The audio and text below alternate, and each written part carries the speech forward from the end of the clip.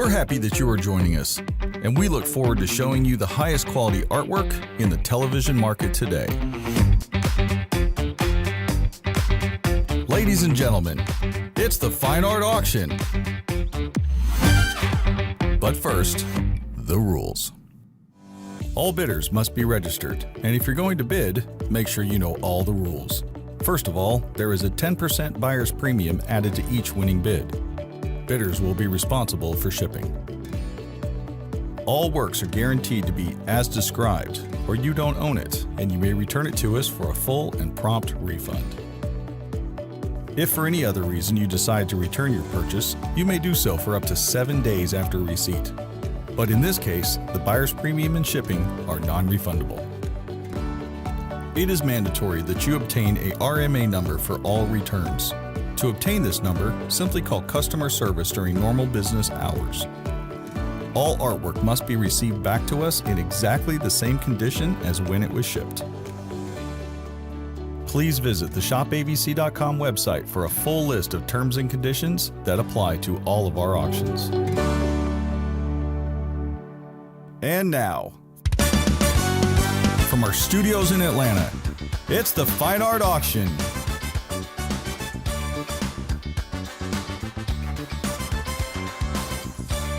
Tonight, we've got works from the masters, the latest up-and-coming street art, and tonight's featured work. From Atlanta to Los Angeles to New York, it's the Fine Art Auction, live!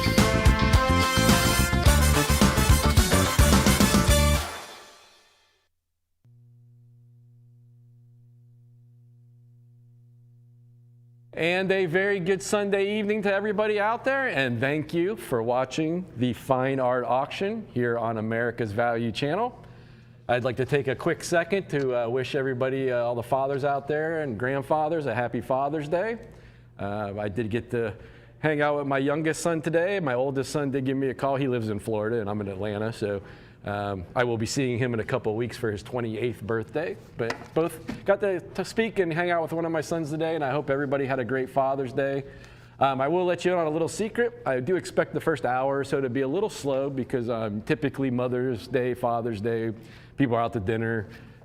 So if you are watching the first hour or so of the show tonight, you have a very good chance to get even better prices than usual. And that's kind of hard to believe because our bids are usually pretty low around here. So I want to give you a quick rundown on tonight's show list. And we do have about 11:30 tonight, we're going to have Pedro Ortiz Munoz live in studio. And we have a phenomenal lineup with him. And let me say, he got his new ceramics done. His ceramics, his chargers look incredible. And they were done at the same studio that the Kef ceramics were done. So they are the highest quality. And we have a monumental size original on canvas by him tonight. We have several other originals, some artist proof prints, and a couple of the ceramic original chargers by him. So he will be in studio around 11:30 and go all the way to 1 a.m. with him. But before that, we have, we're going to be kicking off the show here with a Raphael from 1790, Adam and Eve at Work. Then I have an Andre Leon Varel original oil painting on canvas. Then I have a 2-for-1 money, a set of offset Picasso lithographs from 1958 from the Las Meninas suite. Very important. We'll talk all about that in a minute. And then when Ray takes over at 9 p.m., he will be starting his set off with one of the Kef chargers. Then we have a hand-signed Shepherd Fairy. Michelangelo lifetime original engraving from 1540. Then we will have a Nobu Hayahara hand-signed Giclée on canvas. We don't get a lot of those anymore. Then we have a hand-signed original dry point etching with hand coloring by Salvador Dali from the La Fontaine Fables, that series. Then we will have one of the Jeff Koons balloon dogs. I believe it's the gold balloon dog. Then we have a back-to-back set of Farrah Fortnums, an original acrylic painting on paper, and one of her hand-signed Giclées. And right before Pedro Ortiz Munoz makes his appearance, we're going to be wrapping up our regular product segment with one of the medium-sized Kef original sculptures. I will let you know a little secret. A lot of those are going other places in the world, so we don't have a ton of them. So don't sit on your hands. If you want one of those, bid on the ones you want, because I don't know when they're going to run out. Like I said, we're not getting all of them like we used to, so they are getting spread out all over the world.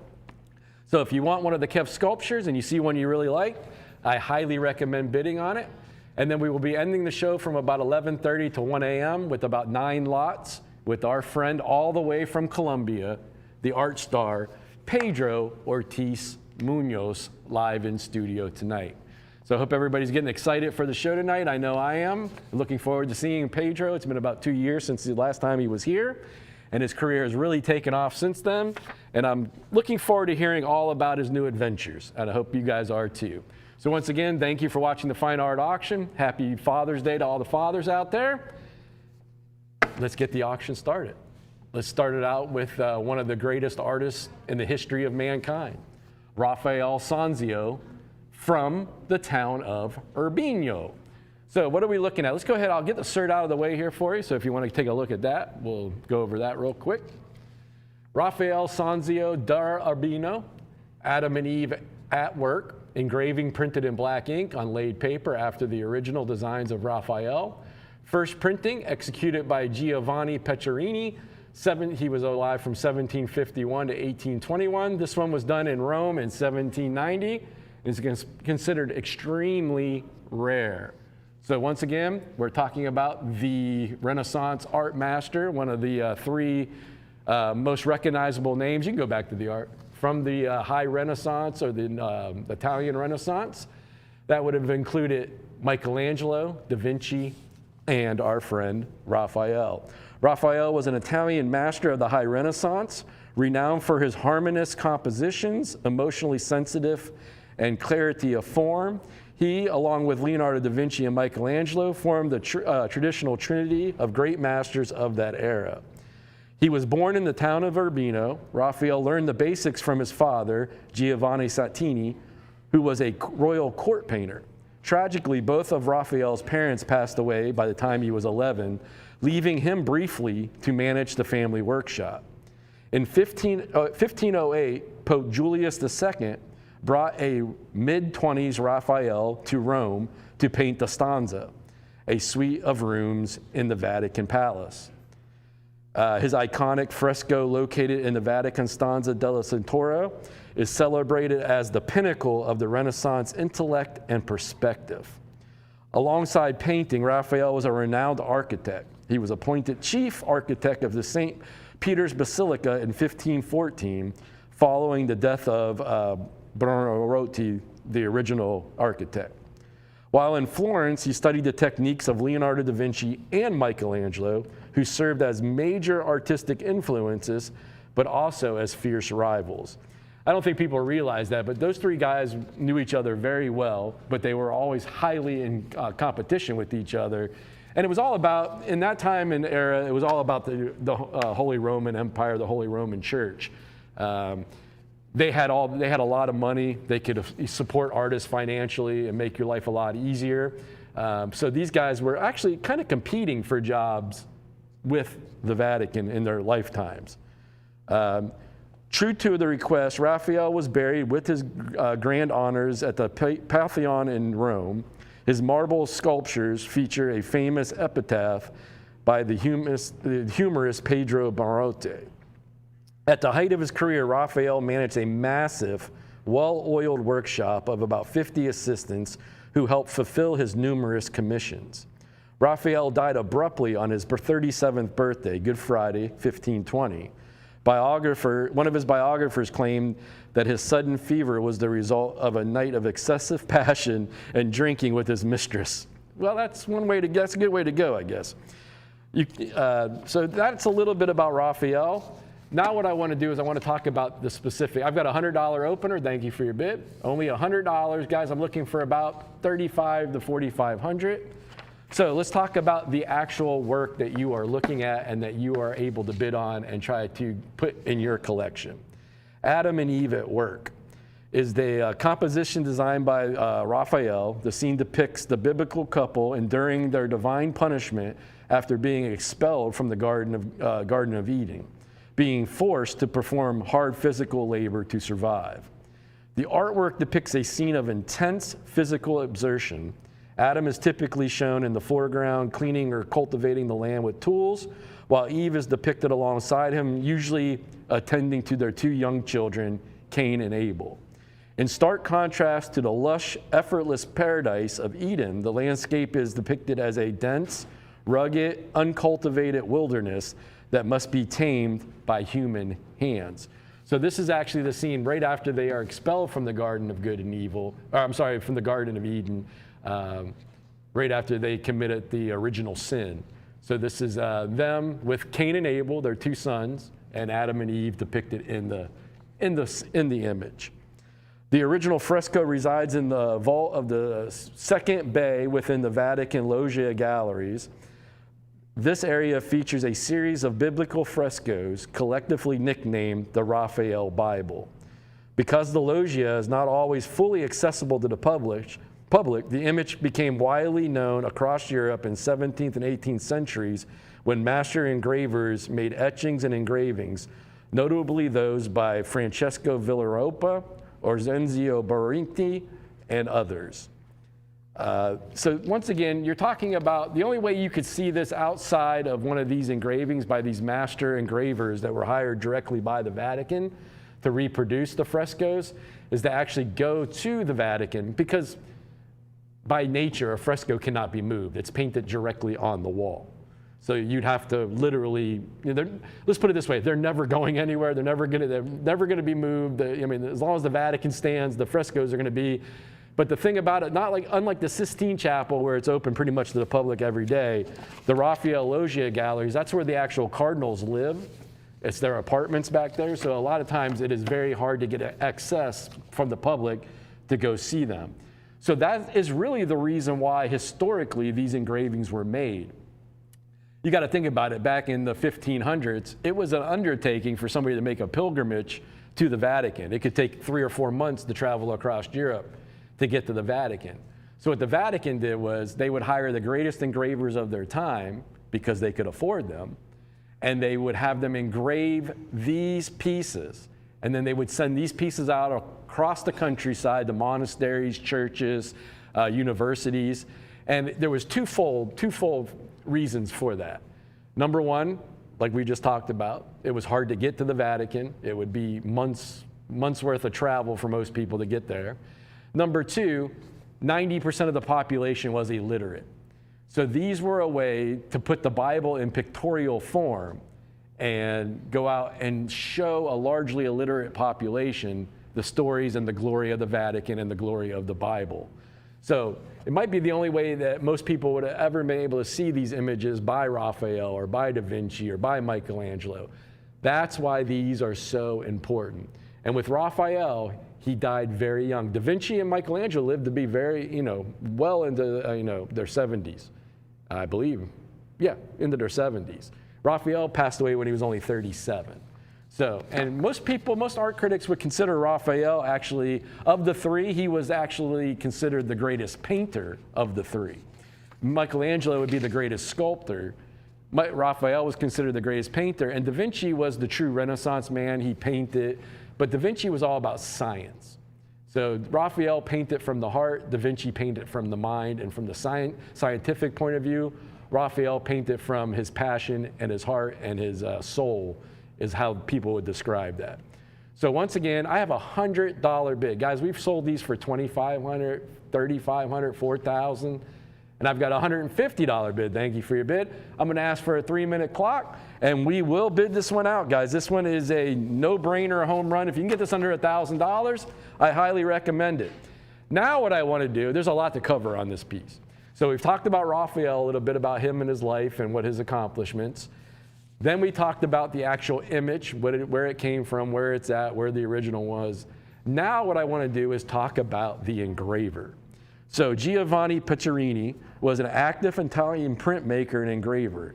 He worked extensively in Rome and Paris during the late 18th and early 19th century.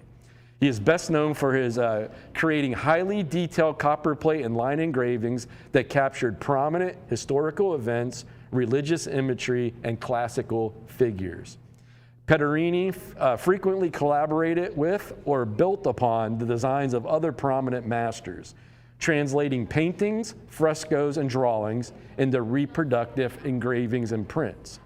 He engraved several prominent religious scenes based on, now here's the key, here's the key. He engraved several prominent religious scenes based on Raphael's famous Vatican loggia frescoes, including God presenting Eve to Adam and Adam and Eve at work, which you are bidding on now. He documented significant geopolitical shifts of the I'm sorry? I've got a $200 bid, thank you for that, the Napoleonic era. Notably, the pieces including the French general handing directions to Pope Pius VI and the burial of Pope Pius VI, which was ordered and commissioned by Napoleon Bonaparte. So this was actually the official artist to Napoleon Bonaparte. That's pretty important, I would say, historically pretty important. He produced highly formal engravings of the many great artists like Raphael, Da Vinci, Michelangelo, Albrecht Dürer. Now here's the key. His historical prints and engravings are preserved in several prestigious international institutions. Now listen to this list, guys. I'm only at $200. You might want to think about picking up your phone now and putting some bids in on this, guys. If you get this under $1,000, fight for it. Don't let it go for under $1,000. So the man that engraved this, is he a museum artist? Yes, absolutely a museum artist. Listen to some of the collections he's in. His works are in the Metropolitan Museum of Art in New York City. It houses one of his historical chronicles of Pope Pius VI.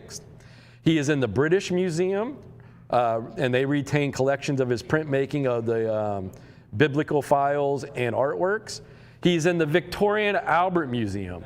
They hold his biblical engravings after Raphael. So another example of this piece is in the Victoria and Albert Museum. He's also in the permanent collection of the Harvard Museum. All right, guys, I'm going to ask for one more minute. I will bid this out. I've got two. Where'd my bid at? Am I at 200 still? 2.25. Thank you for your bid, Darren. I got 2.25, looking for 250. Remember, it's a little. I don't have a floor caller for the first hour, so I'm trying to host the show. 250. Thank you for your bid. 300. I've got 300 with Beverly's bidder. I got 300 looking for a quarter. I got 300 looking for 3.25. I got 3.25 with Darren's bidder. I got 3.25 looking for 350. I got 3.25 looking for 350. I've got 3.25. I got 400. Thank you for your bid, Bev. I got 400. Not even halfway to 1,000 yet, guys. I got 4 looking for a quarter. I've got 4 looking for a quarter. I've got 4 looking. I've got 4.25. I got 4.25 with Darren's bidder. I got 4.25 looking for 450. I'm under $500. I've got 4.25 looking for 450. I've got 450 looking for 475. I got 450 looking for 475. I've got 450 looking for 475. So if I'm a little out of sorts, like I said, I'm basically trying to do 3 jobs at one time here. 475, thank you for your bid. I got 475 looking for 5. I got 475. 500, thank you for your bid. I got 5 looking for 550. I got 5 looking for 550. I've got $500 looking for a $50 bid. I've got $500. All right, thank you. I've got 5 looking for 550. I got 5 looking for 550. I got 5 looking for 550. I've got $500 going once. I'm trying to walk and chew bubble gum at the same time here, Darren, and I'm not very good at multitasking. I've got 5 looking for 550. I've got a couple calls coming in, but you got to be quick, guys. It is last call, fair warning. I got 5 looking for 550. I got 5 looking for 550. I got 5 looking for 550. I've got $500 going once. I've got $500 going twice. Last call, I got 550. Thank you for your bid. I got 550 looking for 6. Bev, you are out. I've got 550 looking for 6. I got $550 going once. Remember, commissioned by the Vatican, commissioned by Pope Pius VI. This gentleman, Raphael, was brought over to Rome by Pope Julius II. And these were commissioned by Pope Pius VI. So once again, commissioned by the Vatican, printed at the Vatican, and historically significant. I've got $500 going once. I've got $500 going twice. Last call, fair warning. And I will say, sold, congratulations, I'll be right back.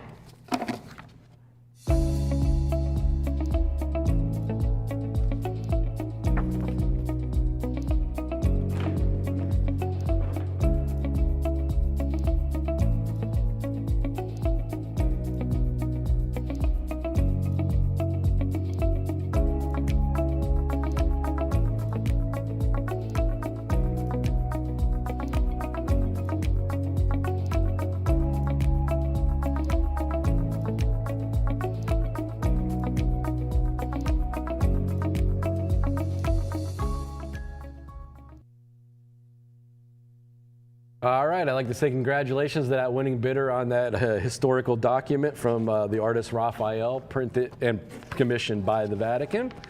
Next up, we have one of the major French artists from the early 20th century. Absolutely one of the heaviest credentialed artists that we can offer you, especially one that has been, that passed away in 1976. This gentleman achieved so many numerous awards, it's hard to list them all. We will talk about most of them here in the next couple minutes. But once again, guys, I try to make this pretty clear for everybody. These are coming directly from the estate of Andre Leon Varel. We auctioned off the first part of his estate about 6, 7, 8 years ago. And those were primarily a lot of his reverse paintings on glass and things like that. Then his estate came back to us and allowed us the privilege and honor to handle the second part of the estate. And these are primarily the large canvases that they were holding on to, some of his more significant works.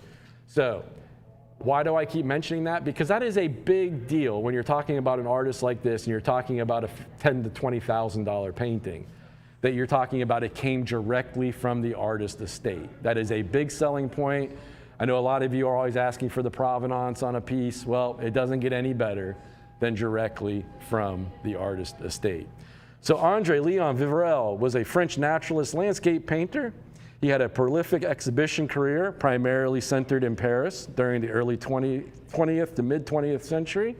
His works are noted for their faithful representation of reality, and he was able to capture landscapes all the way from Brittany all the way to the Mediterranean Sea. Primarily, his career revolved around what we're going to talk about a lot here is what the Society of French Artists, or what we call the Paris Salon. Now, the Paris Salon is still going strong to this day. It was started in 1668 by Louis XIV, and it is still going. It's still held every year from 1668 all the way. It was just held in February of 2026. It's held every year in February. And from 1668 to 2026, there's only 2 years that they did not hold the Paris Salon.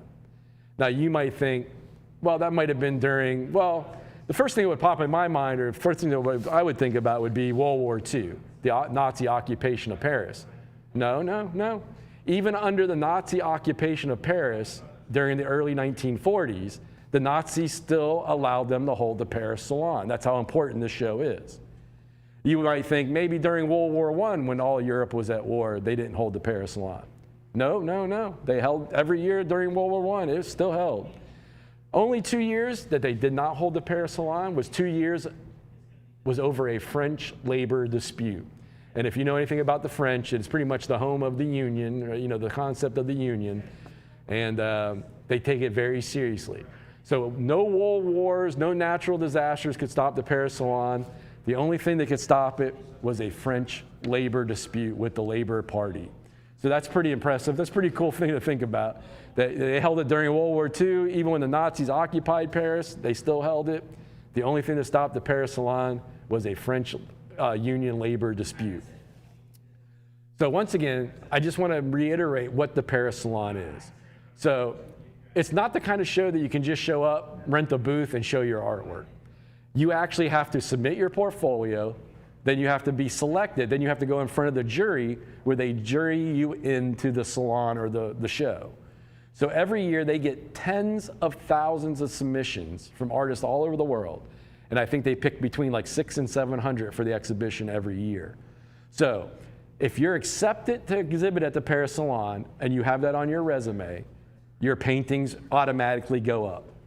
If you get an honorable mention at the Paris Salon, your paintings automatically go up. If you win a bronze medal, your paintings go up more. If you win a silver medal, they keep climbing. Once you win a gold medal, there's only one gold medal every year given out for painting. And this gentleman won it in 1939. Now let's think about, I've got a $500 opener. Thank you for your bid. I'm about half the price of the frame. But you know what? We don't have a reserve auction here, so you know what? Wherever it lands, that's where we're going to sell it.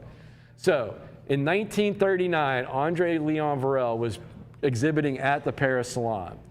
Who were the artists that he was competing against for that gold medal in 1939?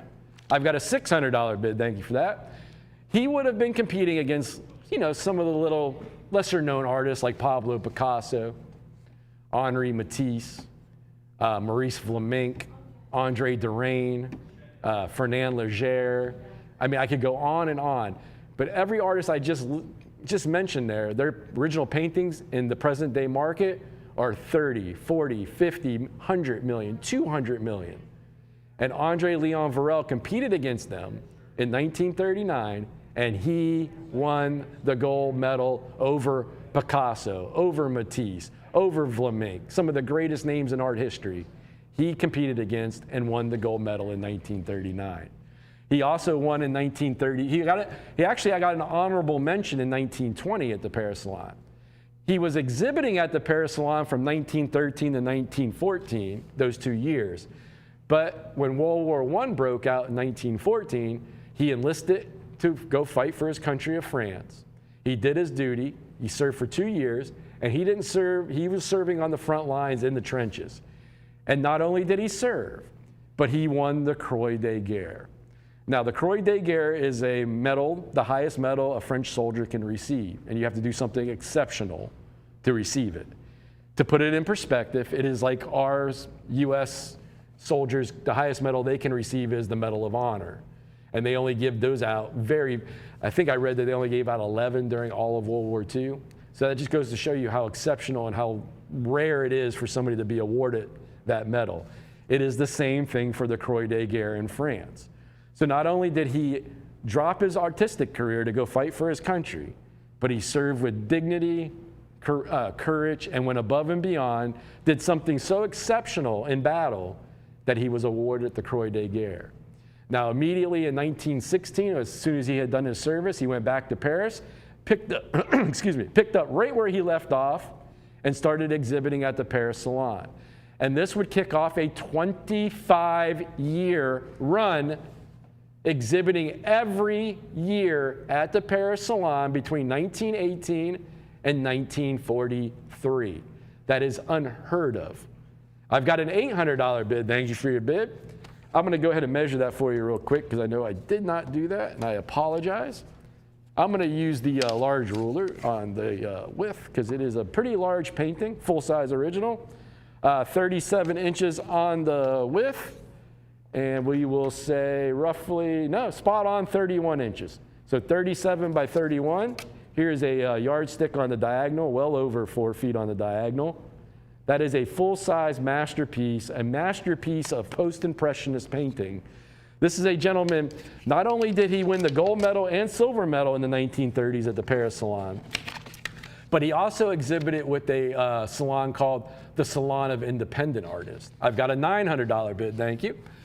The Salon of Independent Artists, who started the Salon of Independent Artists and why did they start it?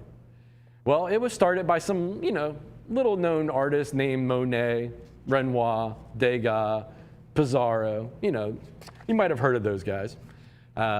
They started it as a direct rebuttal to the Paris Salon. Now think about this, those names I just mentioned, Monet, Renoir, Degas, Pissarro, the great Impressionists. They were rejected by the Paris Salon. The Paris Salon did not consider their artwork worthy of the salon. Think about that. Just put that in perspective. You've got the greatest artists, what we consider the greatest artists of all time today, were not accepted into the Paris Salon because Impressionism was too modern for what the Paris Salon represented at the time. So in the 1870s, the Impressionists actually got together and did 7 Impressionist exhibitions, and then they created the Salon of Independent Artists to compete and be able to exhibit and compete with the Paris Salon. But it wasn't much longer after the 1910, 1912, where the Paris Salon started, opening their doors and opening their minds to the artists like the Impressionists. So just to put it in perspective, André Leon Varela exhibited 27 different years at the Paris Salon. Unlike Renoir, Degas, and Monet, that were rejected for many years by the Paris Salon. So I think that puts it in perspective for how important this artist's paintings are, how important he was to the French art world during his lifetime. Guys, he won an honorable mention at the Paris. Go ahead and give me a 3-minute clock, please. He won an honorable mention at the Paris Salon in 1920. In 1932, he won the Gonzalez Prize, which allowed him to work from 1932 to 1933 on the dime of the French government. So basically, the French government paid all his living expenses and gave him a siphon for that whole year so he could just focus on his artwork. Then his career really took off. Not that his career wasn't even, he was on the main stage at this point. He exhibited alongside the Impressionists at the Salon of Independent Artists. But after that year of 1932, when he won the Gonzalez Prize and was able to focus solely on his artwork and not have to worry about anything financial, that's when the 1930s was his decade. Let's think about it. He won in 1933, after that year, after winning the Gonzalez Prize. I call the 30s this gentleman's decade. He won the silver medal at the Paris Salon in 1933. In 1937, he won the gold medal at the Arts and Techniques of the French government, the salon that they hold, the French government, Art and Techniques Salon. He won the gold medal there. Then, in 1939, it all came together and it all culminated with a gold medal win at the Paris Salon. It doesn't get any bigger than that. Guys, there is no way these paintings are under 5 figures, minimum $10,000 and up. I think these full-size canvases coming directly out of the artist's estate, you got to understand, these works have not seen the light of day. They've been stored in the artist's estate, never exhibited, never offered for sale. They have been stored since 1976. It has been a great honor and a privilege and a great, just wonderful that they entrust. They probably could have done better for themselves. If I was their, if I was their advisor, I'd have probably told them to take them somewhere else because I don't think we're doing them the justice they really deserve. Guys, you could not procure a painting like this in France for less than 15,000 euros. A full-size original canvas by an honorable mention winner in 1920 at the Paris Salon, a silver medal winner I got a $1,000 bid, thank you. A silver medal winner at the Paris Salon 1933, a gold medal winner at the Paris Salon 1939. 1937, he won the Arts and Techniques gold medal from the French government. The French government actually purchased 2 of his paintings from the very first. He was at the very first Salon of Independent Artists exhibit, and the French government bought 2 of his paintings during that very first exhibit of the Salon of Independent Artists. And why is that important? Because that was started by the Impressionists and other artists that were trying to compete and trying to put their nose up at the Paris Salon for the Paris Salon, kind of being a little narrow-minded at the point and rejecting our Impressionists and some of the other artists that were active in Paris at the time. So once again, does anybody think that we are anywhere? I've got 1,100. Thank you for your bid. I got 11 looking for 12. I've got $1,100, guys. That's 10 cents on the dollar. I got 1,200. Thanks, Mike. Thank you for your bid. That is about 10 cents. Now I'm 12 cents on the dollar at best. I really think that these full-size canvases should be in the $15,000 range. If I took this painting to the Paris Salon and put it in a booth and put his name next to it, I could get 15,000 euros for this painting. There's no question in my mind. If you were in a gallery in Europe, especially in France, you would not be able to walk out the door. And they don't negotiate in France. No, the price is the price. So if it was 15,000 euros, that's what you would have to pay to walk out the door with it. And I have every confidence to think that there's no way a gallery in France would list this painting for less than 15,000 euros. Just because of his importance to the French art world. He was one of the biggest names. Now, I know he's not a household name. We've threw his name out there with, I'm sorry? 14. We've threw his name out there with Picasso, Matisse, Renoir, Degas, Cézanne, 1,500. That's because he competed against all these artists at the Paris Salon and other salons and other shows being held around Europe and in France.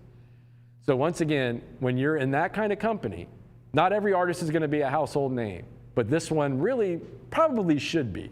And sometimes it's all about just being able to self-promote.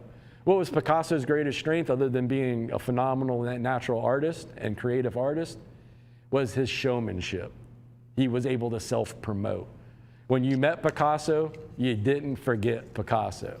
Not all artists are like that. Most artists aren't into the self-promoting marketing part of it, and that's why they don't become household names.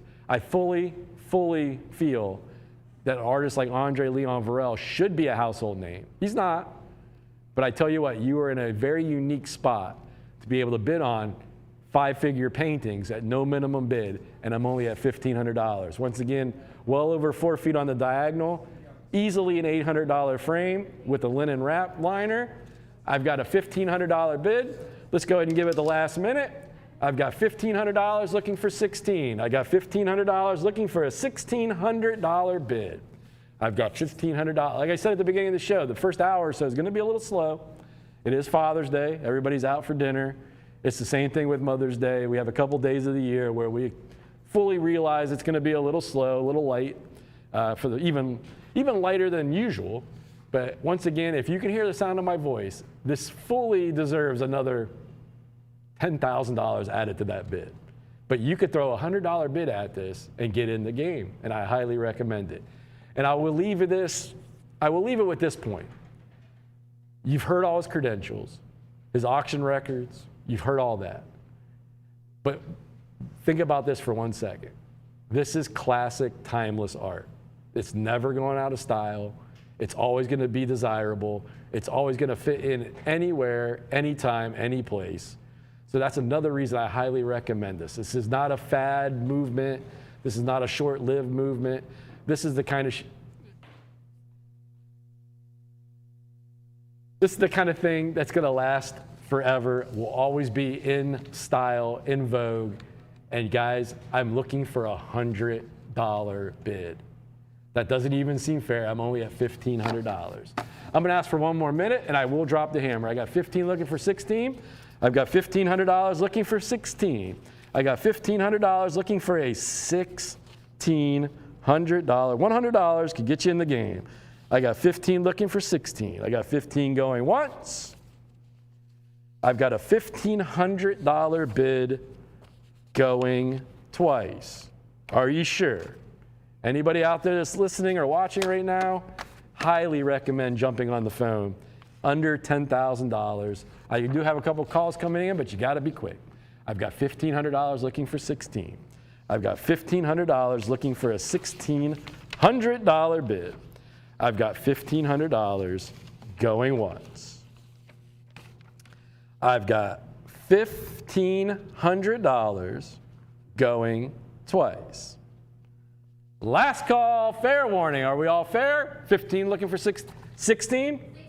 16, thank you, Cassie. I got 16, that's online bid. I got 16 looking for 17. I got 1,600. 17 in the studio with Michael. I got 16 looking for, or 17 looking for 18. I've got $1,700 looking for 18. I'm in studio with Mike, looking for online bids or anybody else that wants to jump on the phone real quick. I got 17 going once. I've got $1,700 going twice. I will say last call, fair warning. I give everybody a fair shake here to get their bids in, but we got to move on. Now the phones are lighting up, of course. Guys, you know what? If you could just hammer that down to 10 minutes to pick up the phone instead of 15, we could give away more artwork in a 5-hour shift. But you know what? Sometimes it takes a minute to make up your mind, I get it, but you have the luxury of time that you don't usually have at a regular art auction, and you have the luxury of no reserve, no minimum bids. So I got 17 going once. What's going on, Cass? I got 17 going. I've got 1,700. I've got 18. Thank you for your bid. I got 18 looking for 19. I got 18 looking for 19. I've got $1,800. 1,900. Thank you for that fast response. I've got 19 looking for 2. I got 19 looking for 2. I've got $1,900 going once. Once again, happy Father's Day to everybody out there. I hope everybody's enjoying their Sunday evening and got to see their kids. And I know it's a different day for me when you've lost your father many years ago, but you know what? All right, my online bidder is out. Mike's got the bid in studio. I'm going to drop the hammer, and I'd like to say congratulations. You just got that for 19 cents at best on the dollar, and that's not counting the $800 frame. Well done, bidder. Sold. I'll be right back. Pablo Picasso was one of the greatest and most influential artists of the 20th century, as well as the co-creator of Cubism. Born in Malaga, Spain in 1881, Picasso was a painter, sculptor, printmaker, ceramic artist, stage designer, and was considered radical in his work. Pablo Picasso, the name is just so huge. It's just a global name. When he first arrived in Paris in 1899, did he even think that he would dominate the entire history of art, the world of art, for the next 100 years? In 1904, Pablo Picasso moved to Paris, the cultural center of European art, to open his own studio. Art critics and historians typically break Picasso's adult career into 2 distinct periods: his blue period and his rose period. By 1905, Picasso had largely overcome the depression that had previously debilitated him. His most famous paintings from these years include The Family of Saltimbanque, Gertrude Stein, and 2 nudes. In 1907, Picasso produced a painting unlike anything he or anyone else had ever painted before. It is Les Demoiselles d'Avignon, a chilling depiction of 5 nude prostitutes abstracted and distorted, with sharp geometric figures and features. The outbreak of World War I ushered in the next great change in Picasso's art. Guernica, Picasso's most well-known surrealist painting, deemed one of the greatest paintings of all time, emerged from Picasso's outrage at the bombing and the inhumanity of war. Guernica remains one of the most moving and powerful anti-war paintings in history. His life was huge. I mean, it was just absolutely huge. There's no way to cover him in 10 minutes or even an hour. I mean, what he was able to accomplish was extraordinary. Inarguably one of the most celebrated and influential painters of the 20th century, Picasso continues to garner reverence for his technical mastery, his visionary creativity, and his profound empathy. All right, ladies and gentlemen, this is my last lot before your host Ray Taylor is taking over at 9 p.m.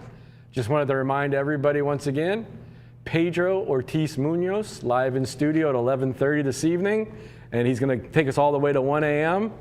He will be closing the show for us, and we have some of his new ceramic works, which are phenomenal. They were done at the same ceramic studio that the Kefs were done at, so you know they're the highest quality, and I think his works translate wonderfully to the ceramic charger. I can't wait for you guys to see them. Hopefully we get some real good bidding. There's nothing worse for Ray and I than when we have an artist in here and the bidding is soft and we're just standing there and we're spending a half an hour after the show apologizing to the artist for for making them feel like a deer in the headlights, you know. So hopefully everybody's at home after their Father's Day celebrations and around 11:30 tonight, and you will tune in and bid on some of the works by the young Colombian star Pedro Ortiz Munoz. But my last lot of the night, and it is a special lot. You are bidding. Now this is 2 for what we used to say at the old country auction, 2 for 1 money. You're bidding on the pair. You're getting both for 1 bid. This is not a high bidder's choice. So the winning bidder gets both at the 1 bid. And why are these so historically important? What are they? Well, we know there are Pablo Picassos. You can see on the screen it says offset lithograph in colors from Las Meninas, 1958. Why are these so important? Well, Las Meninas is one of the most important series of paintings Pablo Picasso ever created. He created them all in 1 year, 1957. And it was at the behest of his best friend, Jaime Sabartez, that was pestering him actually for about 5 years to do this homage to the great Spanish artist Diego Velázquez. And you know, the Velázquez was one of Picasso's heroes. I would imagine any young Spanish artist, anytime after Velázquez's life, I'm sure they looked up to Velázquez. It's kind of like Goya, Velázquez would be one of their heroes. And it was no different for Pablo Picasso.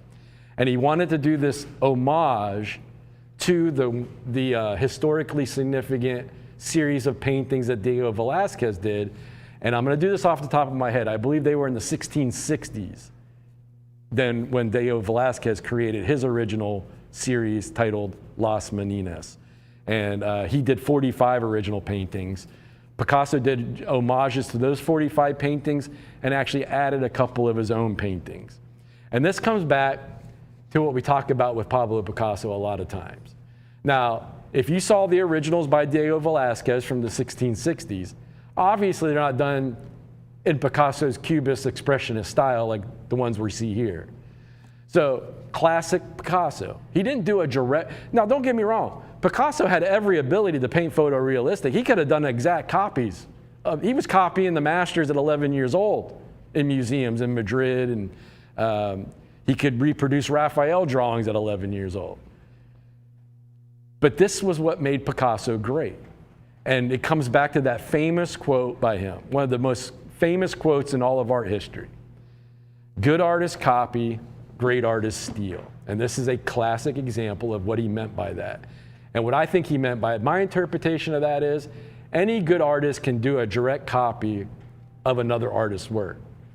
A great artist will take that art, you can do an homage to an artist, but you'll take their idea and make it your own. And that's what Pablo Picasso did here. Trust me, he had, you know, more respect and love for Diego Velázquez than, you know, probably most anybody that he looked up to in his lifetime and he emulated in his lifetime. But Picasso, being Picasso, he wasn't going to do a direct just rendition of Velázquez's Las Meninas. He was going to make it his own. He was going to own it. I've got a $200 opener. Once again, guys, that is for the pair. I'm looking for about $4,000 to $6,000 each. And why do I say that? So in 1957, at the behest and after 5 years of pestering him and working with him and trying to talk him into doing this, Picasso dedicated the first 6 months of the whole year of 1957. He locked himself in his studio, worked on nothing else. Now you got to think about this. This is Pablo Picasso in 1957, probably one of the top 3 most famous people in the world, the most financially stable, wealthiest artist in the world. This is Picasso of 19. He took almost that whole year of his life and just dedicated to these. Now think about that. How much money did he lose in 1957 by just working on it? This series was never going to be sold to a private collector. That was not the intention of Picasso when he painted this. So think about how much money he passed up in commissions or whatever else he could have done in 1957. But that's how much this meant to him. He spent almost that whole year working on, in 1957, the 58 paintings that he would come up with as an homage to his hero, Diego Velázquez. Now, what makes this print portfolio so important? Well, it's a first date, first printing, first edition. Obviously, he didn't finish the paintings until halfway through 1957. This print portfolio was made, I got a $300 bid, thank you. This print portfolio was created in 1958. Do you know how rare it is for an artist like Picasso? So he basically dedicated almost a full year of his life between the original paintings and then producing and publishing and commissioning and overseeing this print portfolio to this project. And it's very rare that an artist finishes a whole series of paintings and then immediately has the prints produced. And I think a lot of that had to do with, like I said a minute ago, 3 1/4? I got 400, thank you, Beb. Like I said a minute ago, these paintings were never going to be offered for sale. Here's the caveat. Picasso, when his friend Jaime Sabartez passed away several years later, Picasso donated all 58 paintings to his own museum, the Museo Picasso in Spain, under the stipulation they could never leave that collection. Why? Because he was donating them to his own museum in the name of his best friend that had just passed away, Jaime Sabartez.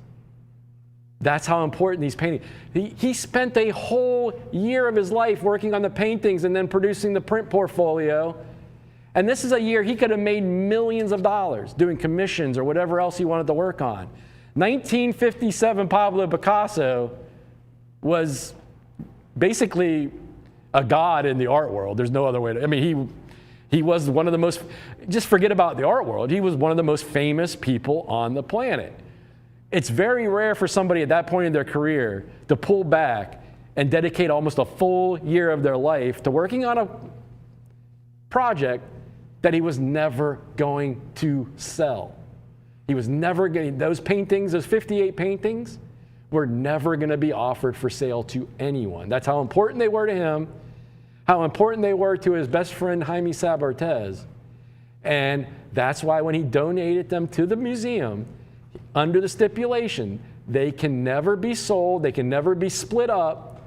And, fun fact, it is the only place in the world that houses a full collection of a series of paintings by Pablo Picasso in total, intact. It is the only collection of Picasso paintings in a series like that that are all housed in one museum. So if you want to see the originals, you've got to make a trip to Spain and go to the Museo Picasso. Now, I will tell you this.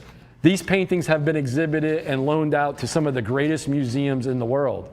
Here, let's talk about some of the museum collections that these have been exhibited at, or museums that these have been loaned to and been on a traveling tour with.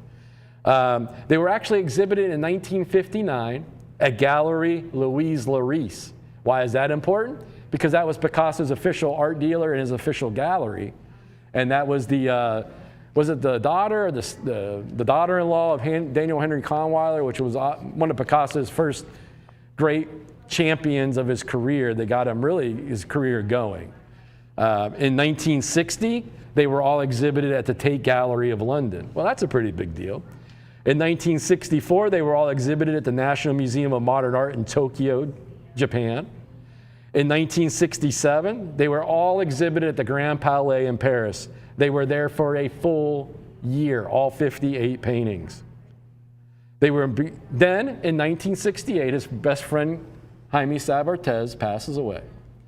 And Pablo Picasso, in 1968, that's when they found their permanent home, when he donated them to the Museo Picasso in Barcelona, Spain.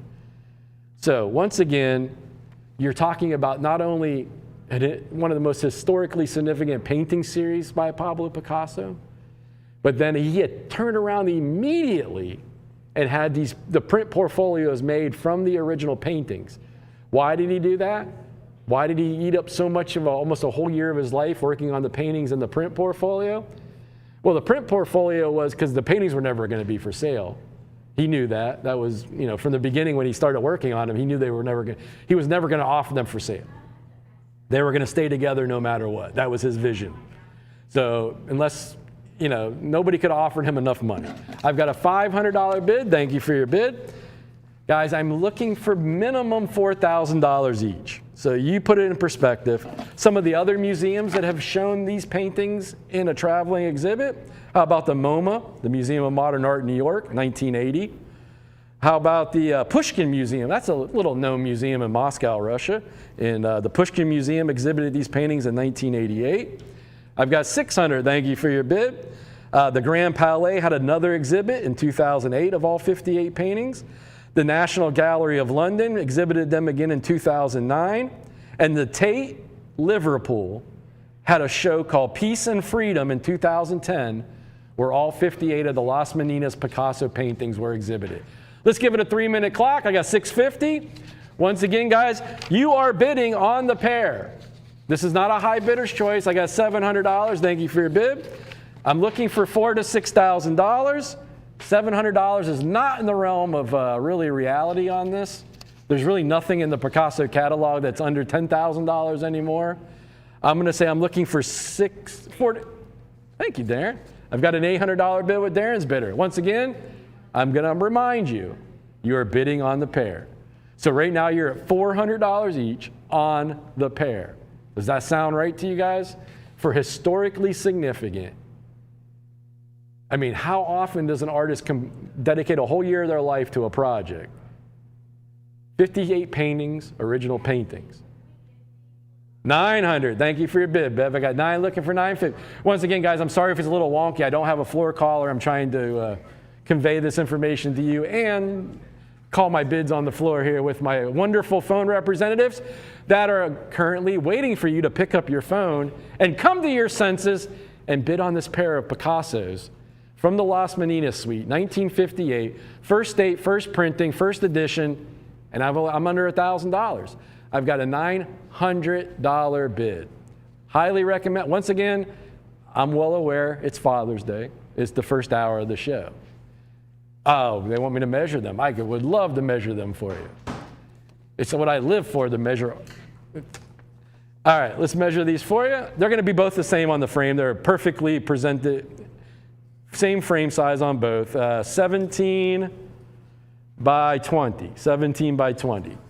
How wonderful of a presentation is that?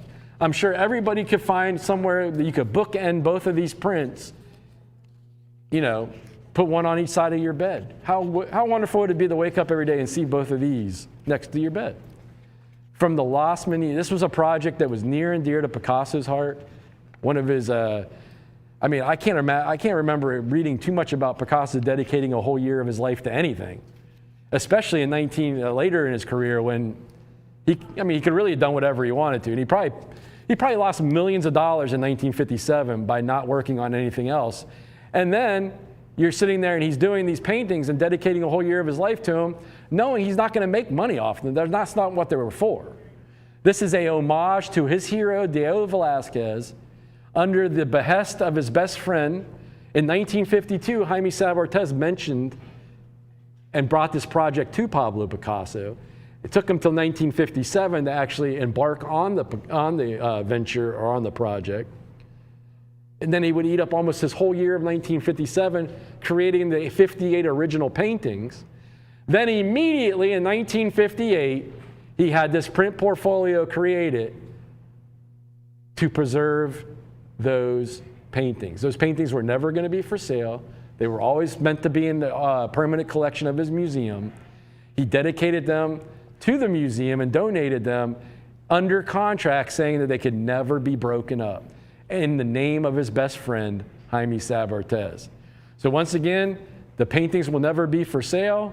The only way you can collect something from that series, and why wouldn't you want the first date, first printing, first edition? Those are keys, guys. 1957, he finishes the paintings. 1958, he produces the portfolio of prints, and you have a chance to bid on 2 for 1 money, and I'm only at $900. Give me the last minute. Ray Taylor's on deck. We have the art star from Colombia, Pedro Ortiz Munoz, in studio tonight. Ray's coming out the gate hot tonight. He's going to have a Kef ceramic right out for his first lot. And then we're going to have, right before Pedro comes up tonight, we're going to have one of the Kef phenomenal steel sculptures before Pedro takes the stage at 11:30. Guys, we have a loaded show for you tonight. Once again, happy Father's Day. We're going to bid this one out. You've got give me that last minute on the clock. 1 minute left, and I got 900. 900 looking for a $50 bid. I'm still in $50 bids. I'm under $1,000 for the pair. You're not even at $500 each. No. You know why? Can I let you on a little secret? Great question. Are they signed? No. The original paintings are not signed. So why would he produce the prints and have signatures on the print when the original paintings are unsigned? That is Picasso's vision. You realize that I would say 50% of all Picasso's works are unsigned. Some of his most valuable prints he ever sold or ever collected or ever sold at auction are unsigned prints. Guys, the signature doesn't, the famous story of Picasso was commissioned to make a painting, and the guy showed up to pick up his painting, and he looked at Picasso and he said, what did he say? well, Mr. Picasso, the painting is not signed. And Picasso looked him dead in the eye and goes, if you can't tell that's a Picasso, I quit. The signature is not always what, it wouldn't make sense for the prints to be signed when the original paintings are not signed. So I've got $950 looking for $1,000. We got last call, fair warning. I got $950 looking for $1,000. I've got $950 going once, not even at $500 each. I've got $950 going twice. Last call, fair warning. Are we all fair? Are we all square? Last call. Guys, you got to get your bids in. We got to pick up the pace a little bit tonight because we have a special guest in the house. So we can't drag our feet. Guys, this is an easy one. This one should be a very easy one. You're not even at $500 each. I've got $950 going once. I'm betting if these were 1943s, Darren would be bidding on them. But yeah. I've got $950 going twice. Last call, fair warning. I got to move on, guys. We've got to keep a pace tonight. I'm not trying to rush you, but unfortunately, we do have to get through our catalog before our friend Pedro takes the stage with Ray at 11:30. So I've got 1,000. I've got 1,000. I got 1,000 looking for 11. I got 1,000 looking for 11. I've got 1,000 going once. I've got $1,000 looking for 11 going twice. I've got $1,000 looking for an $1,100 bid. I've got 1,000 going once. I got 1,000 looking for 11 going twice. Last call. Fair warning. Been very generous with the time. Help me out here, guys. This is pennies on the dollar. I've got $1,100. Thank you for your bid. I got 11 looking for 12. I got 11 looking for 12. I've got 11 looking for 12. I got 11 going once. Cassie, you're out. I got $1,100 looking for a $1,200 bid. I've got $1,100 going once. I've got $1,100 going twice. I've got $1,200. Thank you for your bid, Karen. I got 12 looking for 13. I got 12 looking for 13. I've got $1,200 going once. I got $1,200 going twice. Last call, fair warning. Congratulations, guys. Pennies on the dollars on the Picasso. Ray Taylor up next. I got a quick video about Kef. And we are starting off Ray's set with one of his hand-painted, handmade, hand-glazed ceramic chargers. And I'm going to say, sold. Congratulations. We'll be right back. Every line, every curve, every color, every breath held and every breath released. Art is created. Every moment spent in Berlin, creating this style. Every moment spent in Shanghai, mastering this style. Every moment of doubt, every moment of joy. Hours painting, years of creating. Harmony, peace, tranquility. With every collaboration, with every exhibition, his name grows. Sold! California! Sold it under my Sold sold at $41,000. Sold at 63. With every hammer drop and every piece sold, now is the time for Kef. Well, good evening, ladies and gentlemen. My name is Ray Taylor, and welcome to the Fine Art Auction. And we've got an amazing show. I think you've heard all the way from Los Angeles and Phoenix and places in between. Pedro Ortiz Munoz, superstar, up-and-coming, world-class superstar artist. Tonight's going to be history-making. I hope you have your DVR set to record, and you know it's going to be a lot of fun. And I'm looking over at a major Salvador Dali, Nobu Haihara, Farrah Fortnum, Picasso. Oh, just beautiful works of art. And there's one right over there by Shepard Fairey.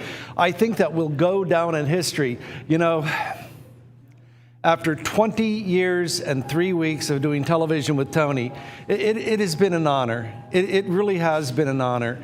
And what a journey it has been. Blood, sweat, and tears, let me tell you, a few rough goes, but we're still here. And I think that's the important thing, is that people still love art, and we're going to do our very best. And let's get started with something near and dear to my heart. I love this Charger, this large plate by Simon Rollin, because it's the Ford GT40 Le Mans car colors. I don't know if you're a fan of racing, but I think you've seen that color palette a few times. Now, this Charger is about 17 inches across. And I want to catch the light carefully, because you can see right there these finger marks. It was hand spun on a potter's wheel. These aren't put into a mold and pressed out. These are handmade. Those are the fingertips of the artisan right there. You can just catch them in there. But to get them that precise and that smooth, this was a master potter who made it. Now on the back, it's going to say Simon Rollin. If I can get it started, we'll write it. Right here is the foundry stamp. Sassuolo Studios. Sassuolo.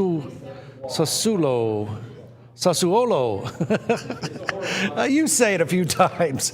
Blue book, blue book, blue book. Toy bread, toy bread, toy bread. Say toy bread 5 times. I bet you can't do it. Whoa. All right. I hope you're happy. I broke it. You know, I thought the second one is broken.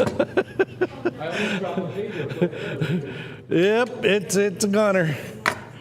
It's a goner. Oh, I found the piece of plastic. Well, I think it goes to show that these are nice and heavy and sturdy. Open the bidding for me at $4,800. I'll take any bid. I will take any bid.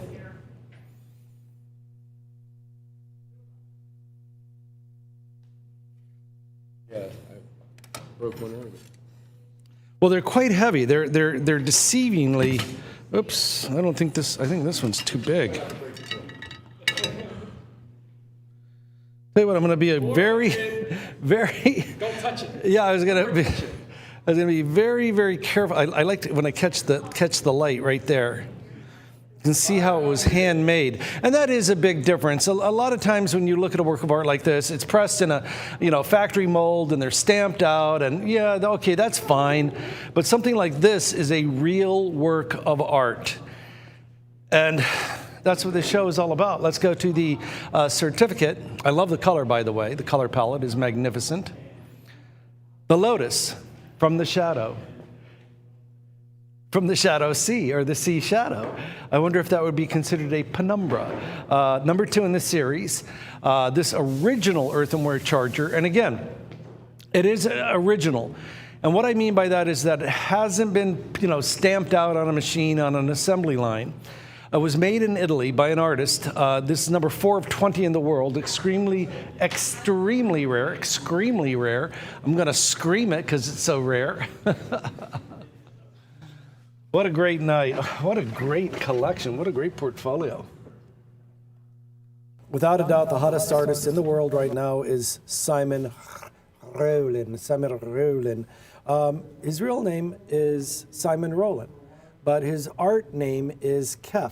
Kef actually means scar. And, he began as a street artist, and a street artist would have like Banksy isn't his real name. Nobody knows his friends know his real name. Kef, if you think about it, if you're doing outdoor graffiti art, if you're doing this type of outdoor art, Kef Scar, that's a good piratey good name for this type of art. So it stuck. So anyhow, born in Übach-Palenberg, Germany, 1989. He moved to London in 2013 after giving up a career as an engineer. Oh, go figure. A German engineer? Really? Yeah. Yes. He's currently based in Berlin, but he's not in Berlin right now. He's in Italy. He's working with a ceramics firm to do a whole line of pottery. The large plates, which are called chargers and vases. There's going to be both originals and limited editions. Renoir used to work for Limoges pottery. Those are quite valuable. In any event, Picasso worked in pottery, so I think it's a wonderful, wonderful thing. There are so many people that just love his art, and I think it's, there's an old saying that great art is autobiographical. If you look at Picasso's art, it really is a diary of his life. Kef really approaches art the way he is. He's probably the nicest person I've ever met. His art has this sense of balance and harmony because it's influenced by the spirit and flow of Buddhism and nature and freedom. Anyhow, it is based out of urban art, graffiti art. It is more decorative than traditional graffiti. It's got these swirling lines, it's organic waves, it's enlivened, it's energized, it's harmony. And what he has really done is transcended the genre. If you look at great art of its time, the artists that rise above, there were 100 of Impressionists, maybe 5, maybe 10 I could name, but there were hundreds of Impressionists. It is the ones that the cream does rise to the top. And that is why he had commissioned works at the Haus in Berlin, Park Lane Hotel in Hong Kong. Then he went to the Commerce Building in Baton Rouge, Louisiana. Then he went to Mexico. He's had murals and sellout shows in the United States, China, England, France, Germany, Guatemala, Israel, Spain, and Wales. Boy, a little bit of diverse personality, yet wherever he goes, they love his art. They love his art. There's something human about it. I've had people say, I meditate. I find the art soothing and calming. I've had so many people say that to me over the last, 8 years it's been. 4 years ago, let's go to my computer, World Cup soccer is in Atlanta right now. It's in Atlanta today, right now, Father's Day, 2026, June 21st. But 4 years ago, when Argentina won, the demographics on the show 4 years ago in Qatar, 5 billion people. There's only 8.5 billion people on the planet. This is absolutely amazing. And why do I mention it? I mention it because he was chosen as one of the 8 artists to make art for the World Cup. This is global. This isn't national. This is a direction of his. Wait. What? The inspiration behind my design is that first it's the desert rose from Qatar, which I think the organic shape suits very well my work. And second, the colors of both countries, Germany and Qatar, I made them meld together into my design.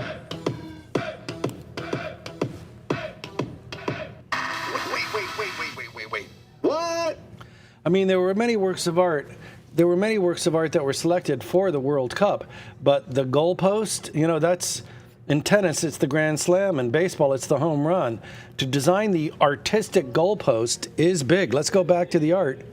I mean, this is beyond big. This is world class. His career is truly taking off. One of the indicators of that is he was just in London. Let's go to my computer. If you look on the left side of the screen, that painting in blue sold for $61,000 for a cancer charity research, the Cancer Awareness Trust, and you know who was there and sang Stairway to Heaven for the very last time? Robert Plant of Led Zeppelin. Andy Taylor of Duran Duran was there. It was a major charity awareness. We sold this painting on the show for $35,000. That is to raise money and consciousness to bombing victims in the Ukraine. It's called the Heart of the Ukraine. And we're just lucky to even have him. The other thing I wanted to mention was this. What happened to my sound? I'm going to start over.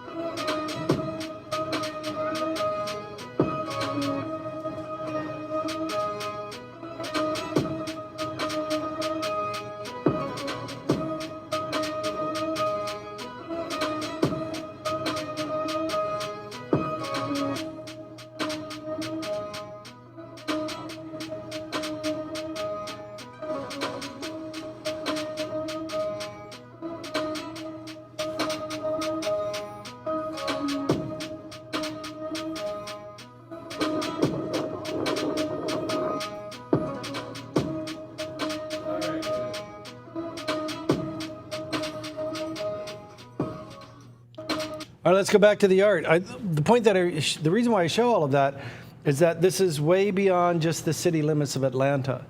He can go anywhere. He can go to Italy, sell out show, Paris, sell out show, America, sell out show. It's shows across America. It was just down in Tampa, working with BMW of Tampa, Florida, and he hand painted their 7 Series giant BMW, the big one, black paint, black diamond paint with like a diamond metal flake, and then he put a gold metal flake over it with his traditional lines. And I don't even know how much it sold for. I do know that the one he did in Mulhouse, France, the Porsche Taycan, 135,000. Now are you ready? 250,000 in 3 years. What do you think, Tony? I think a lot of things, but I'm not going to share all those with you because I don't want to disturb anybody. Dave, go ahead and give me a shot of the charger that's in the frame. I just want to point this out. Another example.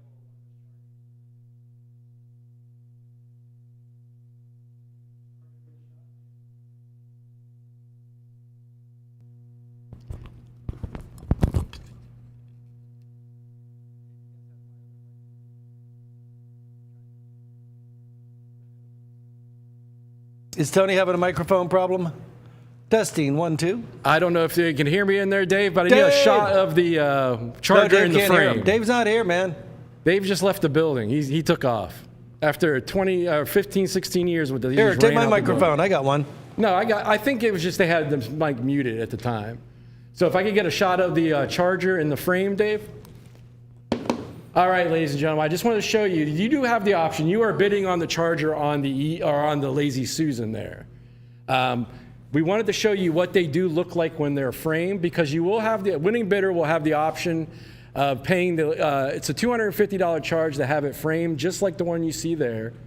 And why is it guys? You wouldn't be able to get that frame for less than $600, and I'll tell you why. We have to put 2 pieces of plexiglass on the front and back so we can leave the back open so you can see where he signs it and the number of the edition you're getting. So if you like it just as it is now go back to the piece that we're presenting now. If you like it just like that, standalone, and I love them like that, then the winning bid is the winning bid. If you would like to upgrade it to the framing, talk to your phone rep, and they can set that up for you so you can have it framed just like the one that's next to it in the frame as seen there. It'll be exactly the same. Now what I'm going to do right now is I'm going to ask for a 1 more minute clock. Like I said, guys, we have to keep sort of a pace tonight because we want to get everything in before we have our friend Pedro in the studio at 11:30. And he's going to take us all the way to 1 a.m. So I've got a $900 bid. If you want it framed, just let your phone representative know, winning bidder, and they will take care of that for you. And it will look just like the one framed next to it. Obviously, that's a different example of a charger. But once again, the framing on that, Ray, can you show the back of that frame? Yes. The framing on this is exquisite, guys. I mean, why do I say it's a $600 or $700 frame? The frame weighs about 20 pounds. I don't think you need to move it to show. You could just. Well, they can do. Oh, okay. Yeah. I was going to put it on the. This is why this is such an expensive Man, this is not frame. 20 pounds. This is closer to 30. Yeah, it's heavy. This is way over 20 pounds. When you have to do something like that, when you leave the back open, 2 pieces of plexi, I said 20 pounds, it's probably heavier. It's got to be more than 20. So once again, guys, that is a high quality, and for $250 extra, you can have yours framed, or you can choose to take it as standalone, just like it is on the stand right now, and display it that way in your home. Guys, I'm calling last call, fair warning. I'm under $1,000. We don't ever sell these. Usually they're $1,500. I think Friday night we sold the one, it was the number one, but we sold it for like $2,900 plus premium. So that just goes to show you, you are in a great position here.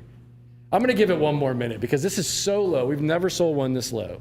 Let's go back to the frame, because I want to try to show them how deeply recessed the I don't think people workmanship realize how is. hard it is to mount something like that in a frame. And not have it slip. I mean, it's so raised and professionally. See, it doesn't really show on camera. Oh, when you see it, it's just so much better. Anyway, I think you'll be thrilled with the quality of the framing. I know you will. I am. I'm impressed. All right, guys, we've got 30 seconds left. Do not be a late bidder at this price under $1,000. All right, Ray, that's all you, buddy. All right, and here we go. Final 20 seconds. This is a rare opportunity. A $3,800 discount. You're not doing bad. At $4,800 retail, I think you're hitting a home run. All right, and here we go. I've got 900 going once, setting an all-time record low. I've got 9. Now remember, this is not from the regular edition. This is an artist proof. This is an artist proof. Number 420, artist proof. Beautiful, high quality, exquisite. And that's an original. This is not a copy. I really love being able to see. I can imagine this plate spinning and them pulling with their hands the pottery outward. And then when you see on the back, the quality of the lip and the edges on this, I mean, if you catch the light just right. Now, because of the angle, I'm going to be very, very careful. You can see how it's handmade on the back as well. There's a gentle rippling from the fingertips as it goes around. Oh, you can feel it. See, as it goes around the potter's wheel. See, craftsmanship like this is rare nowadays. Everything is just, machine, computer made. And I love the color. You know me. All right, we gotta move on. Last one. There's a movie called Le Mans with Steve McQueen. And if you know about the Ford GT40, all right, and here we go. Hammers up and we're all done. All in, all fair, all square, and I sold it under the money now, way under the money.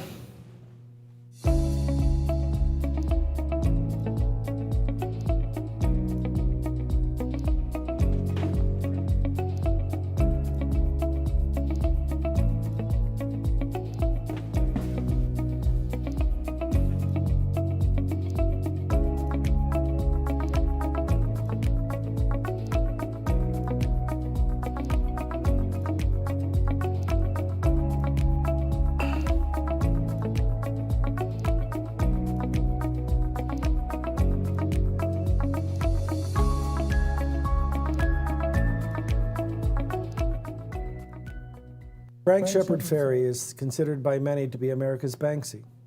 He's a giant, he is a legend. I consider him the most important contemporary artist in America, and that's saying a lot. He was born February 15th, 1970. An activist, a founder of a clothing line, Obey Clothing, and you can still buy it, you'll find it. And it all came out of the skateboarding scene. In 1989, he designed Andre the Giant Has a Posse. It was an experiment in social phenomenology. It was a sticker campaign that he created attending the Rhode Island School of Design. He then designed the Barack Obama Hope poster for the 2008 United States presidential election. I think that really put his footprint on American society. The Institute of Contemporary Art in Boston has described him as one of the best known and most influential street artists in the world. His works are in the permanent collections of the Smithsonian, quite rare for a living artist, the LA County Museum of Art, which is spectacular. You must go. The Museum of Modern Art in New York City. If you can only see, if God, fate, the good Lord allots you one museum left in your life, go to the Museum of Modern Art in New York City. It's the home of Matisse's The Dance, a Van Gogh Sunflower, Van Gogh's The Starry Night, Salvador Dali's The Persistence of Memory, and Les Demoiselles d'Avignon by Pablo Picasso, currently appraised at $1.2 billion with a B dollars. If you have one museum left in you, Museum of Modern Art, New York City. Museum of Contemporary Art, San Diego, the National Portrait Gallery of Washington, D.C., the Virginia Museum of Fine Arts in Richmond, Virginia, and abroad, the Victoria and Albert Museum in London. His style has been described as a bold, iconic style that is based on styling and idealizing images.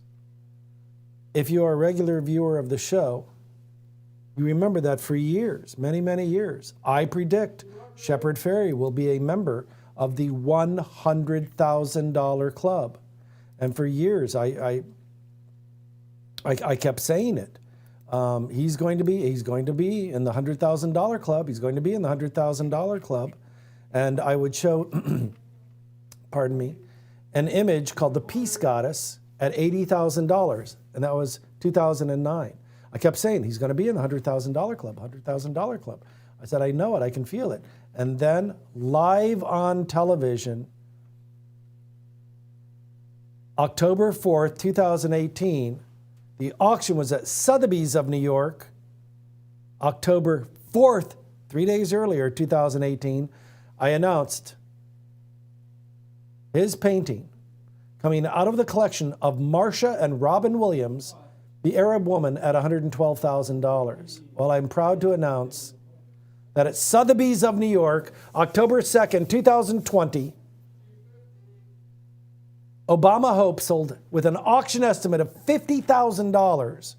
An original painting by him is just sold at $600,000. And it was an edition of 3. Yep, it was a limited edition at $600,000. And he's a young man.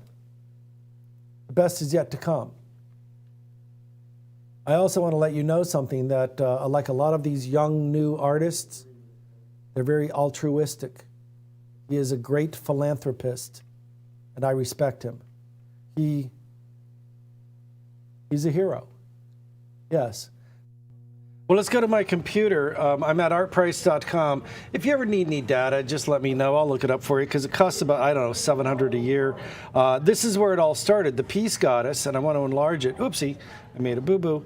I'll do that a lot tonight. With Buyer's Premium was $80,000. Now, this was back in 2009, and I kept saying, he's going to be in the $100,000 club. He is going to be in the $100,000 club. Well, it didn't take very long. We just look a few more works of art. Oopsie, it took a big jump. And Middle East mural.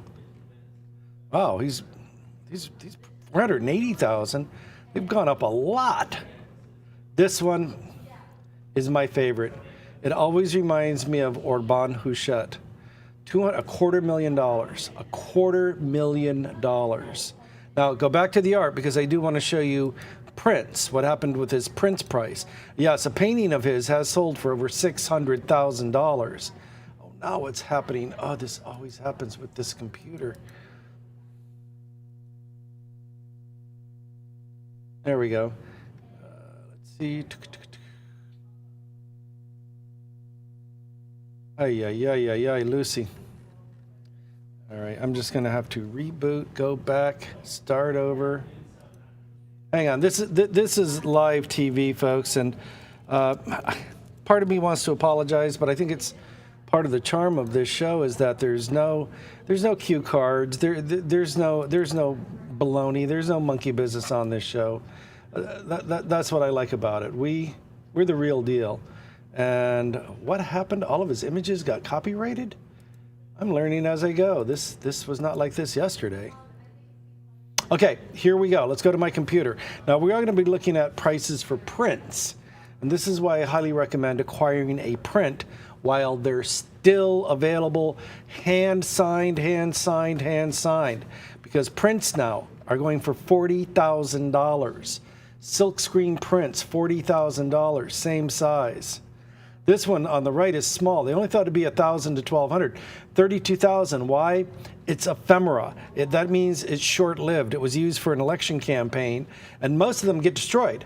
When you put up a political banner, a banner for a nightclub, a product like, I don't know, hair cream or soda pop, they get torn down. They get painted over. They get destroyed.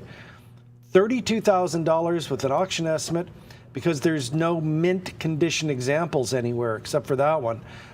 This one right here, and there it is right there with the AK-47 and the combination of the flower, the duality of humanity. I mean, I find this young warrior is carrying a AK-47. No, wait. No, that's an AR-15. But there's a flower of peace in his beret. Yeah, people are weird. People are just insane. Here it is again, the Revolutionary Woman. She has a rifle. Looks like a semi-automatic rifle, and she's got a flower at the end. Let's go back to the art. That one sold, I'll go back to my computer. I've got a $275 bid. This one sold for $32,800. And I'm doing $25 bids, hand-signed and dated. Provenance, a private United Kingdom collection. Ours is the provenance coming from the artist, coming from $32,000. And we've got a $400 bid. I've got it in a $950 frame. I don't know what to do. You know what? You're living in a golden age, and I will keep saying it. You are living in the art collector's paradise. That is going to be 30. That is going to be 30. 30 by 43. 30 by 43. That's a full 4 feet right there. The value on this is right down here. And for me, would I hang this in my home? Normally I wouldn't hang firearms in my home, but peace will triumph over war. Yes, I think this is great. I think this is great.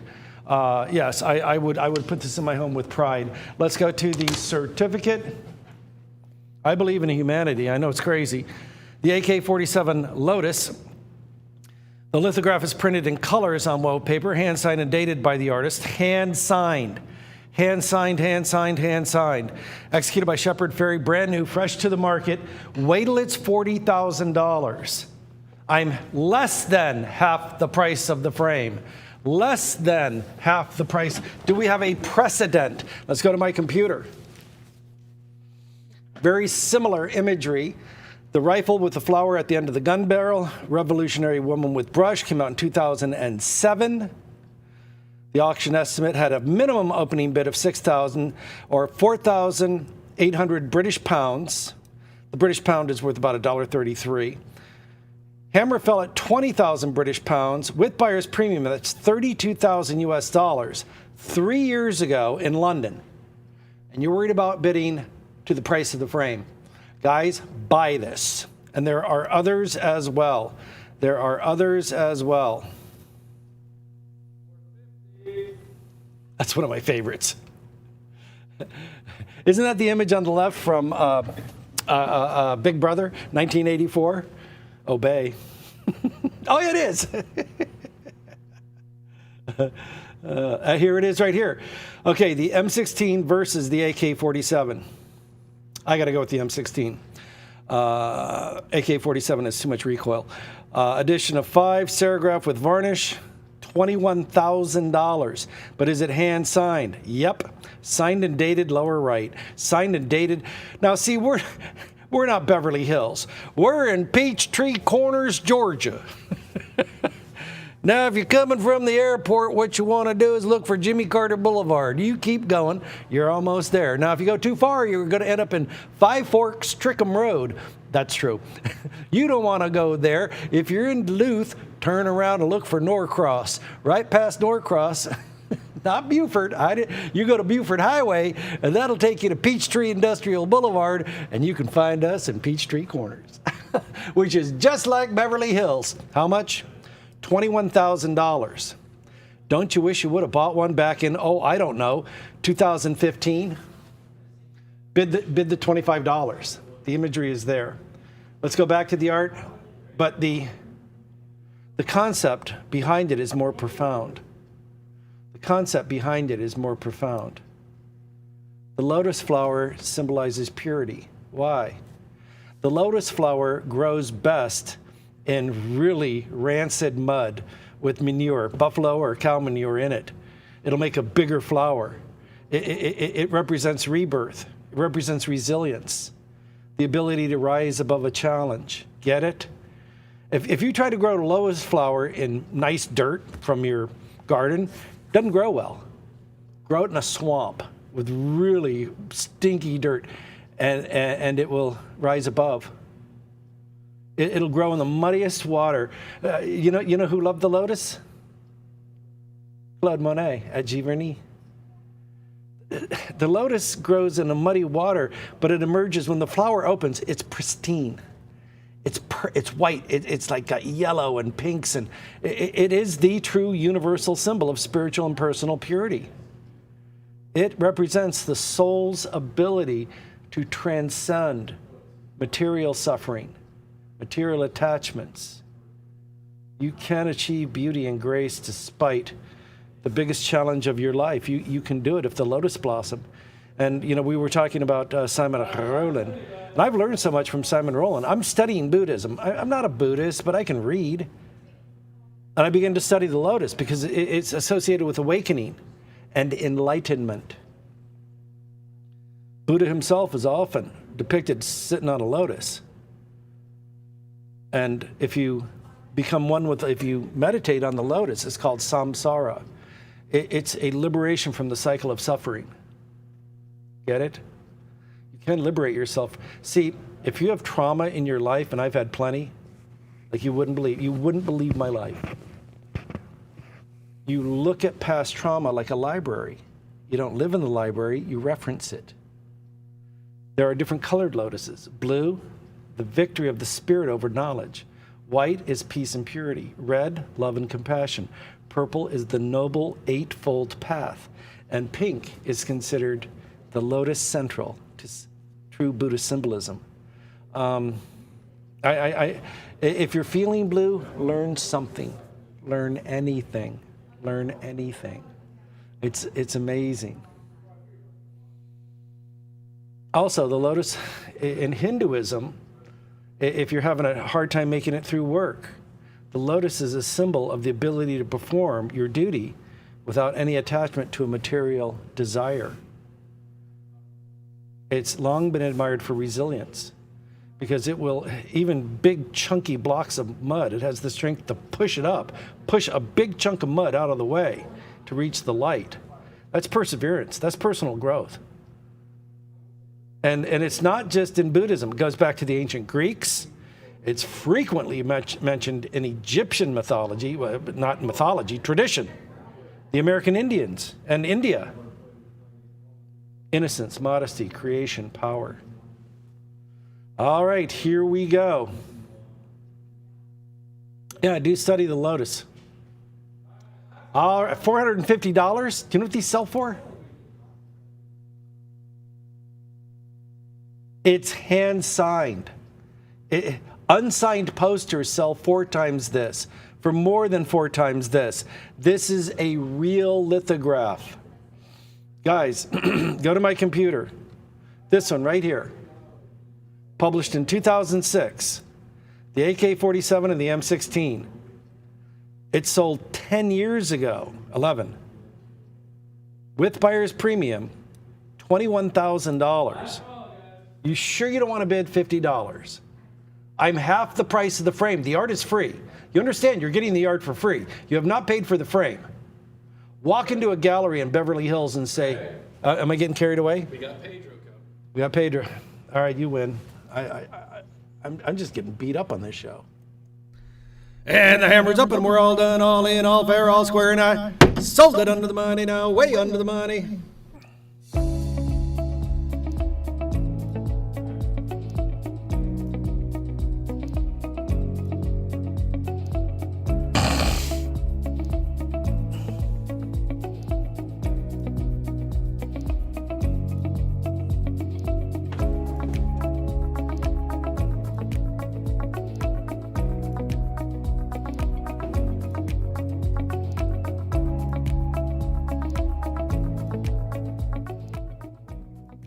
He was born March 6, 1475. He passed away the 18th of February, 1564. 1564. Today we call him simply Michelangelo, an Italian sculptor. He's the greatest sculptor, in my opinion, he's the greatest sculptor of all time. Rodin is second, but he was a painter, a magnificent architect, a genius, and a poet. Born in Florence, Italy, even today his work has a major influence on all Western art. He is considered the true title of the archetype, the Renaissance man. There is only one other, well, 2 others, Leonardo da Vinci and Raphael. But given the sheer volume of surviving correspondence, the letters, the sketches, the reminiscences, the eyewitness accounts, Giorgio Vasari, Michelangelo is one of the best documented artists before the 1700s, before the 1600s. During his lifetime, he was so extraordinary. Not only was he described as the most accomplished artist in history, in his later years he was called Il Divino, the Divine One. The two greatest carved anything, I don't care what it is. Number one, the greatest sculpture of all time is Michelangelo's David. It's in Florence, Italy, in front of the Uffizi. There were 13 bronze castings that were done with an actual rubber mold. And one of the 13 is at the John and Mabel Ringley Museum in Sarasota, Florida. A lot of people don't know that when it was first released, it was called The Giant, Il Gigante. There is another work of art that he did during a war. It was installed in the middle of the night with a team of stonemasons. There was no pageantry, there were no speeches read, a prayer was said, bottles of wine were given to the people who watched the installation. It was during a war. Because it was put up into a little alcove in the Vatican, Michelangelo was so tired he went home and slept for a couple hours, but he was so excited that it was finally finished and installed. He walked up to the Pieta where there was once an empty alcove, and he saw a group of tourists, and the woman said to the husband, "Who do you think it is by?" And he goes, "I'm pretty sure it's the work of a sculptor from Venice." Michelangelo was so upset. If you look very closely at the sash of the Virgin Mary, it is the only signed Michelangelo sculpture. It is Michelangelo, Florence. Now this is a very unique and rare piece, and I'm going to prove it. Let's go to the certificate. Now please, please, please pay attention. This is one of the rarest examples we've ever had. Michelangelo Ludovico Simonetti Buonarroti, in Italian. The old man seated, pointing and with the child, from the series of studies. That's the key, that's the key, that's the key right there, studies. For the ceiling of the Sistine Chapel, referenced in the Barsh catalog, number 15, and the Bellini catalog. This is fully documented. This is the original engraving. This is the original. Guys, I want to tell you something. This predates the actual ceiling. I'll prove it. The engraving is printed in a black ink on a laid paper. The engraver was Adamo Scultori. We're going to talk about him, using the original design of Michelangelo before he painted it. It is signed on the plate by the engraver, A.S. Adamo Scultori. First date, first printing. Conceived between 1508 and 1512 by Michelangelo for the design of the Sistine Chapel ceiling in Rome. The plate was executed by Adamo Scultori between 1540 and 1550 from the drawings, from the original drawings, the original drawings from Michelangelo, and I'm going to prove it. Now, this is not rare. It is extremely rare. It is the only one you'll ever see in your life, and the reason why I love this one so much, I want to be on camera when I say this. It is the greatest variance between the original drawing and the final painting on the wall, the ceiling of the Sistine Chapel. Now, if you look down the spine of the Sistine Chapel, when you walk in, it's 73 feet above your head. That's why when you look at them up closer in a book, the contours seem exaggerated. The shadows are very dark. The highlights are a lot too bright. But when you're there and it's 73 feet up, it's perfect.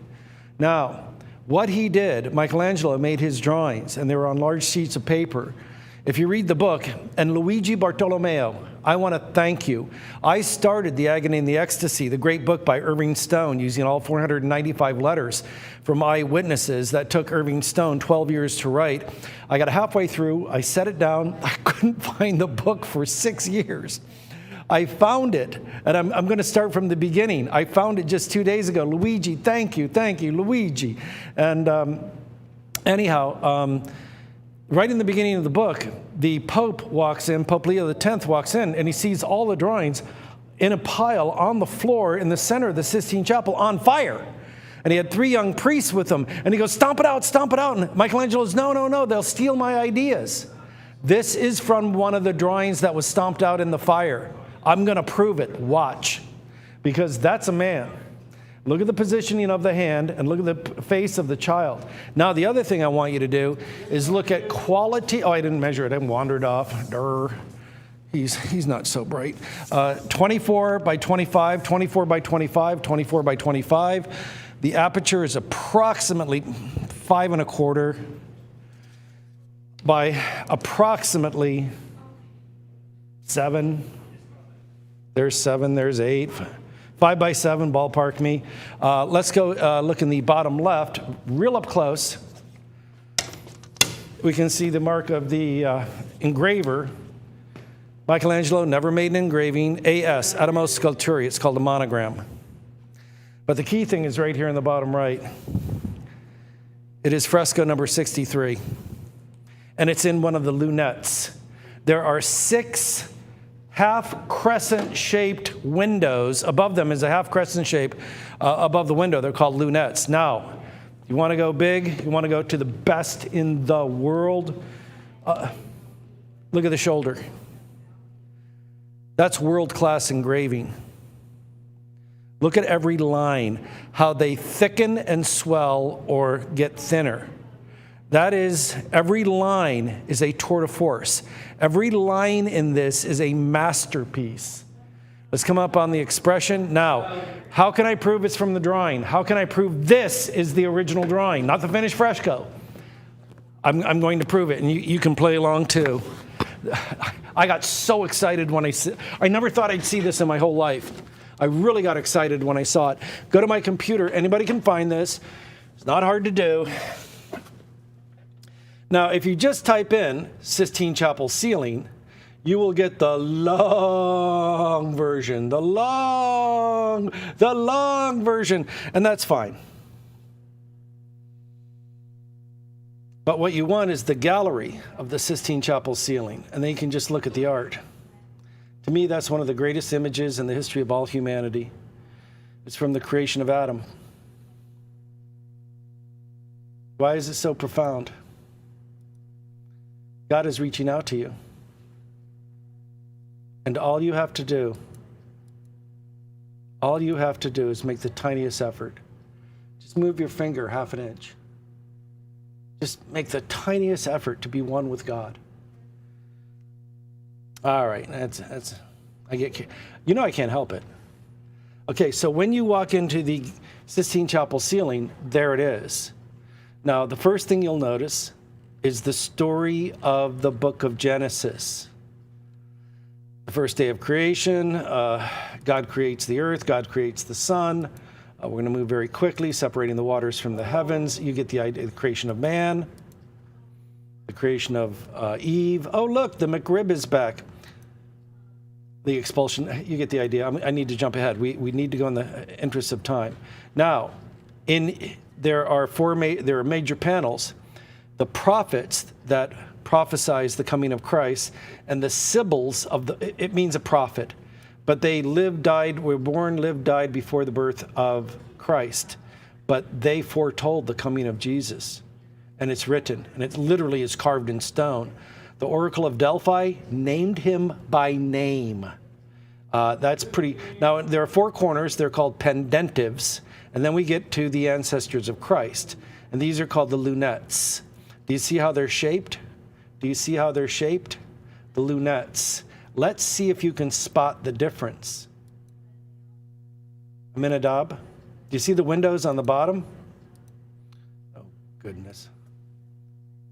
Oh, what happened? I'm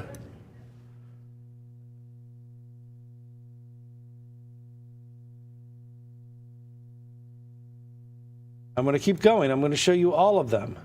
It's missing, isn't it? Nope, we went past it. Oh, by the way, the one on the right, I own. She's spinning the threads of your life. Okay. You want to see the difference between the original and the final? Look on the left. That's the final. He changed the position and changed her into a woman. Look at the position of the hand on the left. Look at the position of the child's face. Go back to the art. Wow. Is that goosebumps? Is that goosebumps or what? That's Azor and Sadak. Go back to the computer. That's the final version. Remember, Michelangelo said he didn't want anybody stealing his designs, so he changed it, go back to the art, and he reversed the position. This is the rarest of the rare. And this proves that when you read the book that are based on the 495 letters, eyewitness accounts, including Giorgio Vasari, who was his de facto biographer, that, and these are eyewitness accounts. Look at that. This might be the only one in North America. I know the Vatican has them. They're not for sale. Go back to my computer. My dream is to go see the Vatican collection in Rome, rent a car, drive 3.5 hours north to Florence and go to the Uffizi and see Michelangelo's David. Look at this. Look at this. Look at the position of the child's head. Look at the position of the hands. Go back to the art. That's the original study. That's the original drawing. That engraving is from the original drawing that was saved by the Pope. Young priests stomped out a lot of the drawings are lost forever.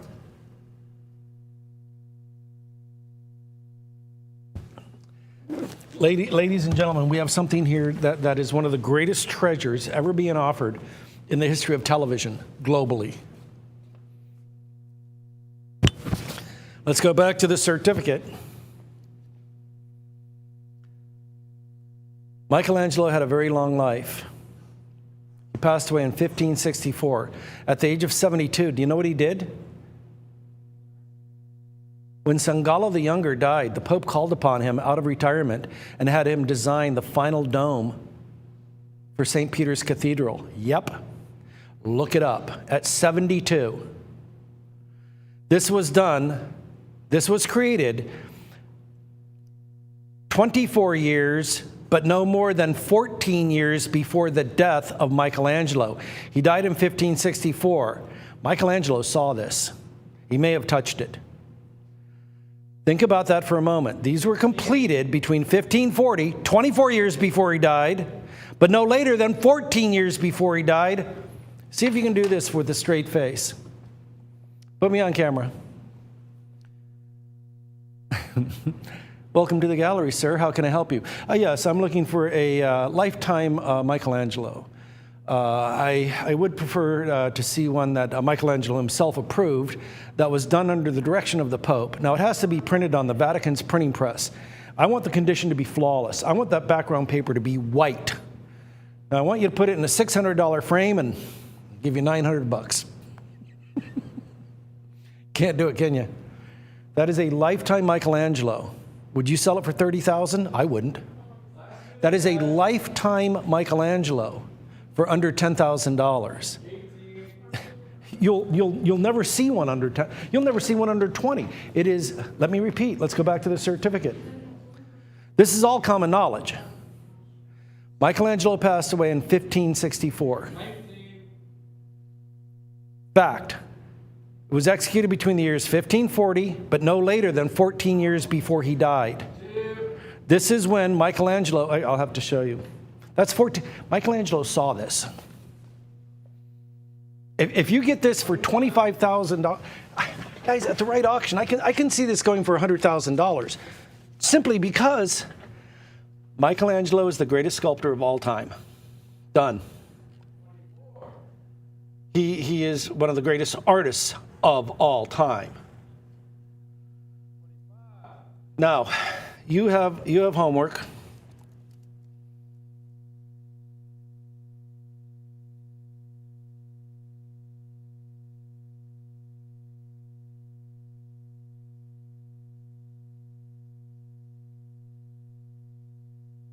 I'm typing as quickly as I can. Go to my computer. Everything I've just talked about is in the first third of this great book, The Biography of Michelangelo by Irving Stone. Here's the key. The primary source for the novel is Michelangelo's correspondence, his handwritten letters. His handwritten letters. His handwritten letters.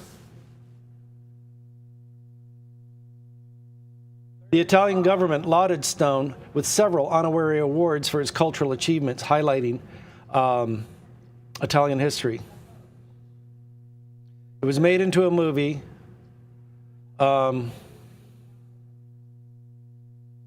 part you want to study on is the giant, El Gigante.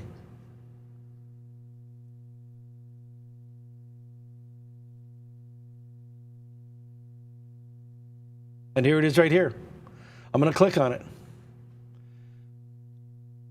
Michelangelo finally finished his tomb for Julius and is named architect of St. Peter's Basilica. That's at the exact time this was engraved. You're telling me that's $3,500? I wouldn't sell this for $50,000. Why? One of the great reasons is the difference between the original drawing that this was made from, and you can look it up. Go to image number 38 in the series, right here. We go to the ancestors of Jesus. They're listed in the biblical books of Matthew and Luke. It is the first known large painted series, but previously they were shown in, you can also call it the Tree of Jesse. Now we click on the first one, Akim and Eliud. We keep going, Aminadab. 37, see, there's no correspondence, and there it is on 38, but he changed it. Look at the position of the hands. We look at all of them. We look at all of them. We look at all of them.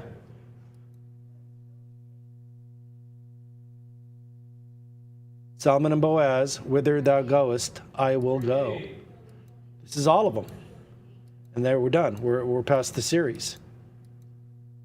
These are the the spandrels. We have to go back to number 38. I'm getting goosebumps. Look at that. Look at that. That's in the Sistine Chapel. That's in the Sistine Chapel right now. Right now. Right now. Now, I get so carried away. I'm such a dumb bunny. I wanted to talk about Michelangelo, and then we scroll down to, he got drunk in a bar and somebody punched him in the nose. There's a whole story behind that. I want to go down to, oh, this is going to take forever. See, Sangallo the Younger died. And there it is right there. That, I'll try to make it quick. This is such a long article. Okay, St. Peter's Basilica. I want to go to the dome. I want to go, oh, these are so long. All right.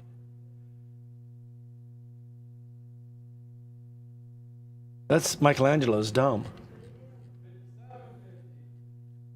Hang on. Where is it? We have to go to what is called the wedding cake. That was by Bramante. And there it is right there. Michelangelo's contribution. He inherited the numerous schemes designed for the redesign by the greatest architectural and engineering, but there were common certain elements in all the schemes. They wanted something by Brunelleschi. No, you don't want that. You don't want a Brunelleschi. Where is it right? Let's get to Sangallo the Younger. There. This is Bramante's dome. It's too plain. That's the design by Bramante. It's too plain. And it's top heavy. It doesn't look right. No, it's not right. Then this is Sangallo's design. They called it the wedding cake. That's horrible. I mean, it's good, but that's perfect. Harmony, balance, proportion. That's the design by Michelangelo. When this was printed, Michelangelo was working on this. Which do you prefer? The final. This actually exists. No. And that's just awful. It's top heavy. It's not good. But Sangallo died. Perfect. Timeless. There it is. Perfect and timeless. Michelangelo. That's the interior. Beautiful. It's my dream to walk through those doors and look at the art collection someday. I want to go through those doors. Bernini. And there's Bernini's columns. And then I want to see their mathematical. Then I want to see the Ecstasy of St. Teresa. Look at that. See, it's perfect. Bramante's design, no. Sangala, ugh. Perfect. Perfect. Perfect. Perfect. Perfect. Perfect. Perfect. Beautiful. At St. Helen.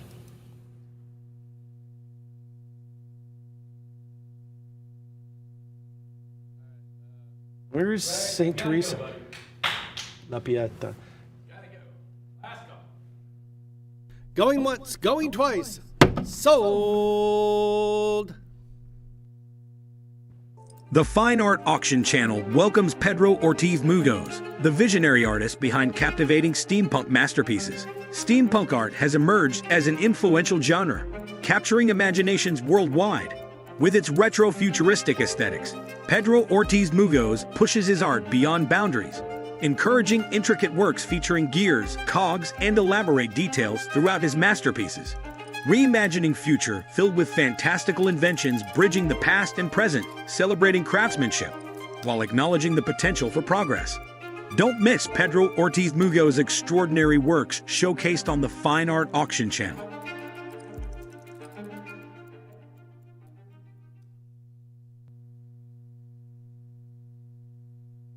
Well, ladies and gentlemen, we've had a lot of requests for. They've asked us. I'm just going to say it because that's what people say. Why do you have so much weird art like Salvador Dali? Why don't you have some regular art? Well, okay.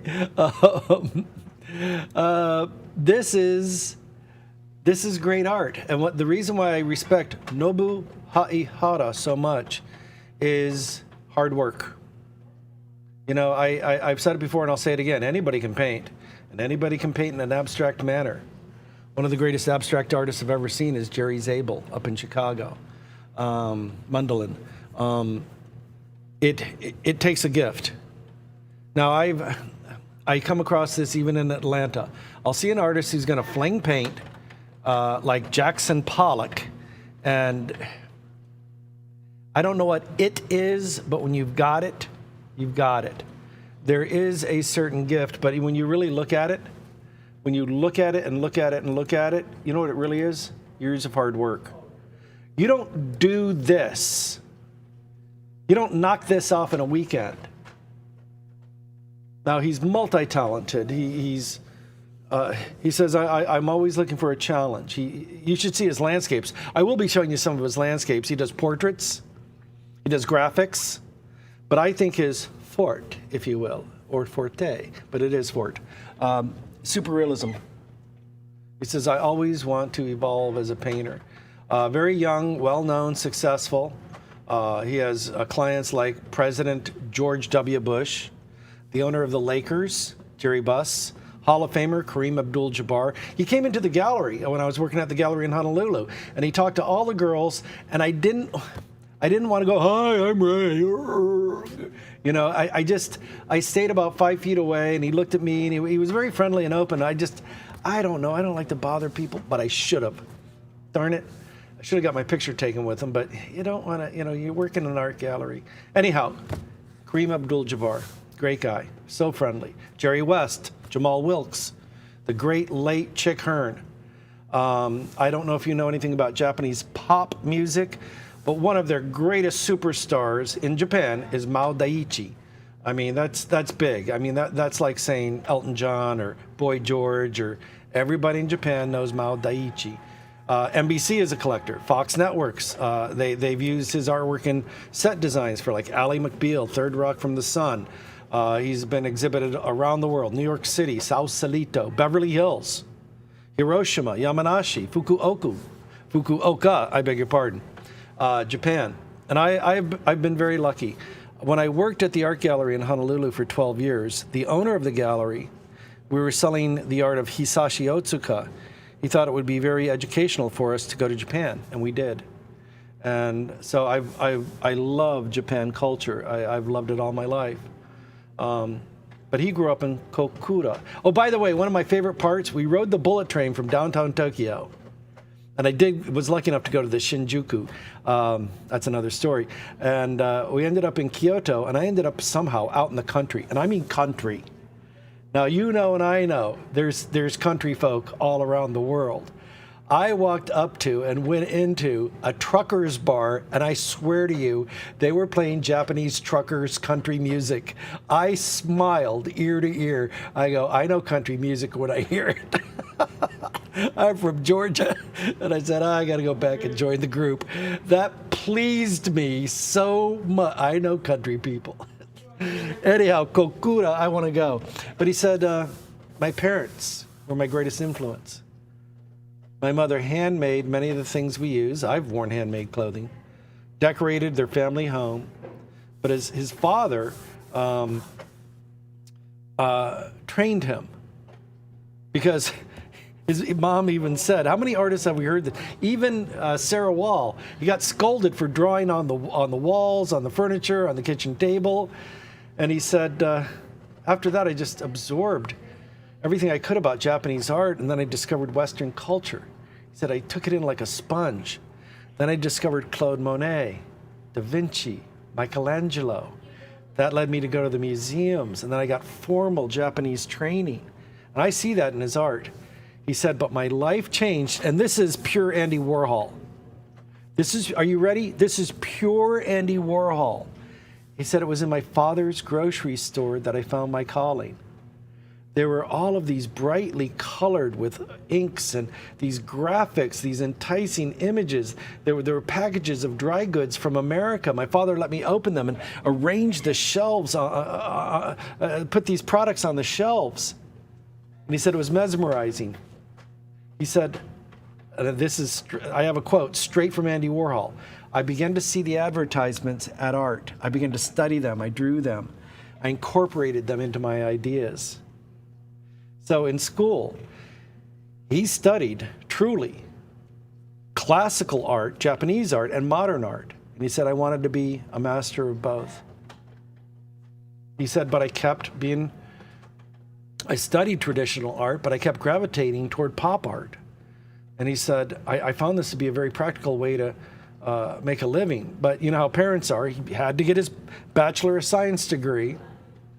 What I love about America, the best and the brightest and the bravest, like my parents and grandparents and great-grandparents, the best and the brightest immigrate to the United States. He came in 1986, and I love this. He was working on the pier on the Venice Boardwalk selling paintings. He was selling his paintings on the Venice Boardwalk. I've been there. And after that, he got discovered by a gallery in Beverly Hills, Rodeo Drive. And now he's in Vegas. Now he's global. He's around the world. Within 5 years, by 1991, because of his background in printmaking, he was in charge of the atelier of Marco Fine Arts. And I'm talking about prints by Robert Indiana, John Asaro, John Nieto, Aldo Luongo. And it all came together.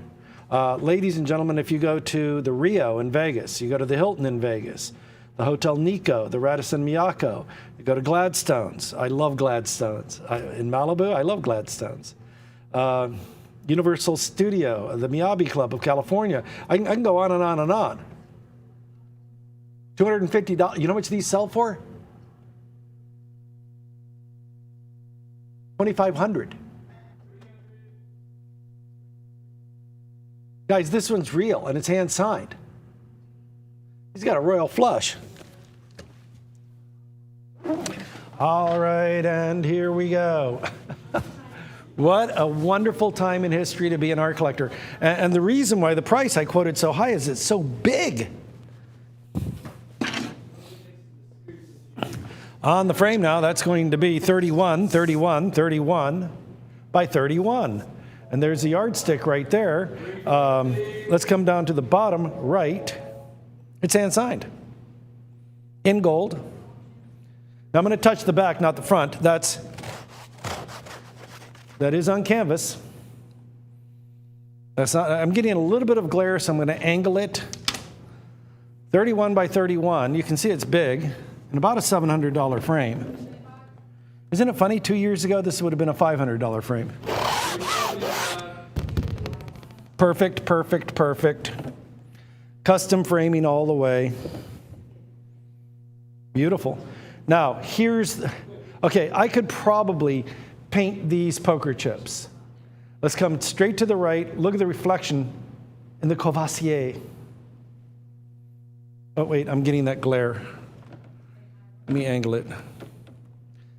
It's on canvas. The canvas is bright. Hang on. Let me see if I can do this. Did that reduce a little bit? I'm a helper. Could you paint the royal flush in the reflection? I couldn't. That is the perfect reflection. Come right down here. Royal flush and hearts, ace high.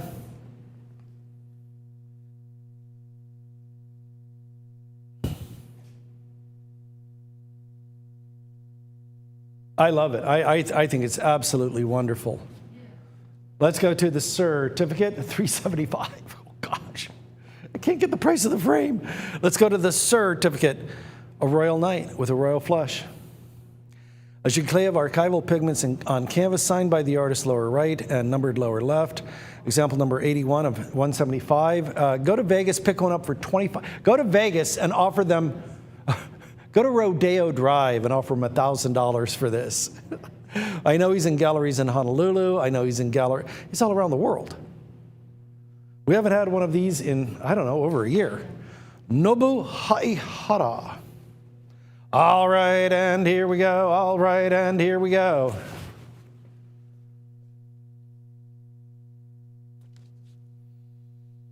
If you want a home run, you literally could not get this frame for $500. We are giving it away. Michael got a haircut.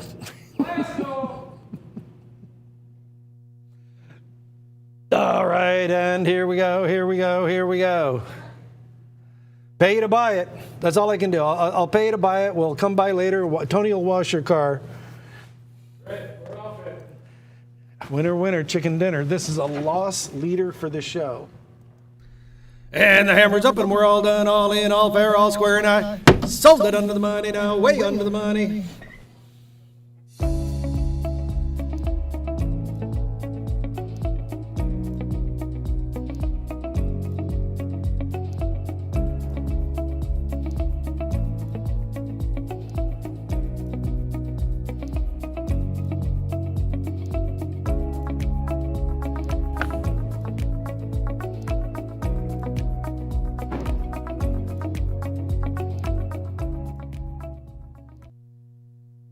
Salvador Domingo Felipe Jacinto Dali Dominiche, the Marquess of Dali of Poubal.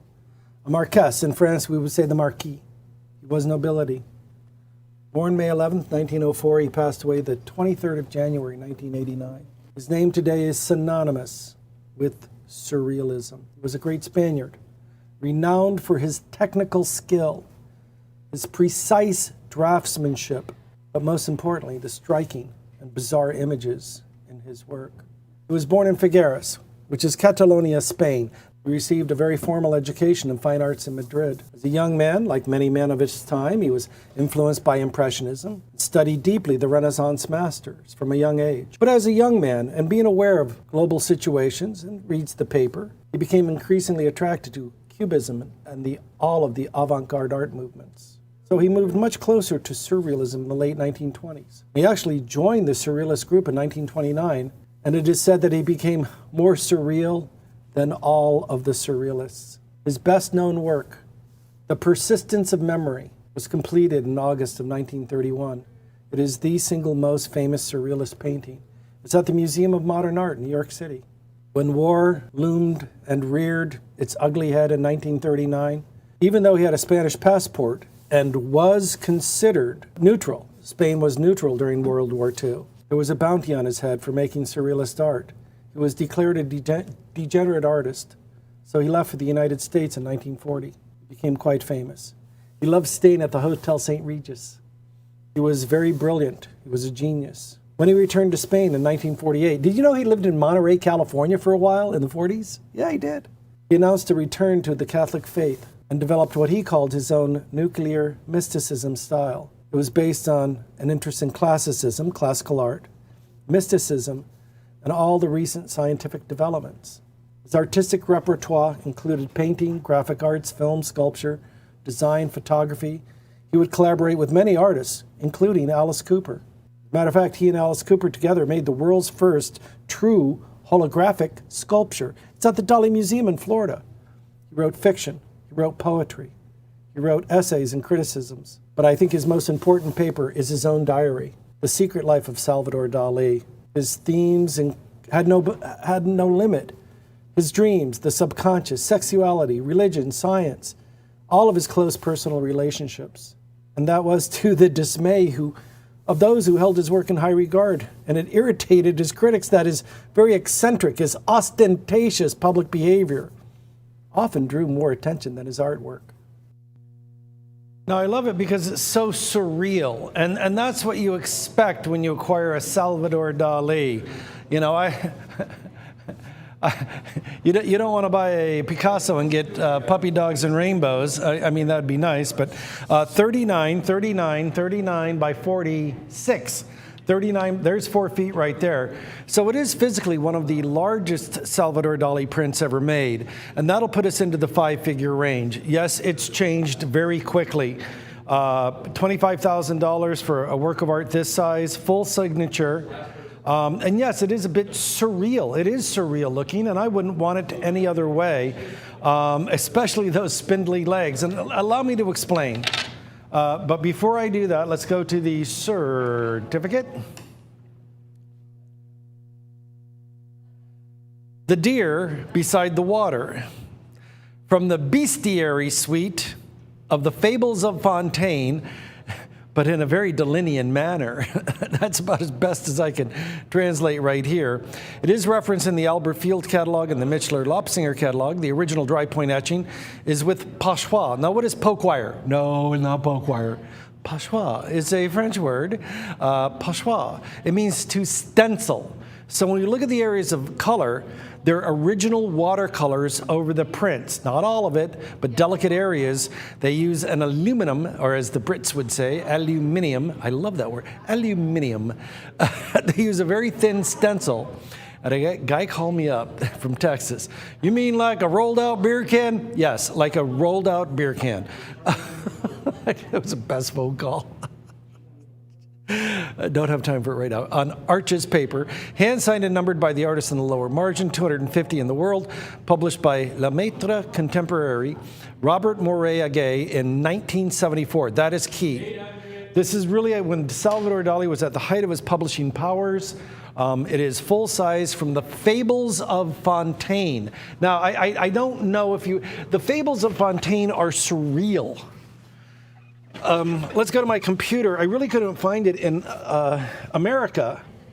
So I had to go, if you look in the upper left, French, L'Encyclopédia Libre. It's the French Wikipedia.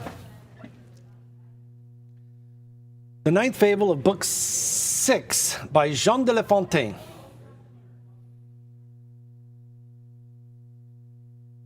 Located in the first collection of La Fontaine's fables. And you've heard those fables. You know how you grew up with these fables? If you're a baby boomer like me, Looney Tunes, Bugs Bunny did a whole bunch of John de La... Ed Sylvester. Who are those guys? Who's Bugs Bunny? Now, I've already printed this out for the winning bidder. Now, this is translated from the French, so it's hard to read. So I did find an English translation. I do want to show you all of the illustrations. Oudry, Jean-Baptiste Oudry. So beautiful. See how he sees his reflection in the water?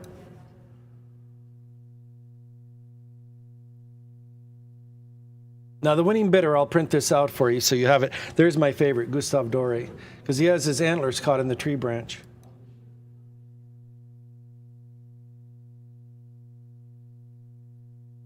Okay, let's go back to the art, and I'll adjust my computer. And I've also printed this out for you. Go to my computer. It is www.lafontaine-ch-thierry.net. If you can't find it, I'll email it to you. Jean de la Sainte. Let's go back to the art and I'll read it. We're talking about Book 6, Fable 9.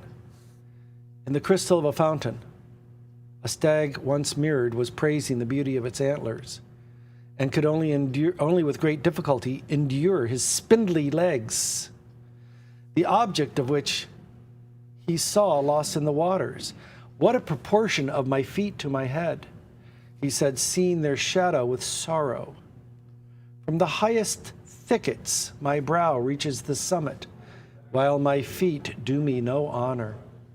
Speaking in this way, a bloodhound tried to make him leave. He tried to guarantee himself in the forest to get away. Sound wood, a damaging ornament, stopping him at every moment, meaning his antlers. It harms the office that his feet, on whom his days depend. He then renounced and cursed the presents heaven gave him. We value the beautiful, we despise the useful. The beautiful often destroys us. The stag blames his feet for making him agile. He considers it's wood that harms him. There's more to it than that. I don't have time to get into the great dissertation on it, but it would be a good place for you to learn.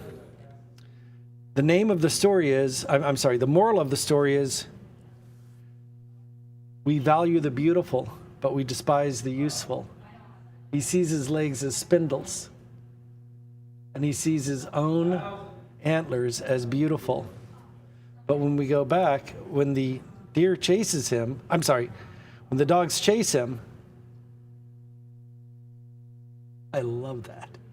That is so perfect. I mean, I really love it. It's great. It's just great.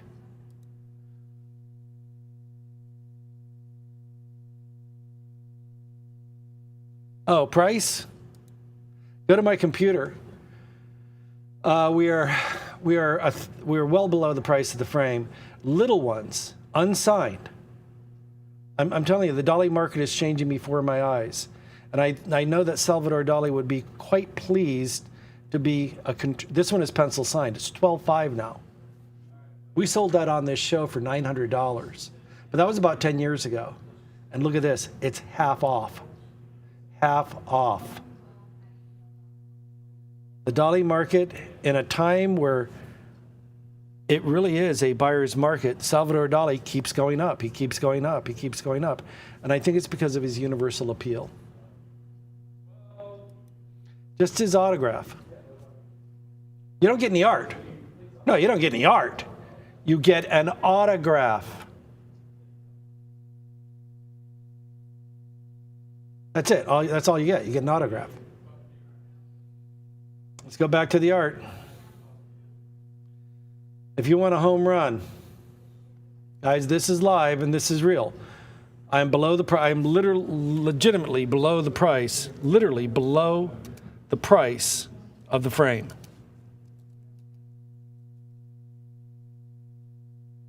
Take advantage. It is a museum piece. It truly is a museum piece. I'm just seeing prices. Go to my computer. We sold this one on the show. Now this is unframed. We sold this on the show for $1,000. That was 4 years ago. But that one is signed. Let's go back to the art. And I've seen no variance. It just keeps going up, keeps going up.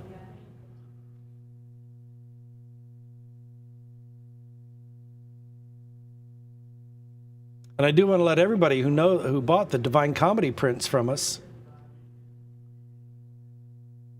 if I can find it.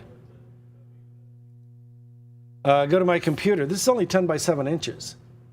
10 by 7 inches. And the hell cantos, not everybody wants an image of hell on their walls. It's $3,500. $3,500. Where's the image?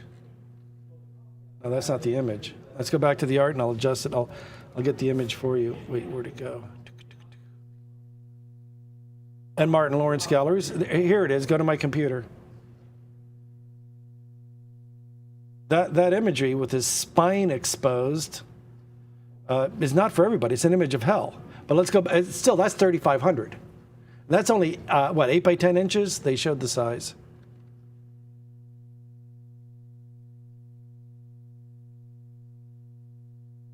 $10 by 7. Oh, I'm sorry. The image is 10 by 7.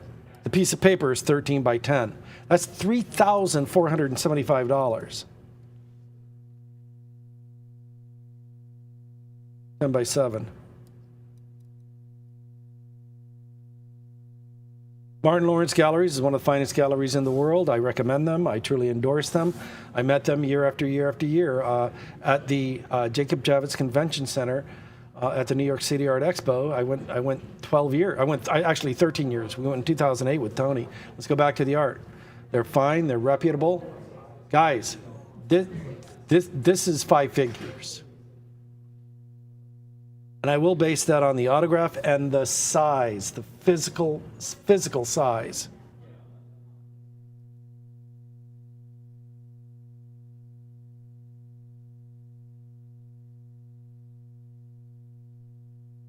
All right, and here we go. I've got 15 now, it's going to be at 16. I've got 15 now going once, and yes, it is a museum piece. 100%, that is a museum piece.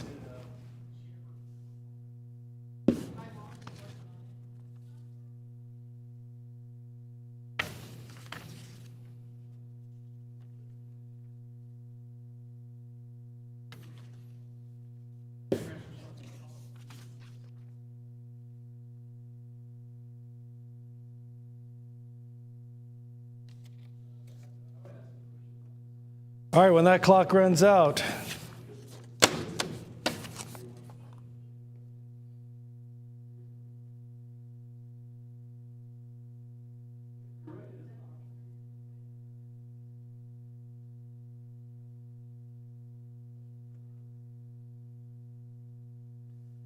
if you're going to make your move, guys, you'll never see it for 5,000. You'll never see it for 6.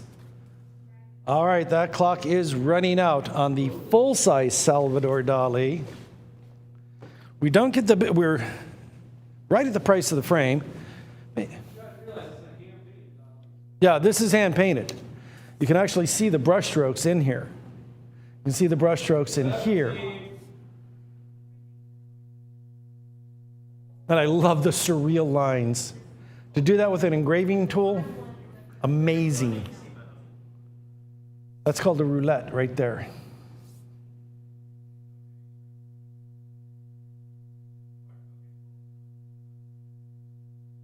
All right, we're approaching the final minute. We must move on. We have 1 hour until we have international superstar Pedro Munoz Ortiz.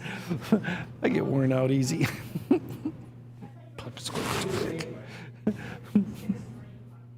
Back to the art. All right, and here we go. I don't want to inflict myself upon strangers.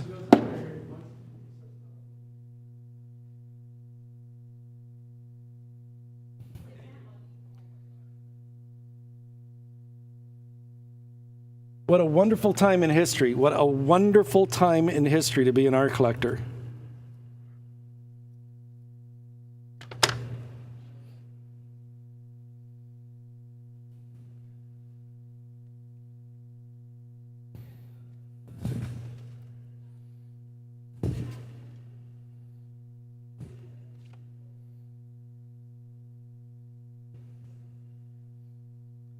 All right, we're approaching the final minute. Next time you're out and about and you see one of these in the $12,000 price range, go, oh my goodness.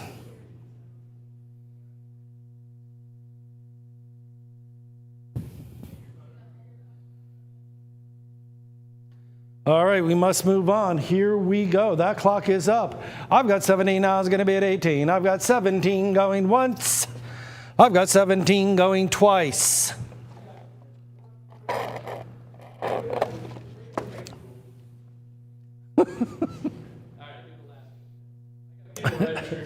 All right. I like Mr. Warmth over there. Ray doesn't make the rules.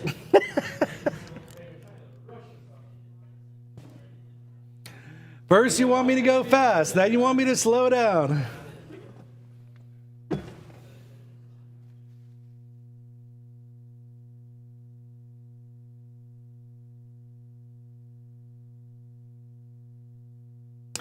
One hour before his international television debut.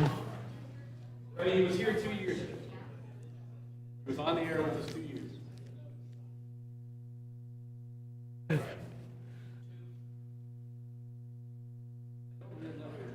Pay attention, Tony. What'd you say, Darren? 2000. I don't need a repeat of Harry Bunsen. You came up and started talking about pure evil when Harry Bunsen stayed next to him. And his wife's just, how dare he talk about us killing him? Big fat girl. I was like,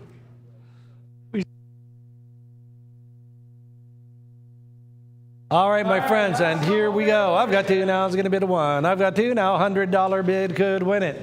We're only about $7,000, $8,000 under bid. original etching with dry point by Salvador Dali in the Albert Field catalog, guaranteed authentic forever. And you're getting about a $1,500 frame with it. The key thing on this, Tony, let's go back to the cert. The Pashwa means a stenciled original painting over the original dry point etching. That does add to costs of production. Anytime you have a very proper, formal artist sitting there hand painting it, it is hand signed by Dali and no other. It is catalog referenced. It is correct. Final minute, final minute. I cannot conceive of any gallery selling this for a penny less than $8,000.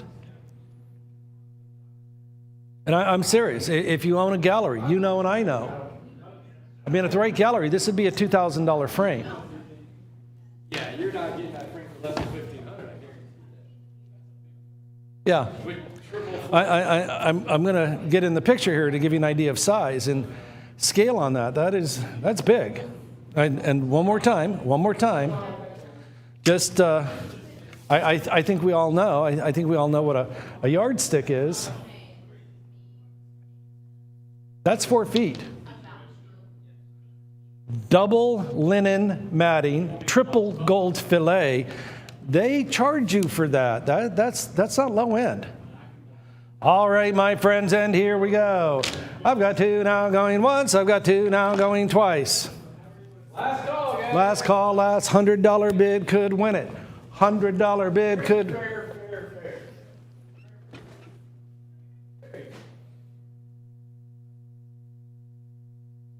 All right, we're done. Going once, going twice. Sold. In modern art, famous sculptures inspired by the joyful shape of balloon animals transport us to where imagination merges with reality. These sculptures, with their commanding presence and brilliant colors, capture us, inviting us to linger and see their splendor. Crafted from high-grade resin, imbued with an essence of permanence and an opulent sheen, they juxtapose the ephemeral with the enduring, demonstrating mastery of both material and meaning.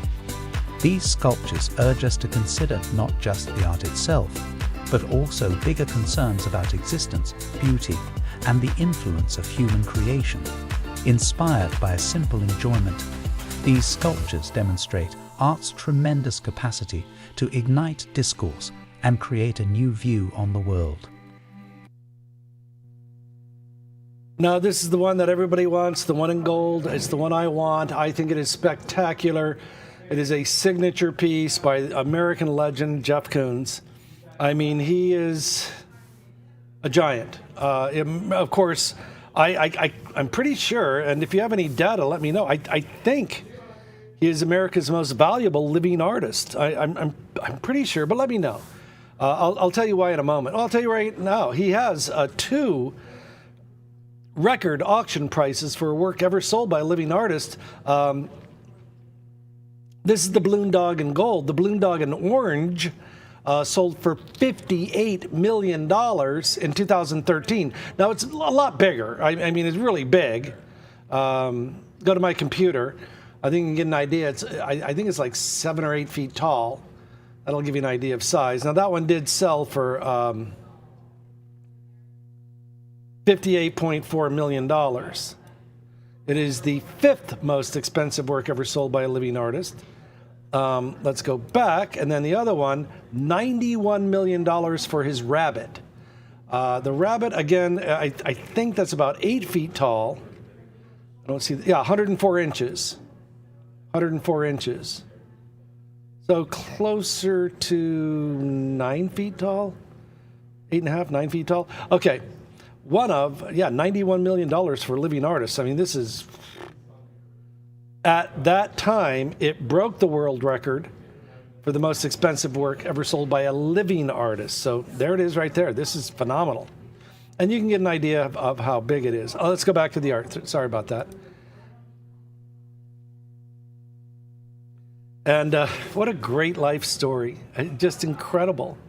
Now, today he's living and working in New York City as he goes back to his hometown in Pennsylvania. But what a story. His father in York, Pennsylvania, I grew up in Phoenixville, Pennsylvania, which is a very cool town, was a furniture dealer. And his mom was a seamstress. So when he was only 9 years old, his father would put old master paintings that Jeffrey Koons had copied and signed them in the window to bring in business. And then as a child, he went door to door after school to sell gift wrapping paper to earn pocket money. I did. I sold Grit magazine in Phoenixville, Pennsylvania. I think it was in the 6th grade. People would smile when they saw me. And I would do the same thing. When he was a teenager, he admired and revered Salvador Dali so much that he went from York, Pennsylvania alone. He was a teenager. To the St. Regis Hotel in New York to see Salvador Dali. I would do it. I would do it. Absolutely. Studied painting at the Maryland Institute, College of Art in Baltimore, then transferred to the School of Art, the Art Institute of Chicago, which I love. And then he moved to New York in 1977. Now, this is straight out of Good Will Hunting. When he went to New York City, he worked at the membership desk of the Museum of Modern Art. Now his art is in the museum. No kidding. But in 1980, 3 years later, this is a very brilliant move, and the right time in history to do this, he got his license to work on Wall Street, to sell mutual funds. He was a commodities broker on Wall Street. And he actually got a job at Smith Barney.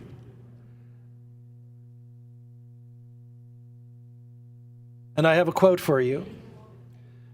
Following his graduation from the Art Institute of Chicago in 1976, he made his way to New York City.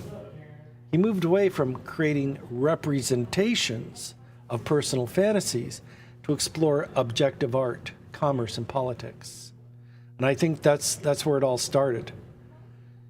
Like Andy Warhol, he built a factory on the corner of Houston Street and Broadway. It's a neighborhood called Soho, south of Houston. A lot of people say Houston. It's fine with me. It's Houston. Anyhow, he had 30 employees, very similar to Andy Warhol's factory.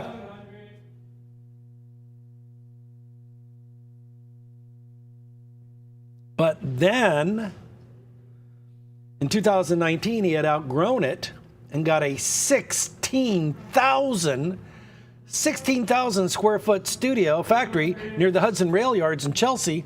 120 employees. 120 employees. So yeah, he's in the big time. Big time, big time.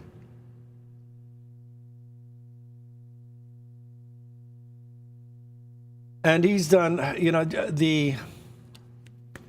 the balloon animals are not the only thing he did. He's had so many others. He doesn't just do the inflatables.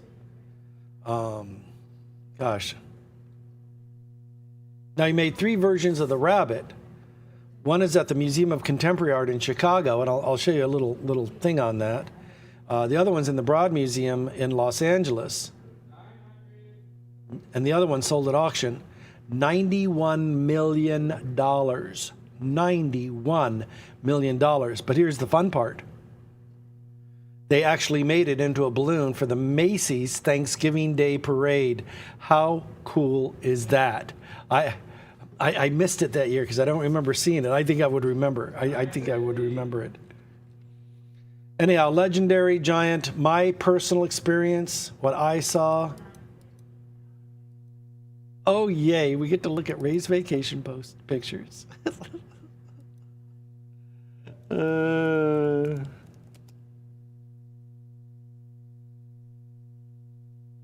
By the way, I love Chicago. I have fallen in love with it. Where is it now?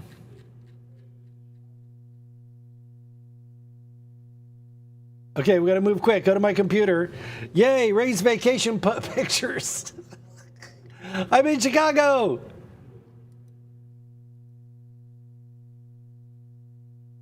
Hang on. I'm going to move real quick because I got to show you the fountain. There's the fountain. I'm going to go back because I'm going to take up too much time. I went to the Bean. You got to go see the Bean. Then I went to the Art Institute of Chicago, which I love. I'm very proud to say I took that picture. The lighting was perfect that day. Hang on, Myrtle May. What a lovely city. And there, From the Gates of Hell by Auguste Rodin, Adam of Adam and Eve. The Drinkers by Van Gogh. And there it is. When you see it in person, the quality of workmanship is stunning. That's his bedroom. And the next one, I went to the gift shop. Those were $14,000 each. They were $14,000 each. They were $14,000 each. And then I walked around. Wait, I got to show you. René Magritte. Hang on. Giacometti. The Salvador Dali. That's it. There it is. The Venus with Drawers. I love Chicago, but I got to get to the big one. There it is. Marcel Duchamp's Ready Made. Hang on. Brancusi. You didn't know you were going to have all this much fun, did you? Modigliani. There it is. Hang on. There's a point to this. Andy Warhol. I really am torturing you, aren't I? Go back to the art. Poor Ray. You can't help it. But he means well. Bless his heart.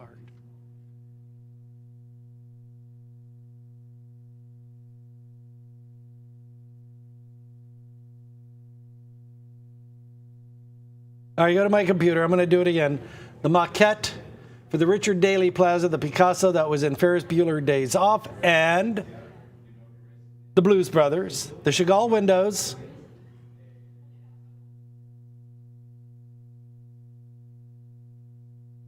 I sponsored an exhibit. No, I didn't. Shame on you. Wait, we're almost there.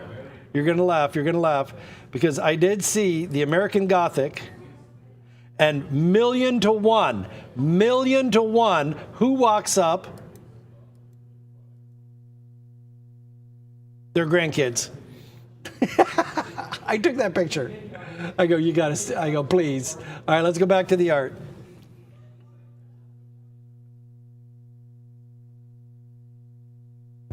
A little bit underbid. Little bit.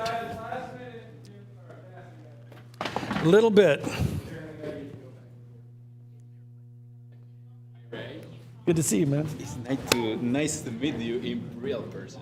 Nice to meet you. We're gonna have.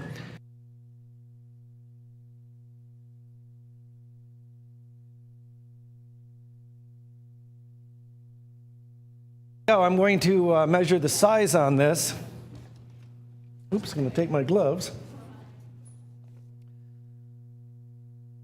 From here to here, 22, because I'm going to measure the feet, approximately 17, about 22 by 17. I think we can get an idea of size there.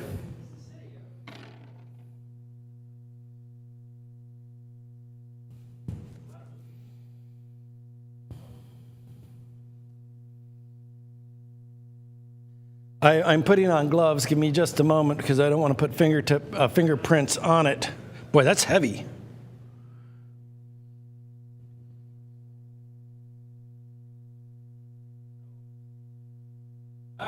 Condition perfect, flawless. Literally fresh out of the box. I mean, just perfect. Beautiful. And I would say that gold, can't go wrong. Elegant, timeless, beautiful.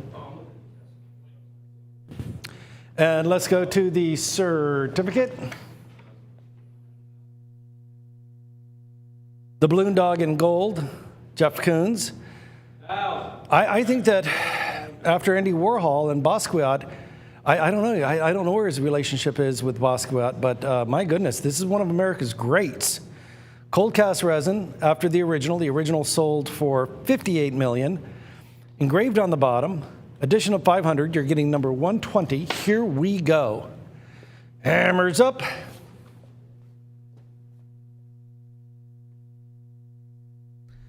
And the hammer's up and we're all done, all in, all fair, all square, and I sold it under the money now, way under the money.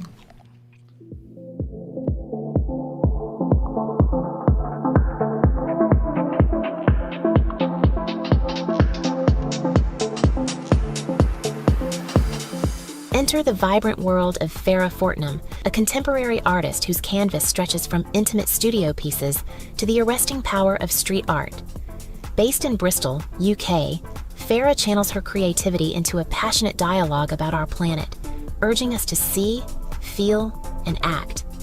Farrah's art is a compelling fusion of color and conscience.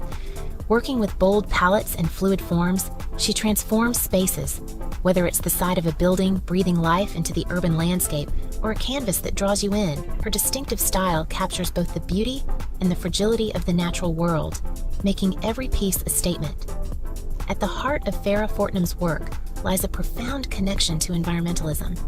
Deeply moved by the urgent need to protect our ecosystems, particularly rainforests, she uses her art as a vehicle for awareness and change.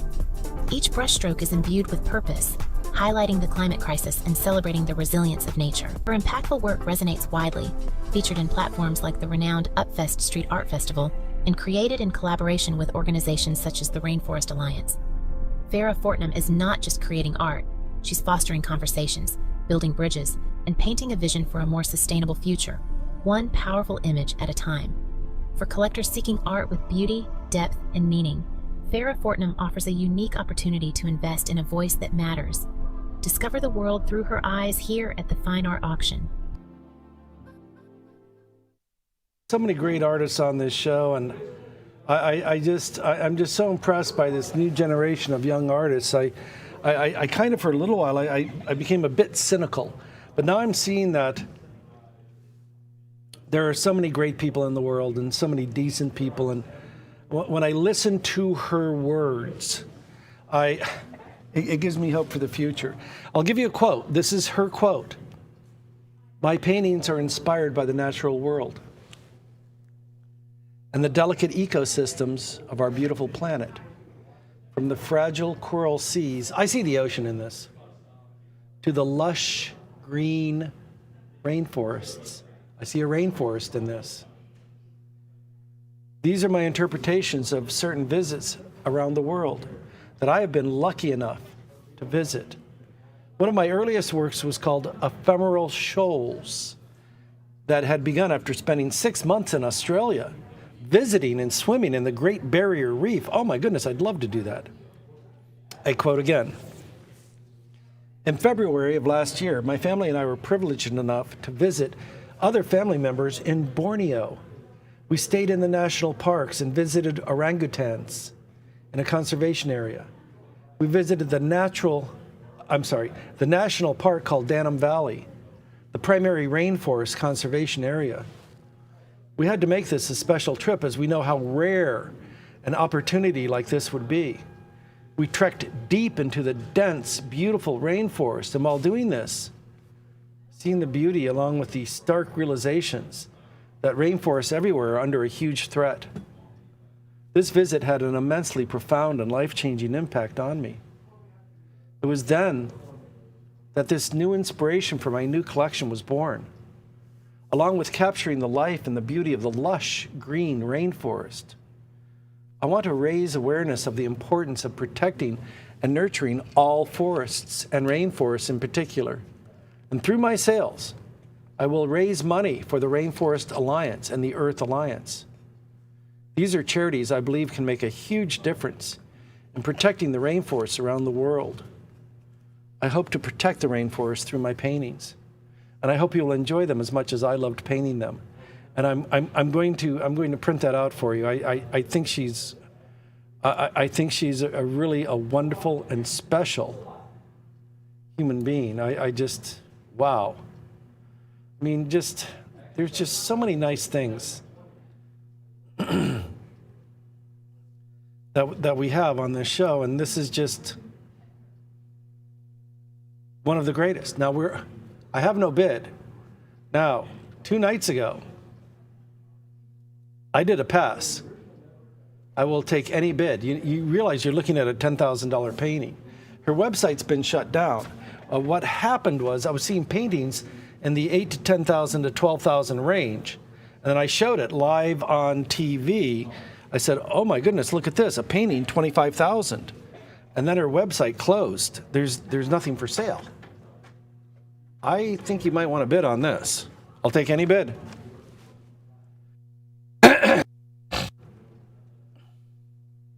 And ladies and gentlemen, if you want a home run, my goodness, it is looking you right in the eye.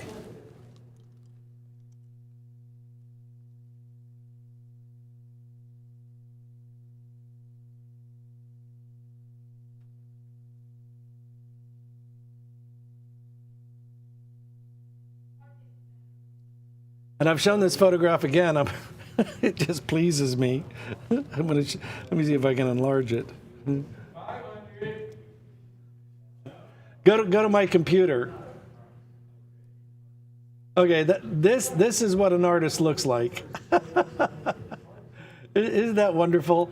I mean, this really is an artist. I just enjoy that photograph so much. Let's go back to the art. And so young and so beautiful and so talented.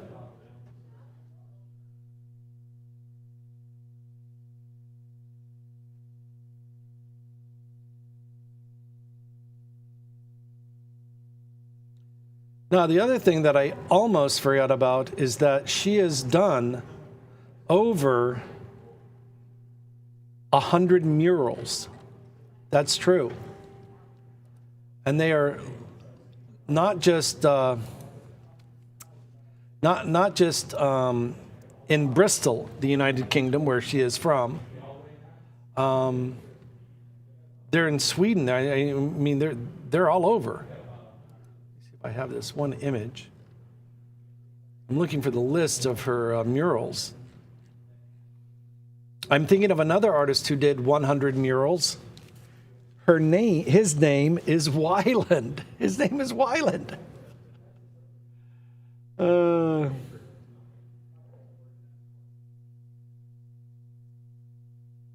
And we have $500 on a $12,000 painting. $500 bid.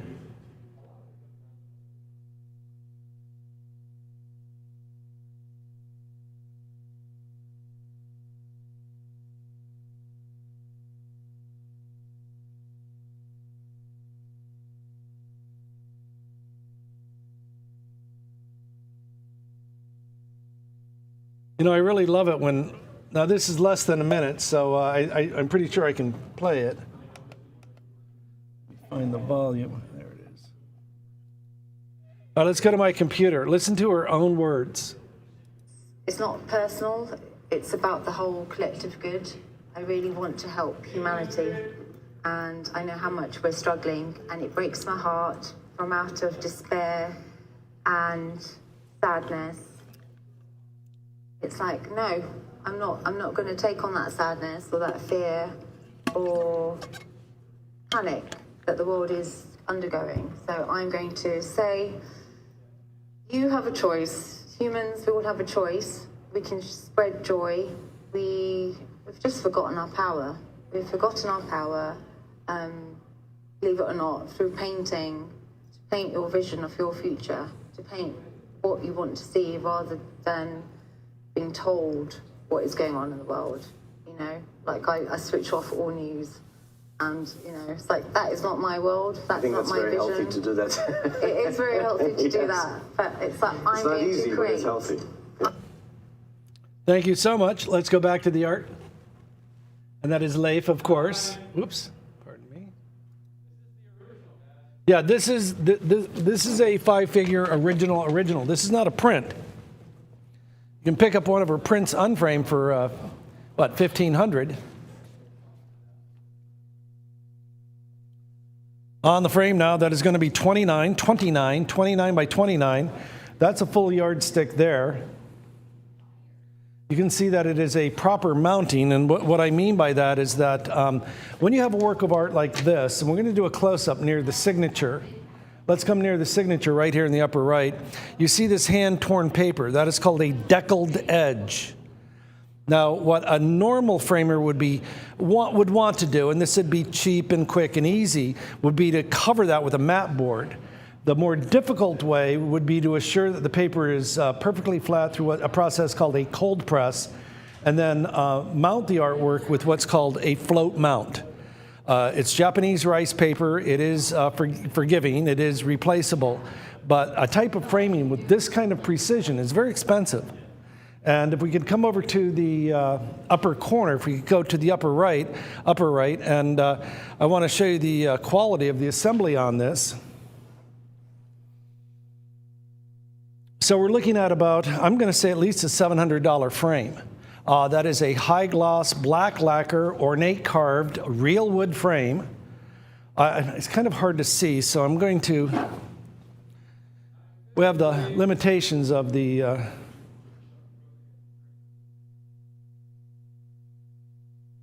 it's just so much more beautiful in person. Of course, all hand assembled, all hand done. All right, let's go back to the art. 10 cents on the dollar now.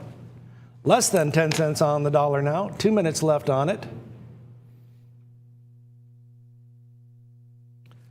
All right, and here we go. A $50 bid could win a major original painting. Let's go to the certificate. Together. And I think that's what the world needs. I think we need to be together. Let's unite as a nation. Let's unite as a people. Original acrylic painting on paper signed by the artist upper right, a unique work executed by Fortnum in 2026. Now, that is rare. What is one of the best ways to collect a work of art? When it's fresh to the market. You'll hear the art dealers say that. Now, there is another, the opposite of that would be that it's burned. You buy it from the artist, it doesn't sell for 2 years. You give it to another gallery, sell it to another gallery. They don't sell it for 2 years. They give it to another gallery. They don't sell it for 2 years. That painting is said to be burned. I don't believe in that phrase. I believe that they haven't found the buyer. The opposite of that is fresh to the market. This has never been in the gallery. We're getting it directly from the artist. Now, you're not paying gallery prices. What's the ultimate? I'll be on camera so you remember this. Buying at auction with no minimum bid, directly from the artist. Yep. That, my friends, is about the best way you can buy art. Directly from the artist at a no minimum bid auction. Lucky you. Let's go back to the art. Here we go. I've got 1,000 now, it's going to be 11. 10 cents on the dollar now. I've got 1,000 going once, I've got 1,000 going twice. All in, all done, all fair, all square in 5. In 4. Oh, 10 seconds left. 10. I know I'm going to get late bidders on this. 5, 4, 3. 11. Thank you for the bid. I've got 11 now. I'm going to bid 12. I've got 11 now. I'm going to bid 12. Way under the money. Way under the money. Take off that $700, $800 frame. You're doing okay. And again, when you collect art, you think in terms of decades. I want you to think what this will be selling for in 10 years. If you want to hit a home run, I don't think you're going to do any better than what you're doing right now.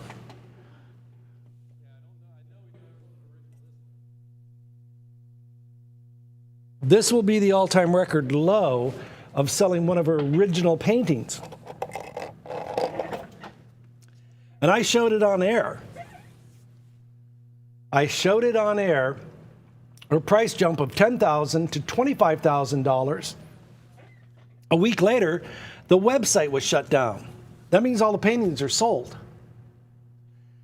And you're getting this at $1,200? Good on you, mate.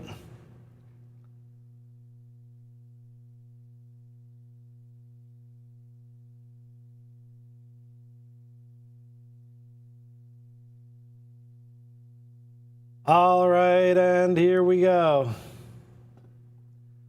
What a wonderful, wonderful, wonderful time to be an art collector.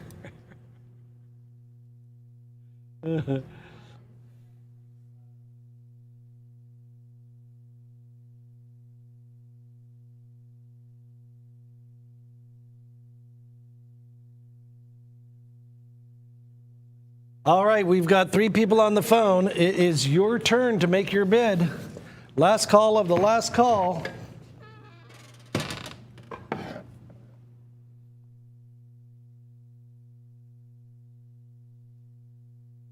Don't run away.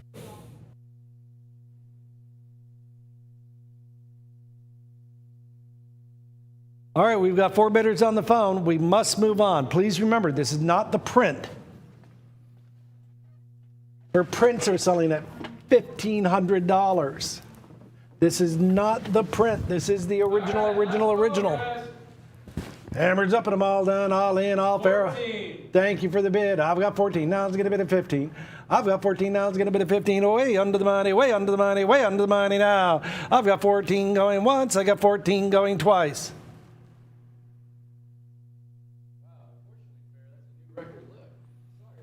That is our new record low.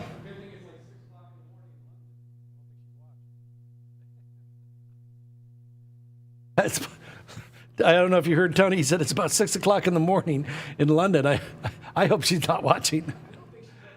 We have had artists that the bidding has gone so low that they've respectfully pulled their art out of the show. I've said it before and I'll say it again. They're doing us a favor. Sure, we do give them a lot of television. Pedro just told me he watches it sometimes. Yeah. That's more pressure for us. No, Pedro Ortiz is Munoz is in the studio right now, and he said, yeah, he watches from home too. And the hammer's up, and we're all done, all in, all fair, all square, and I sold it under the money now, way under the money. Every line, every curve, every color, every breath held and every breath released. Art is created. Every moment spent in Berlin, creating this style. Every moment spent in Shanghai, mastering this style. Every moment of doubt, every moment of joy. Hours painting, years of creating. Harmony, peace, tranquility. With every collaboration, with every exhibition, his name grows. Sold! California! Sold it under the money. Sold. sold at $41,000. Sold at 63. With every hammer drop and every piece sold, now is the time for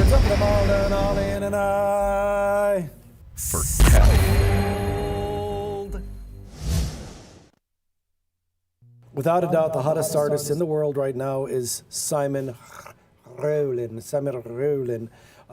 His real name is Simon Rollin, but his art name is Kef. Kef actually means scar. And, you know, he began as a street artist, and a street artist would have like Banksy isn't his real name. Nobody knows his real, well, his friends know his real name. Kef, you know, if you think about it, if you're doing outdoor graffiti art, if you're doing this type of outdoor art, Kef Scar, I mean, that's a good piratey, good name for a, you know, this type of art. So it stuck. So anyhow, yeah, born in Übach-Palenberg, Germany, 1989. He moved to London in 2013 after giving up a career as an engineer. Oh, go figure, a German engineer? Really? Yeah. Yes.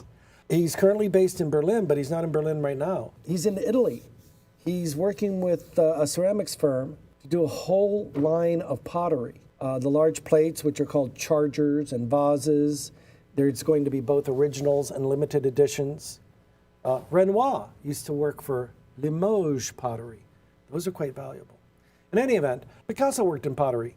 So I think it's a wonderful, wonderful thing. There are so many people that just love his art. And I think it's, you know, there's an old saying that great art is autobiographical. If you look at Picasso's art, it really is a diary of his life. Kef really approaches art the way he is. He's probably the nicest person I've ever met. His art has this sense of balance and harmony because it's influenced by the spirit and flow of Buddhism and nature and freedom. Anyhow, it is based out of urban art, graffiti art. It is more decorative than traditional graffiti. It's got these swirling lines, it's organic waves, it's enlivened, it's energized, it's harmony.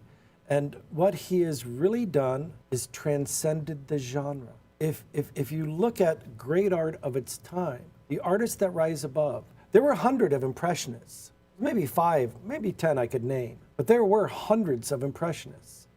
It is the ones that the cream does rise to the top. And that is why he had commissioned works at the Haus in Berlin, Park Lane Hotel in Hong Kong. Then he went to the Commerce Building in Baton Rouge, Louisiana. Then he went to Mexico. He's had murals and sellout shows in the United States, China, England, France, Germany, Guatemala, Israel, Spain, and Wales. Boy, a little bit of diverse personality, yet wherever he goes, they love his art. They love his art. There's something human about it. I've had people say, I meditate. I find the art soothing and calming. Let's go to my computer. Just to let you know, it's growing and growing and growing. In Tampa, Florida, the BMW dealer in Tampa, I forget the name of it, Tampa BMW, provided a S-Series BMW for him to hand paint. That's kind of big. That's kind of big. I think that car runs about $135,000, $150,000. I think that's wonderful. Let's go back to the art. There's so. We are bidding on number one. Yes, artist proof, number one. I can't emphasize that enough. And as you know, he was a featured artist with World Cup Soccer. We have World Cup Soccer in Atlanta today. Pedro, did you go? World Cup Soccer, Mercedes-Benz? Very much the soccer, but okay, same here. I only see the Colombian matches. We have. You only one of 3 people in the whole country of Colombia. Exactly, exactly. That's true. Only 3 people. They have a meeting once a year. That is going to be 24 by approximately 18. That's pretty close, right on the button. I think if you can, that's. Go ahead and give me a close up. 24 by 18 because that's pretty darn close. Then over here. Number one in the edition. You are bidding on number. Yeah, that's spot on, 18, and This is the number one right here. Number one.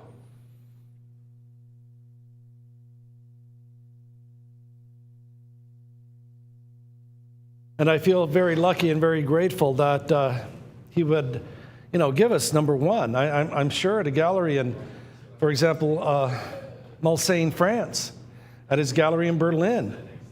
He just had a major show at the Gach Museum in Germany. I mean, they sell art there too. I think that's a trend we're seeing around the world is... The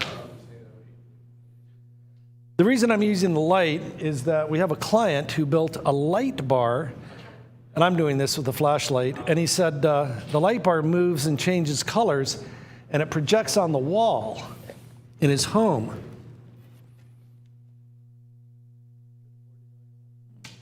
Doesn't really translate well on the...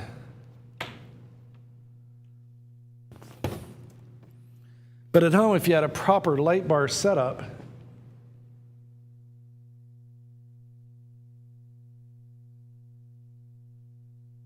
and again, number one.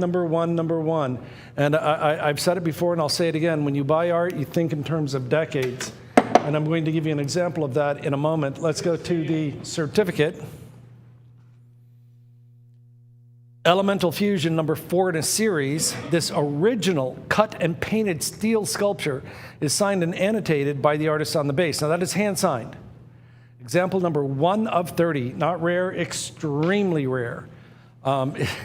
Once again, it's the only time I'll see it, and the only time anybody other than the winning bidder will ever see it.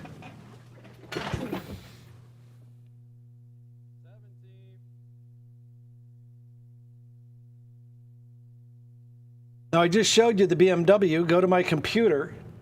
As you know, he did a similar painting in France.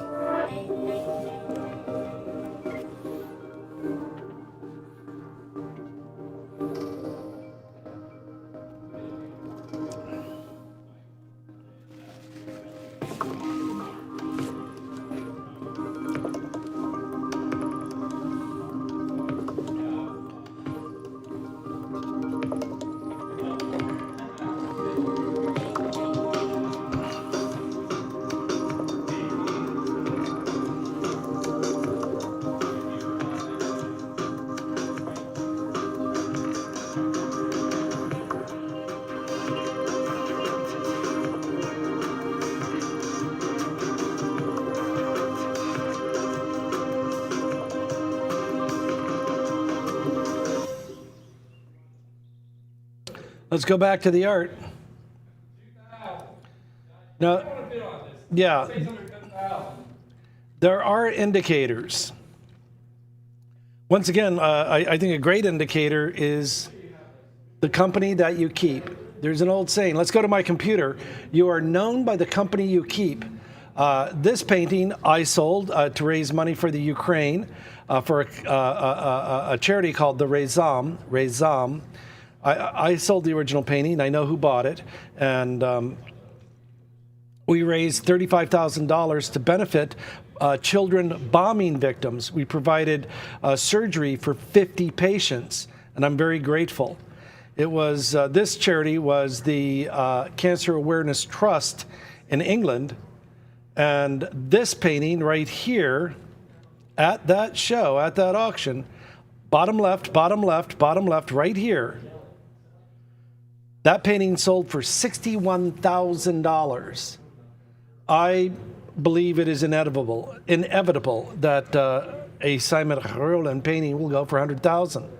Now, let's go back to the art. Is the fact that it's number one, does that matter?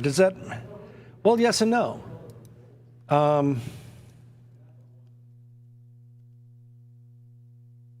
People are funny.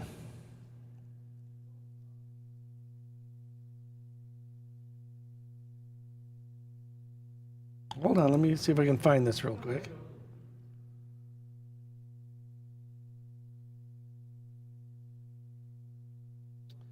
Found it. Go to my computer. You know how people are. People are funny. A 2025 Corvette, you can get for a good one for about $100,000. I saw one on eBay for $80,000. $3.7 million? Why? Why would a Corvette sell for $3.7 million? Why? Vehicle identification number 1. It was the very first 2025 VIN number 1. Vehicle identification number 1. It's a little placard on the dash. Do you think number 2 would sell for $3.7 million? The generosity of the Corvette community, because every penny went for charity, and I'm very proud of them. But if it was VIN number 32, VIN number 6, I don't know if it would sell for. Let's go back to the art. I'm offering you VIN number 1. I'm offering you sculpture number 1. And again, think long term. Always think long term.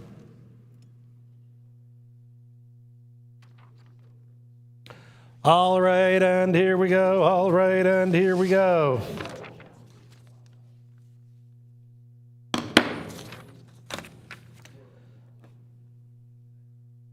Now, I always quote wrong for some reason. I always quote, what are these retailing at? For this edition, I think they're at 17.5. 17,500. That's not the number 1.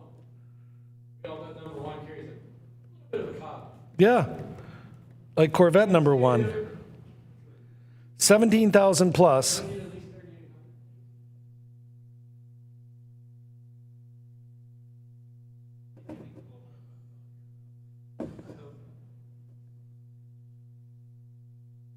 All right, and here we go. All right, and here we go.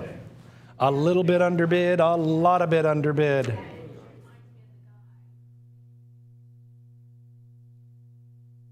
Let's go back to the certificate. We are running out of time. We have superstar artists. Pedro Ortiz Munoz. I feel like a boxing ring announcer. And in this corner,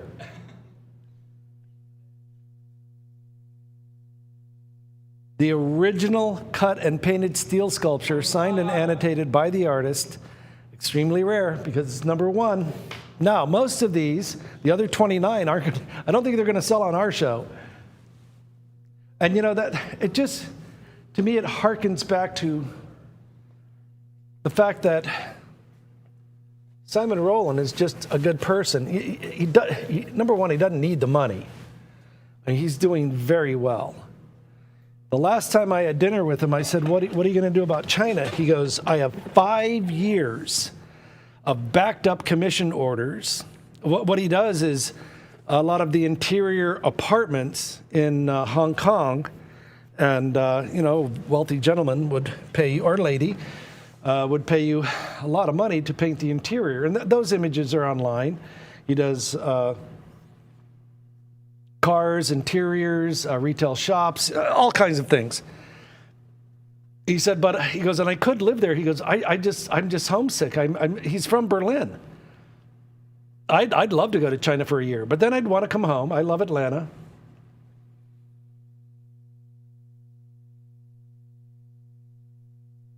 The other thing I've fallen in love with is the American West. Phoenix, Indian Wells, Palm Desert, Palm Springs, Sedona, Williams, Arizona. Wonderful. And speaking of Williams, Arizona, another place I fell in love with is Winslow, Arizona. But I think one of my favorite cities of all is Quartzsite. If you own an RV, you know about Quartzsite, but you got to go there for the rock show. All right, we're running out of time. I've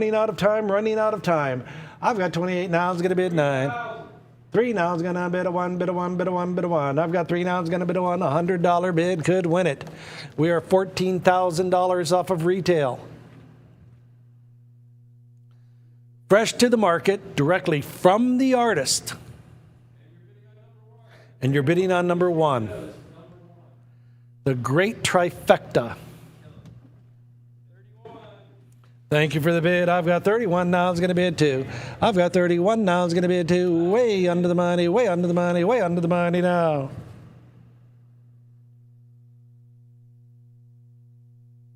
All in, all done, all fair, all square in 5, 4, 3, 2, 1. Are we done? Are we done? Are we done? Are we done?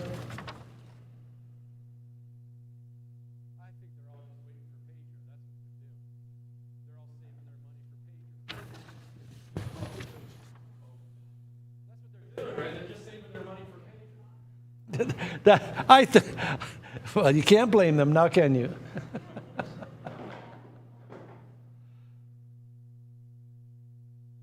All right, you got about 10 seconds. All right, final 10, coming up on my mark.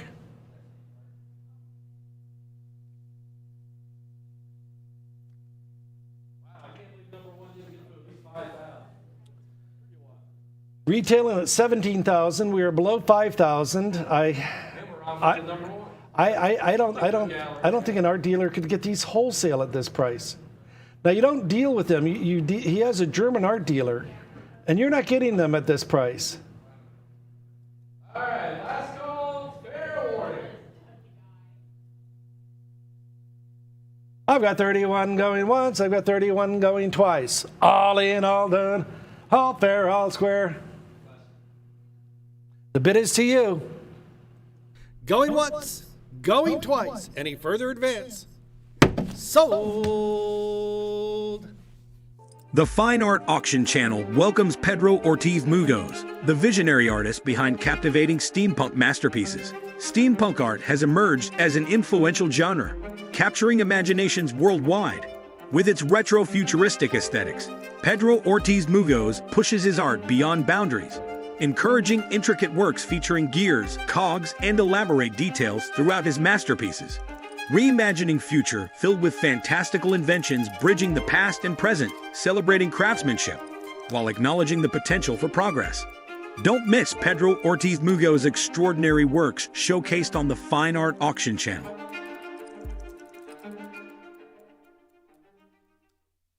Are you going to do the whole introduce them and have them come Yeah.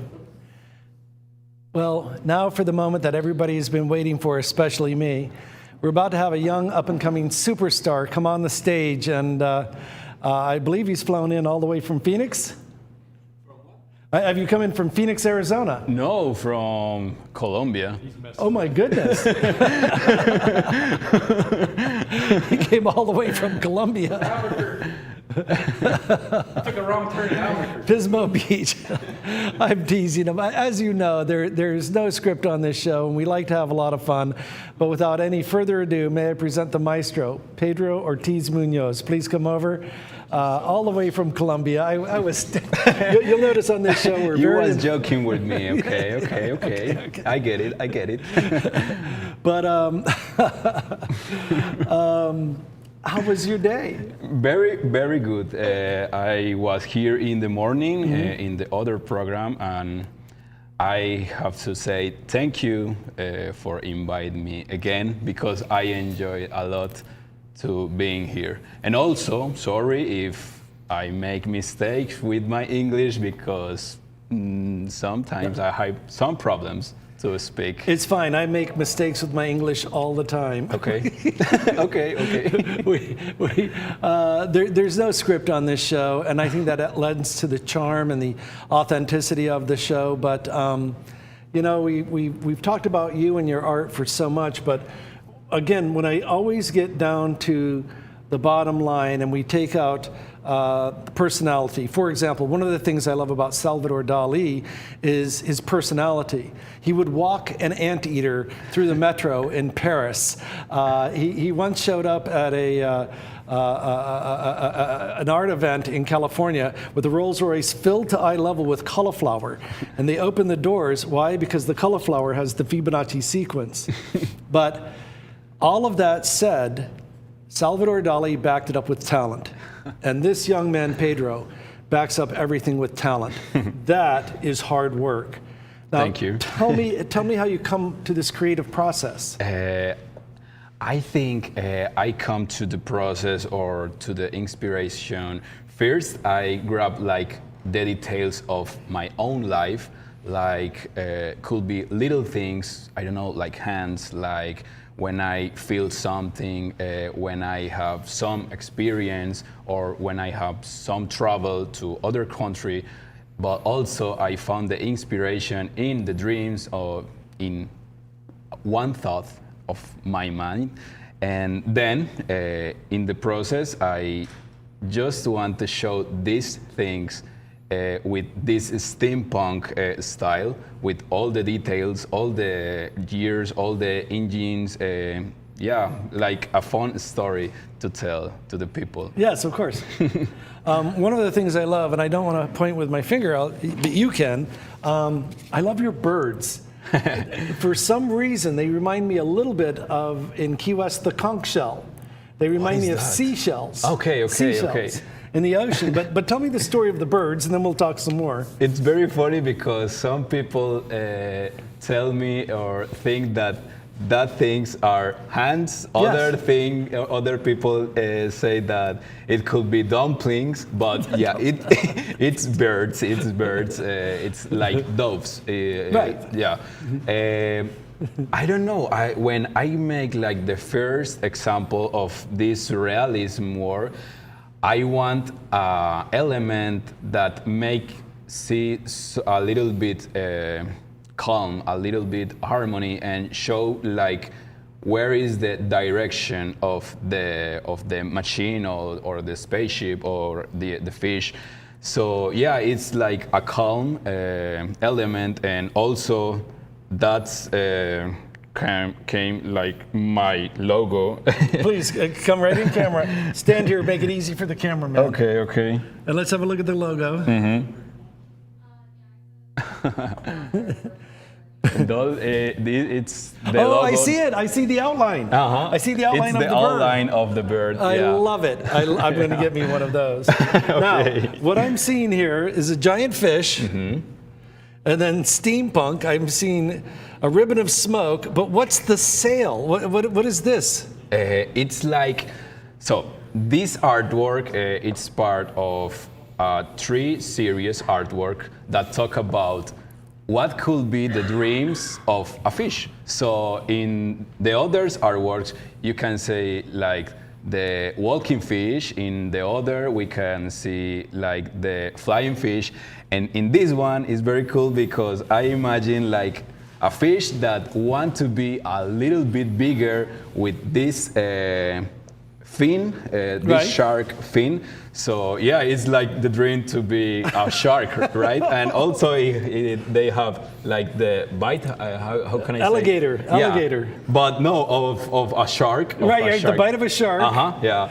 Now, is he smiling or? Yeah, it's like a chill fish, because already it's living the dream of being a shark. And he's got a lot of power. He's got all of these pistons. Yeah, of course. The steampunk part of my art. And he's got air intake. I think this is an air intake. What is an air intake? To inhale, to bring the air in. Okay. Yeah, could be. I think it's more like a light. A light. Yeah, a light. Okay, and now tell me about the plants. I love to combine this, all these machine items, all these mechanisms with a little bit of nature. I love to make that. I also put some trees. Sometimes I put palms, and also I put like, I don't know how to say that in English. Would it be a hyacinth? Yeah, could be. Who knows plants? Tony, is that a hyacinth or an ivy? I think it's an ivy. Ivy, like okay. the plant, like Yes. comes down from a cliff or something like that. Well, the other thing, and I'm going to get a magnifying glass, is that please remember, this is the original, and I don't know where I put the magnifying glass. I put it over here. And let's go to a close-up because he backs it up with talent. I put it right here. Now, I'm just going to pick an area at random because I think it's so beautiful. The smoke pattern. Yeah, I love that. I feel I take a little bit inspiration of Kev. When I see for first time the work of Kev, I made a different type of steam or smoke. Oh, right. But I love the harmony that Kev shows in his artworks. So I try in that moment to make my own pattern of smoke. And yeah, I still use that. And then let's come to the center. Let's come right down here to the center. Right. Yeah. That would be brilliant. That could be very cool. And then we come into all of the fish scales that are, folks, remember, this is an original. And at $900, It's age. I'm already calling a master draftsman. Yes. Your draftsman is you're off the chart. I mean, we're getting in the M.C. Escher level. And that is also one of my inspirations. Really? Yeah, I can see it. I can see it. The great M.C. Escher. That was one of my first artists that I thought was a genius. Yeah. Right? Right? All right. It was like the #1 dorm room poster. Yeah, absolutely. That's true. Let's and go. Also the background of the phone could be, yeah. Let's go to the certificate. Pedro Ortiz Munoz, born in 1997. Oh my goodness. I'm so old. I am so old. Fish Dream #3, the original pen and ink drawing on wove paper, signed and dated by Pedro himself. It is unique in all the world. Executed by Munoz in 2026, fresh to the market. I cannot see this selling for less than $10,000. He's only 1 year older than my oldest son. My son's a big fan. I bought 2 of your prints. Okay. That's cool. Yeah, he loves it. Pedro, I'm going to tell you this. I am so old. I've been lost. Why? You've never been lost. Okay. I've been lost. That's how old I am. I remember when cell phones came out, they were a briefcase. You had to carry around a giant brick with it. Yeah, the brick. The Motorola brick. I remember we used to stand around and watch a fax machine print paper. You don't even know what that is. I told you I was talking to my nephew's friends. I call them my nieces, and I go, like he's handsome, like Tom Cruise, and they're like, "Who's Tom Cruise?" And I'm like, your generation, Brad Pitt. Who's Brad Pitt? I was like, Timothy Chalamet? I don't know. Every bit of this is perfection. Now, I said I would ask, I want you to come over. Okay. How do you draw these corners? I draw with, first I make all the design without the background. Right.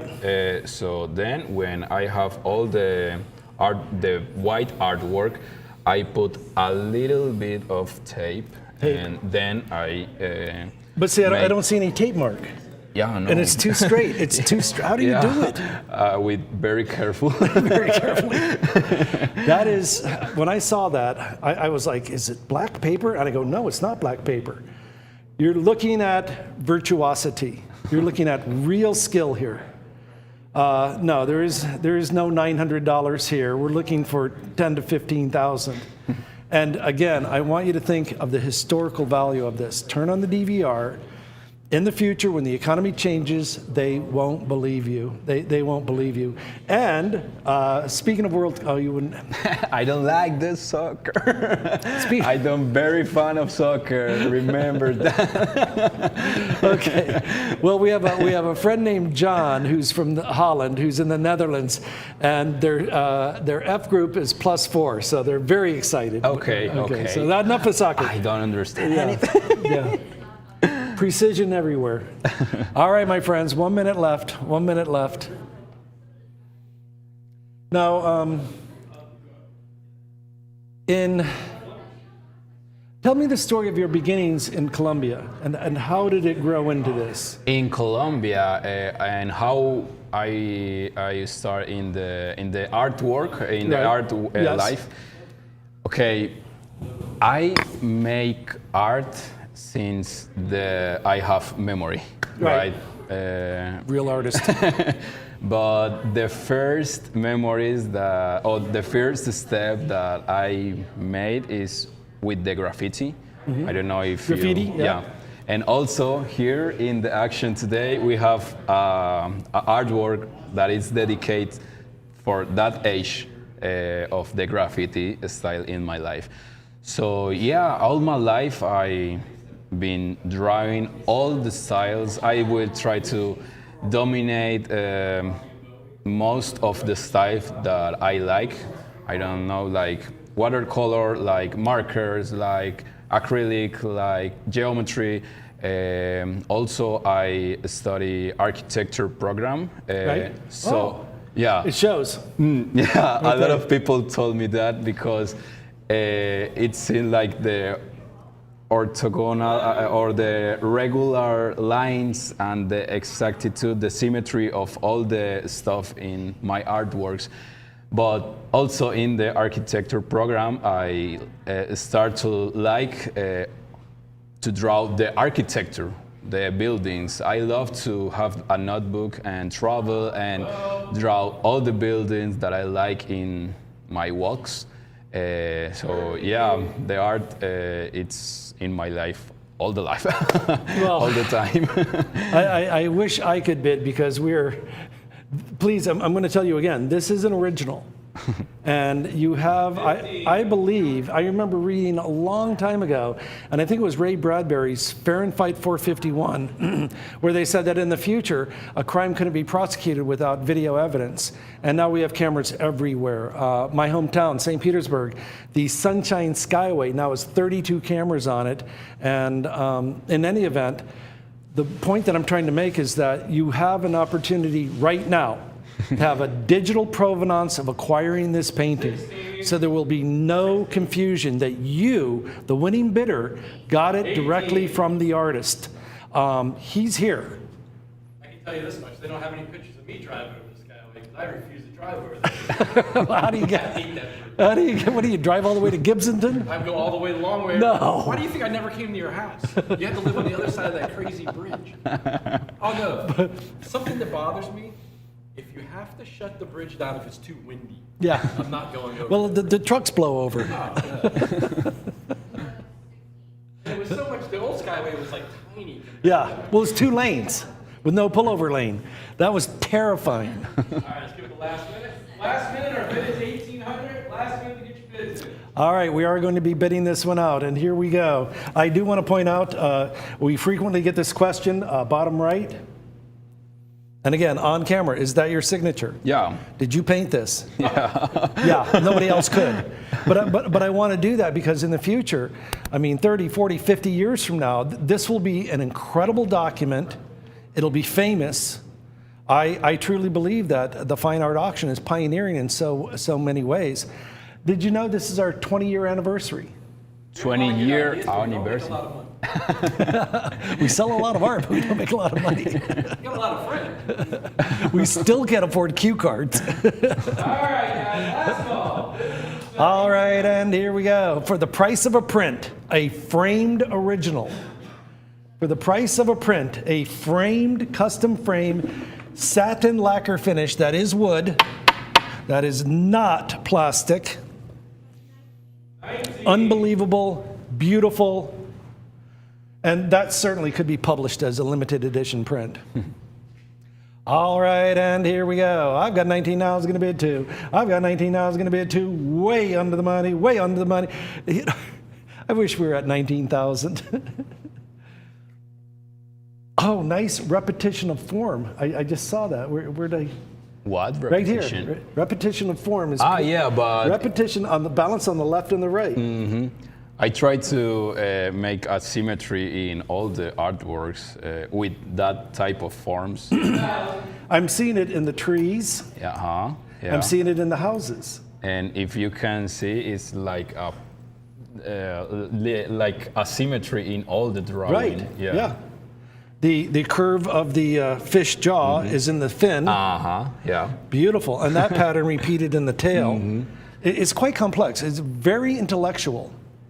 As you can see, it's like a mess of details, but if you detail the artwork, you can see the order of the details, right? Right, it does come together, it works. What precision, look right in here. Look right in here. What a detail on that little connector. That is phenomenal. Under bid, I want you to enjoy this moment. Going once, going twice, sold. And that, my friends, is a wonderful acquisition.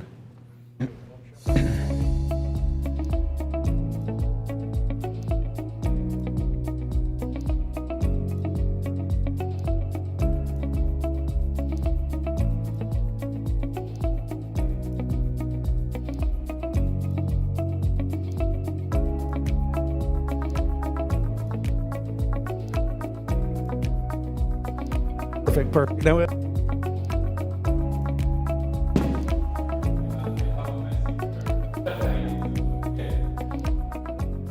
well, ladies and gentlemen, this is your opportunity. We are going to be offering a hand-signed print. Wow. That is a similar composition. The original just sold. Now, this is the giant fish, the tail fin in steampunk, the big flowing fins, which reminds me of the deep-sea creature called the stonefish, and the lanternfish, which lives in the Marianas Trench. Wonderful, wonderful, wonderful. Hand-signed by the artist. We are going to give you a chance to bid on number one. And wait, I'm saving the best for last. Custom frame. That'll put the framing above $800. Oh, check me on the prices. Right there. Number one, artist proof. There it is right there. Now, this will only happen once in history. It is live television, direct from the artist. And come back, Pedro, and I have a feeling that the last fish was number 3? Yeah. Which one is this? But this is a part of another series. Okay. Because sometimes I just want to draw fishes. I like to draw fishes because I feel when I draw it's like seeing them living the dream of fly. And also the fish remembers my dad because when I was younger, we go to the beach and we collect some shells, and also we went to fishing, and I don't know, it's remember a little bit for memories of your father. Some of my earliest memories are fishing with my father, and I just enjoy it. Now, tell me about the lantern. Any relationship to the very rare lanternfish? Could be, yeah. Sometimes I grab these elements of the nature. Also, you can see like the, how can I say, like the lateral fin, side fin? Yeah, I think it's a fin of a specific fish that it's called lionfish. Lionfish, right? Yeah. So lionfish. Sometimes I grab like some details of the real nature and make this experiment of forms of or composition in my artworks. I also like the spiral, which takes us to the propeller. It's like a shield. Yes, like a seashell. Yes. And it takes us to the propeller for propulsion. And I love the way that would pierce the atmosphere. And I love the background. I'm so impressed with the background. I mean, that is so much work. Now, if you want to think about what I'm talking about, taking a pen and ink and you're drawing the black and leaving the white paper, is that correct? No. Okay, sometimes they're painted? Yes, as I mentioned before, first I made like the form of the artwork. Right. Then I made all the background in black, and then I put like the stars with another Good. acrylic marker. Okay. And once again, the work of art is signed in the bottom right, and $275 in a $600 frame. Let's go to the certificate. Please remember, we have one and one only. The Steampunk Beta Fish, #2 in the series. The original screen print in black ink on a wove paper, hand signed. Numbered on the back, #1. We're only going to do this once in history. And I am half the price of the frame. I am half the price of the frame. All right, we're going to give it a clock. Someone's about to get history here. And boy, oh boy, do I wish I could bid on this. I think it's human nature. There's just something about #1. That's going to be 21 by 25, 21 by 25.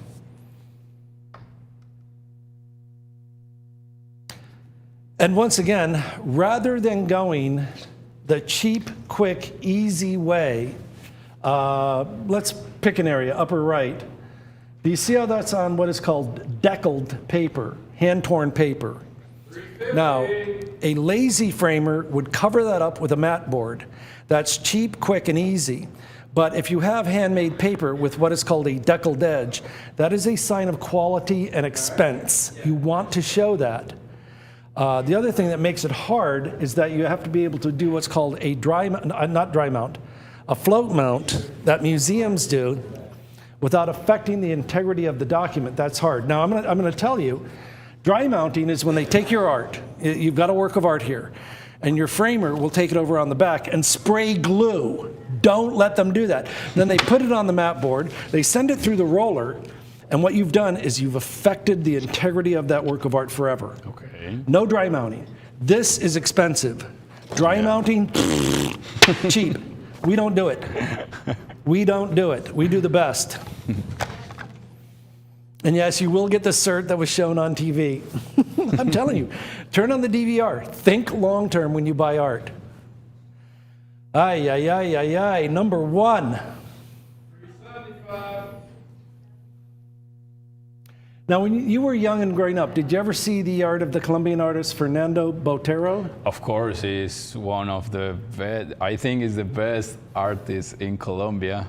I saw him at the New York City Art Expo, but I didn't go up and, oh, hi, you don't. Okay. But you like the art of... I love it. Okay. I've always wanted to go to the Medellin Plaza where they have all the sculptures. Have you seen it? Yeah, of course. I live in Medellin. Yeah, that's a dumb question. Of course you've seen it. But I had to check. I would go. I was lucky enough to see his giant cat in Madrid. All right, let's go back to this one. We're going to give this away less than the price of the frame. I'm at 4 now. It's going to be at a quarter. We are below the price of the frame, and I want you to check. I want you to check the price of this frame. I've got 4 now going once, some lucky bidder. We have one and one only. One and one only. Oh, they want to see it? That's fine. Yeah. Here. This is what we're bidding on right here, right now. Right there.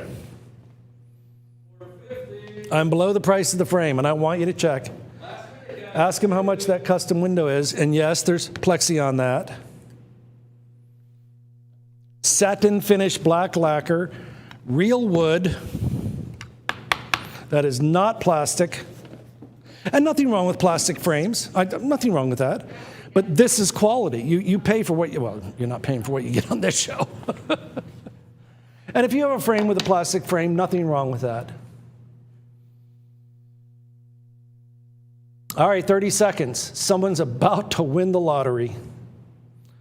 All right, and here we go. I've got 4.5 now. It's going to bid 75. I'm not even doing $50 bids. I've got 4.5 going once, 4.5 going twice. Remember, you were there, and this was live. Hammers up. Approaching the final 10 seconds. All right, last call coming up.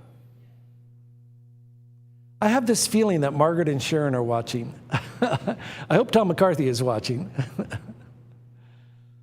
Any further advance, because see if I hit it here, there's foam. That's very disappointing. That just doesn't. It does feel strong. If I hit it this way, a little bit. Not satisfying. I gotta go over here. I've got 4.5 going once, 4.5 going twice. All in, all done, and I. All right, anybody else bidding? Last call. Number one. You're number one.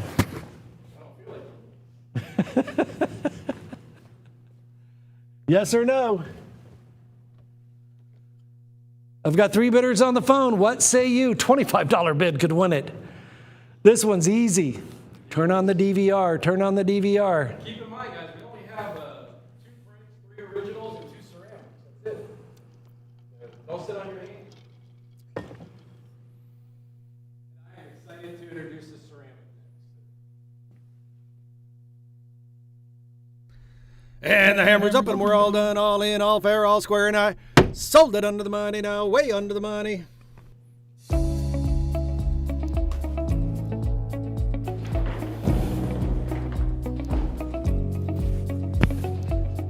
These translate so well in this thing.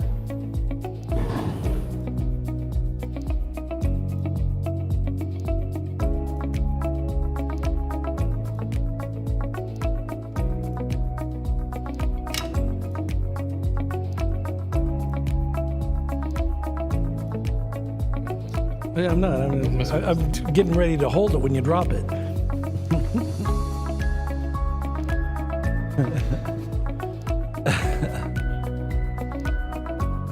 What an exciting moment in television to be able to debut these beautiful handmade earthenware chargers. I think these translate so well on this chart.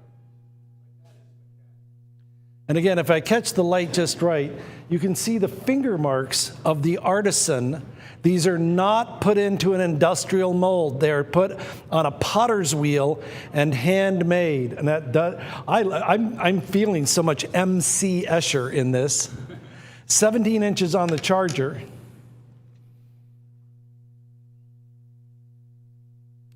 Artist proof number 1, do turn on the DVR. I mean, I know you're, I see a little bit. You're going to have to come over and tell me the story. Morandi Studios in Sassuolo, Italy. Did you go to Italy? No, I don't know. The studio. That is studio. Well, I think we are making history here. Please tell me the story. So this image, I love to represent this image about this tree that have the oxygen or the oxygen. Yeah, oxygen. To share with all this community. So it's very cool to imagine like the history of this floating island that have to live on Earth or a planet and have to care this tree because it's like the life of tree and needs the tree for live. So also we have these hands because I love to draw hands. Right. Because it's like a very good form to show emotions or expressions, and here we can see like it's the expression of care about that tree. So yeah, I like a lot this artwork. Well, the tree of life, what he said, is providing the oxygen. For all this tribe. You have to tell me, come down a little bit, and who are these creatures? I don't know, sometimes I hide some elements, some little details like cartoons. Also, you can see other face here. Here in the building. House. Yeah. There's getting that direct from the. Oh, wait! I've got glare. There it is. It's like yay, yay! Little house. And then the balance on this is all the way over to the left. Sorry, Dave. Are the little happy people right there. Those are the ones that caught my eye. That was the fun part.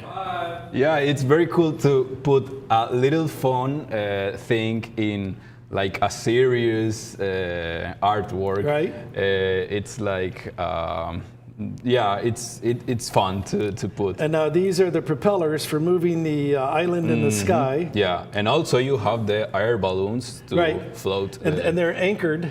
I can see that they're secure on the ground. Yep. They're not held on with rope. This is wonderful and so imaginative. And also, as we mentioned before, also I respect the symmetry of the forms. Right. For example, you have two hands both sides and one in above. All the tree is in the center of the artwork. The island have only the half of the plate, and you have all have a symmetry. Yes, I see that. And the three motors, the three hands. It's wonderful symmetry. The smiling face and the smiling rocks are the little rock people. And again, you have the opportunity to acquire history. That is, once again, number one. And we're 10 cents on the dollar on a slow day. By the time we pay the artisans in Italy and then have it shipped and imported without it breaking, very, very heavy, not cost-effective shipping, but you do want to preserve the integrity of the document. We have something historically important. Let's go to the certificate. The oxygen chasers. I think we could call every person an oxygen. The original earthenware charger with decoration under a glaze, an artist-proof edition of only 20. This is number one. You are bidding on number one. You are bidding on number one. And again, it is full size, 17 inches on the diameter, made in Italy, Morandi Studios. And again, you can see, the same studio as Kef. Yeah. I think we may, I think Kef may have to introduce you to the BMW dealer in Tampa so you can paint a BMW. Okay. I'd love to see this on a BMW. That's yes, he does. It's cool. A very good challenge. He's got a good car.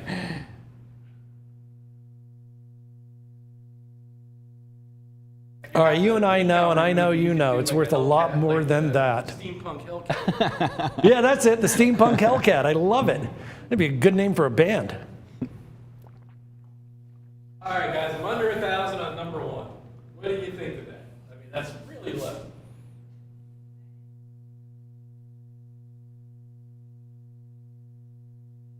For the debut on our show of the ceramic. All right, my friends, the next hour is going to go very quickly. Don't look back and say, I would have bid, I could have bid, I should have bid. You are bidding on this exact one.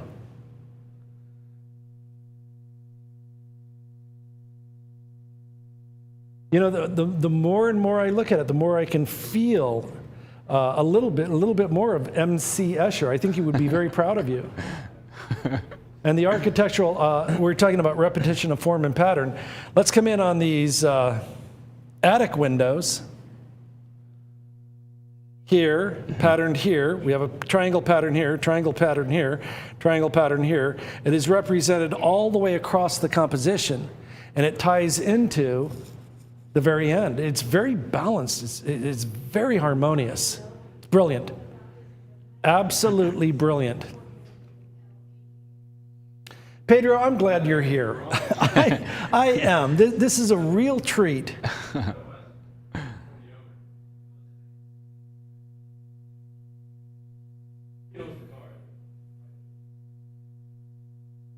All right, well, I have to know, let's come in on this motor.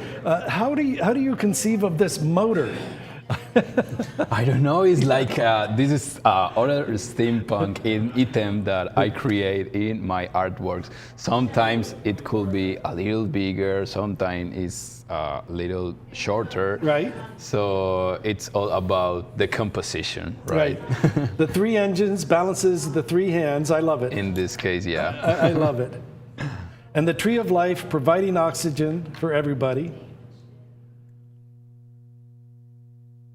And as I mentioned before, it's like an image that I like to make in some artworks, because you already sold an artwork that the name is Tree of Life, right? But a long time ago. But yeah, I want to make again something similar to the Tree of Life. Yeah. Oh, I see the ivy. 1, 2, 3. Perfect. Again, balance, symmetry, and harmony. The ivy here, another one here, and then over to the left, a third ivy. Interconnecting the pattern of 3. And there's a whole dissertation on the power of 3. All right, my friends, and here we go.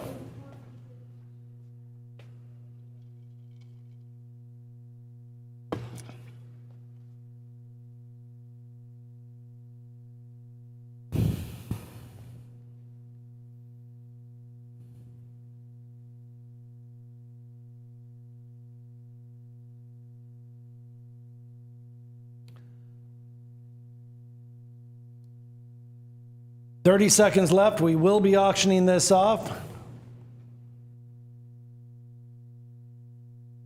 Full-size original.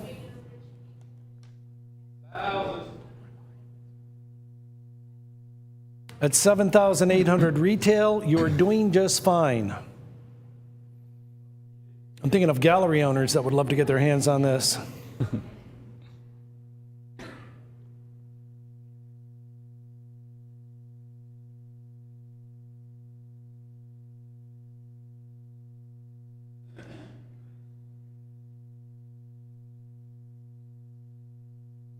All right, and here we go. I've got 1,000 now, it's gonna be 11. Please remember the additional value right here.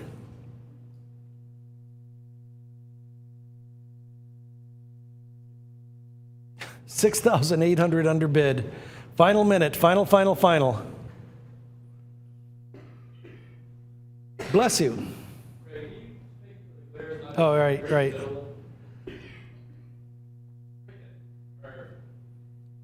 Try the other way. Either way. Better on this side or on the other side? Right, that there. side. There you go. Perfect. All right, guys, 30 seconds on number 1. So much balance and harmony in the composition. So what it means to me is that this is an intellectual work of art. 1, 2, 3. 1, 2, 3. The pattern of the buildings and the pattern of the triangles. The happy face on the left, the happy face incorporated into the building. The positioning of the balloons. It's the positioning of the ivy. This is not haphazard. It is an intellectual exercise. I think I know of your new nickname. The MC Escher of Columbia. Could be. Thanks for that nickname.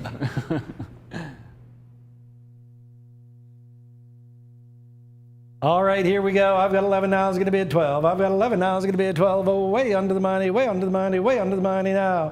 I've got 11 now going once. I've got 11 now going twice. Thank you for the bid. I've got 12. Quick. 13. No, just stand right there, because when Farrah Fortner, stand over there. Yeah. Oopsie. I don't want to get on camera. How do I do this? Yeah, we're going to do this live. Here, come over, Pedro, and you stand back a little bit. Yes, please. I don't want to. Over that way. All right, 1, 2, 3. Yay. Okay, thank you. Just put it anywhere. Here, I'll take it. I'll take it. There's Karen. Thanks, Karen. You're welcome. We'll do that again later. Because when Farah was here, I didn't take any pictures and she went home. All right, and here we go at 7,800. I'd like, could you imagine walking into a gallery? Yes, can you give me a $5,500 discount? If it could only talk. Number 1 is about to sell, guys. Number 1's about to sell. Number one, number one, number one. All right, we are all fair on number 1. Hammers up, all done, all in, Now sold. stay with me here, Dave. Stay with me. We have 3 other examples of the 20 ring. Right. I give everybody a special price to get one of the other numbers from the edition. I only have 3 opportunities. We'll do it for $8.95, no buyer's premium on the other 3. $8.95, buy it now, no buyer's premium. We have 3 left. Artist proof, number Between 1. 2 and 20. Number 1 is sold. Number 1 is sold. Number 1 is sold. We have to be fair, proper. But I do want to let everybody know the quality is the same. It will be hand signed. It will be hand signed. Let's go to the certificate. The Oxygen Chasers is the original earthenware charger with decoration under a proper glaze, Italian. Artist proof edition of only 20. I don't know what number you'll get. Between 2 and 20. Between 2 and 20. There you go. Pretty safe bet you're going to get between 2 or 20. It will be between 2 and 20.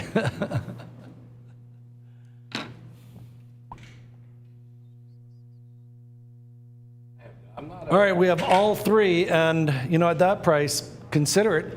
If you're first in line, and think about getting 2. I don't know. Did you guys see the Wall Street Journal today? Okay. It said the art industry is not okay. That's very cool. And it clearly said in the Wall Street Journal today, it is a buyer's market. I know what some of the others. All right, 1 No. gone, 2 left. 1 gone, 2 One left. gone, 2 left. That white one is. 1 gone, 2 left. Now, in the ultra high end, like, you know, paintings that are 20 million and above, they're not affected. I mean, if you're buying $20 million paintings, I don't think you know the price of Ray, it. 2 gone, 1 left. 2 gone, 1 left. You don't know the price of a gallon of milk.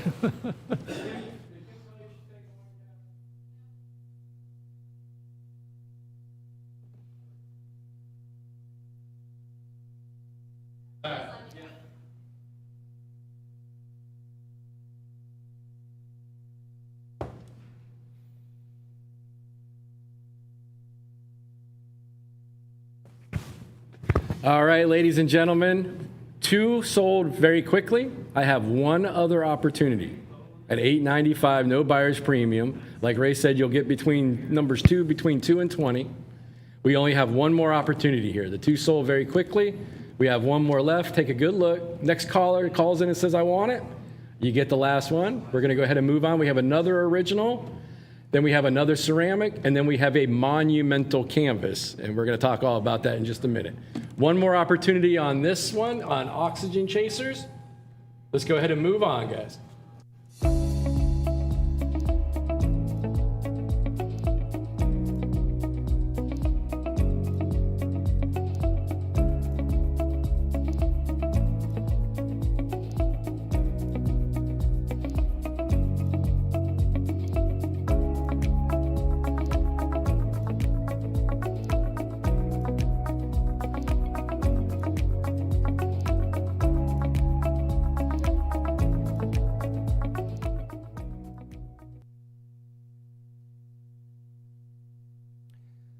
Ladies and gentlemen, my name is Ray Taylor. I do know that a lot of people have just tuned in, and I want to thank you for watching. Tonight is a very special and historically important evening. All the way from Colombia, Pedro Ortiz Munoz is joining us here live in the studio.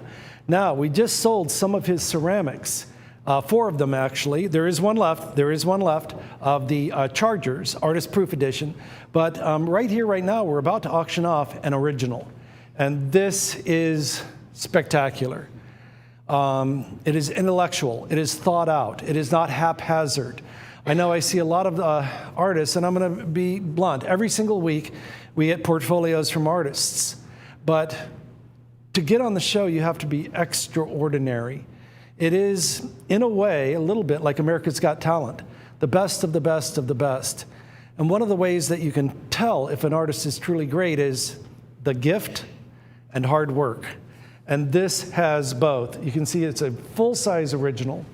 On the frame, that's going to be 28 by 34, 28 by 34, ornate glossy black lacquer. Wood frame, this is not plastic. And you know, I don't think there's anything wrong with that. I read Pedro, I read a scientific paper, and considering what we know about the Milky Way galaxy, what do you think is one of the most rarest things that can be found in our entire galaxy? The rarest thing. Very difficult question, Ray. But I think... not water, not metal, not stone. I don't know. Wood. Wood? Wood. Oh, I hear that in... We can only find wood on Earth. Okay. In the entire galaxy. Okay. So I'm starting to, as I grow older, I'm starting to see wood as more and more precious. So anyhow, with that being said, please tell us about this work of art. And I want to start with the doorways. The gates. The gates. Also, you can call it doors. Sure. But this is one of my artworks that it's like a game of composition. It's like an experimentation with that type of composition to make the symmetry in the art, in the artwork. So, and also to try new items to my artwork. In this case, is the gates.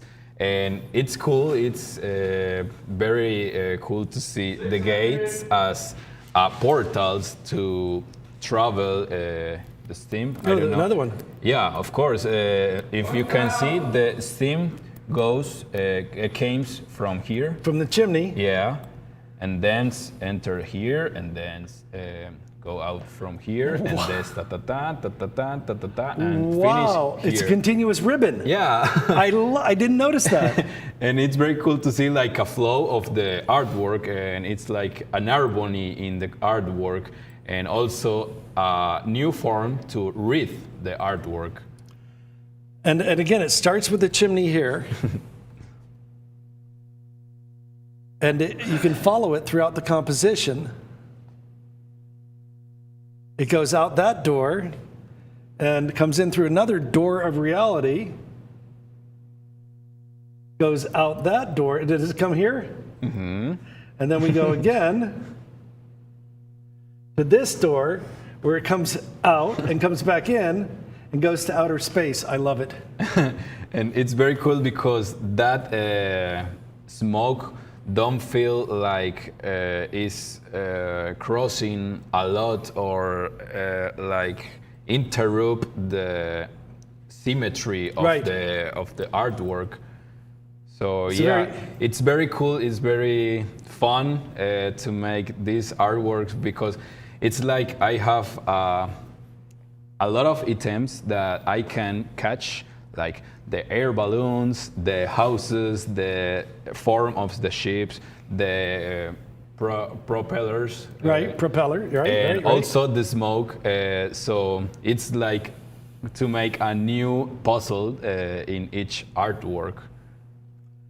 I am learning so much and growing to appreciate your art a lot more. Again, non-derivative, brilliant. I think your place in history will be secure. Born in 1997.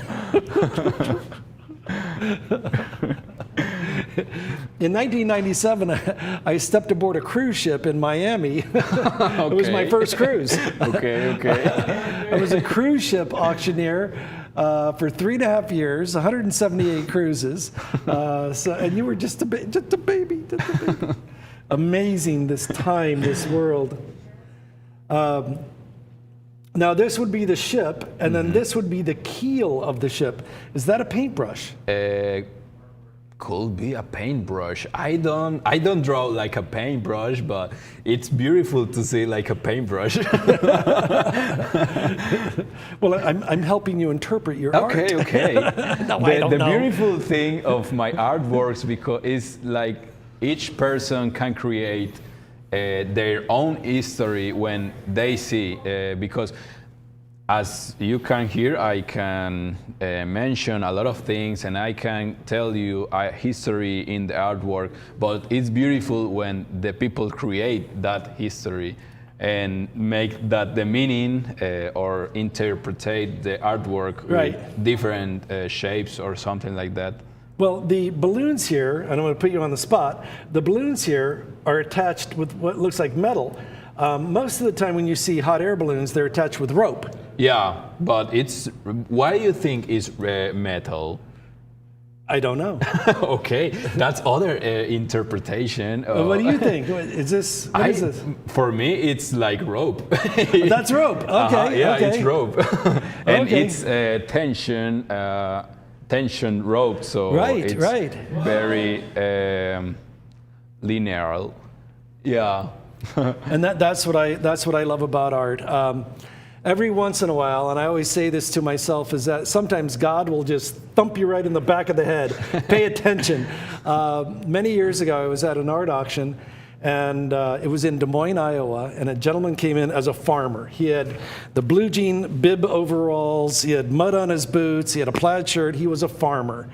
And he walked up to me and he said, you know, you've heard of the Spanish artist, Joan Miró. Yeah, of course. And he walked up to me and he said, how much is that there, Miró? And I said, sir, the opening bid at this auction will be $8,000. He went, well, that feller's pretty proud of himself, isn't he?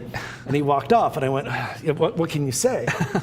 5 minutes later, God went like this, right on the back of my head, and he went, pay attention.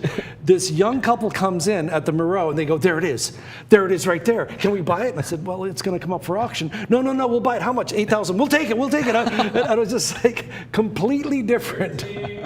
So when you and I, you know, when I see this as metal and you see it as rope, you know, art is to interpretation. Anyhow, to end the story, I moved the Miró to lot number 3 in the auction, so it wouldn't be that obvious. They were in the front row. And I go opening the bidding at 8, I couldn't even say 8,000. They had their hands up and waving. And so just to be nice, I went going once, going twice, sold. And they tried to climb up on the stage and take it. So again, art can be interpreted. Art can be interpreted. I love the ivy. I just seen that I missed to make a shadow in this. Where? In this column. If you notice, we have like shadows in this part. But I missed to make one shadow. I don't see it missing. I see it perfect. Oh, it's a perfect. Yeah, it's perfect. Don't tell people. It's an Easter egg of the artwork. It's an Easter egg. Right. But yeah, I love that. I love that type of details in my artworks. The other detail that I'm interpreting is that this, of course, is space, but when you go to a portal, there's no stars. Yeah, you're going to another dimension. Yeah, it's a different dimension. Different, right. A very different dimension that it can be everything in your mind. Yeah. Perfect. And once again, I do want to point out to everybody, it is the quality of workmanship. This is not something that you do in an afternoon. This takes planning, preparatory sketches, and it takes skill, practice, and dedication. If you doubt me, try to work in pen and ink. Spill over the bottle. I would spill over the bottle. You can't make mistakes in pen and ink. You can't erase. So when I see here, it's virtuosity, and I think I think whatever we're bidding is way too low. All right, we've got about 20 seconds left, and everywhere you look, the ribbons of smoke, brilliant execution. Just tell you what, indulge me. Come in right here, and look at the ability of draftsmanship as we go to the left. I couldn't do it. You really have the gift. That is true Thank you skill. so much. That's an original.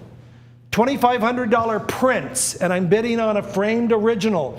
We've got it in a $900 frame. This is the original. Think in terms of history. Turn on the DVR. If you want a home run, my friends, if you want it, oh my goodness. It is last call, guys. All right, we're going to sell it. I'll buy it. I'll buy. If I could get this for $3,000, I'd be thrilled.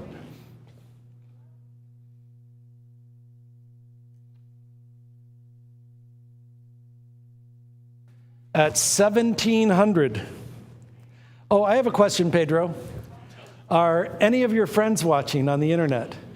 I think so. I know that my mom are seeing us. Let's do it. Hi, Mom. Hi, Hi, Mom. Also, my sister, Sarah. You can also... What's her name?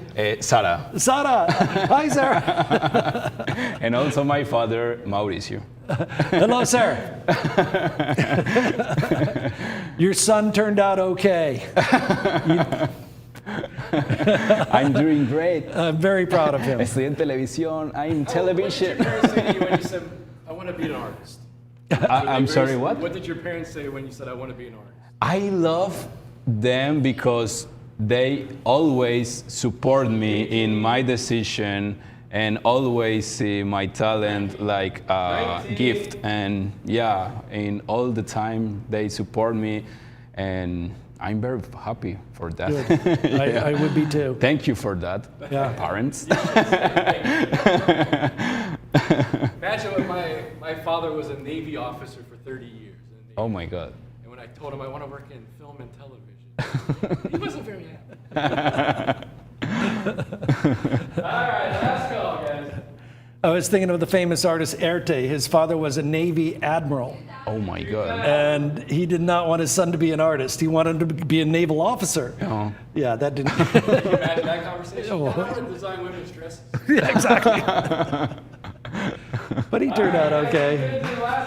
All right, and here we go. Hammers up and I'm all done, all in. Turn on the DVR. You're going to thank me in 10 years that at the very bottom, the perigee of the art market, that you were getting great art. And this is great art. This is great art. I would not go into so much detail if it wasn't. This is the real deal. This is a real artist that's going to make a lasting impact. Now, born in 1997. I didn't even have a cell phone. I'm very young. You think I'm very young? Yes. Okay. Because I didn't even have a cell phone in 1997. I had a car with roll-up windows. Okay, that's cool in that moment. All right, and here we go. Hammers up and I'm all done. All in. I'll buy it. All right, we are all fair. Last call, last call. I have a feeling I'm going to get a late bid on this. And the hammer's up and we're all done, all in, all fair, all square, and I sold it under the money now, way under the money.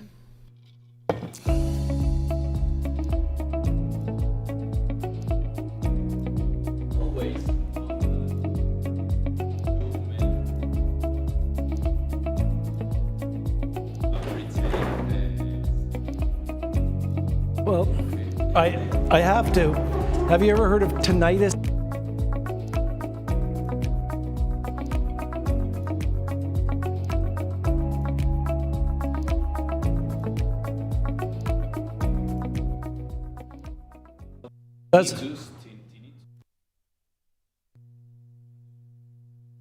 All right, ladies and gentlemen.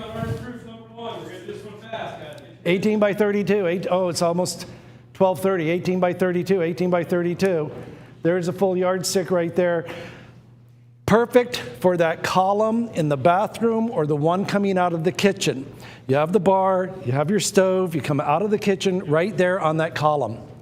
Measure it. That is going to be 18.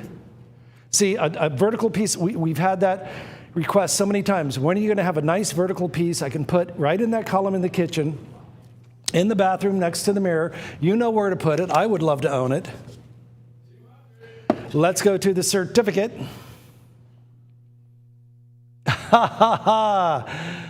You know, we've talked about this on the show. Great art is a reflection of history. The history of man is the history of art. And yes, I mean the history of man and women. It just doesn't flow off the tongue. We live in the age of graffiti. And for you to acknowledge that, I think it is very, very important. The original screen print, you can call it serigraphy, is in black ink on a wove paper, hand-signed by Pedro. Of course, this is artist proof number 1. Artist proof number 1. And I'll say it before and I'll say it again. That has value, because you know how people are.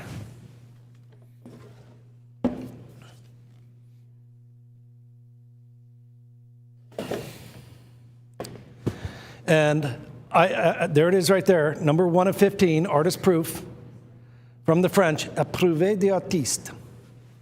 You are bidding on this and this only.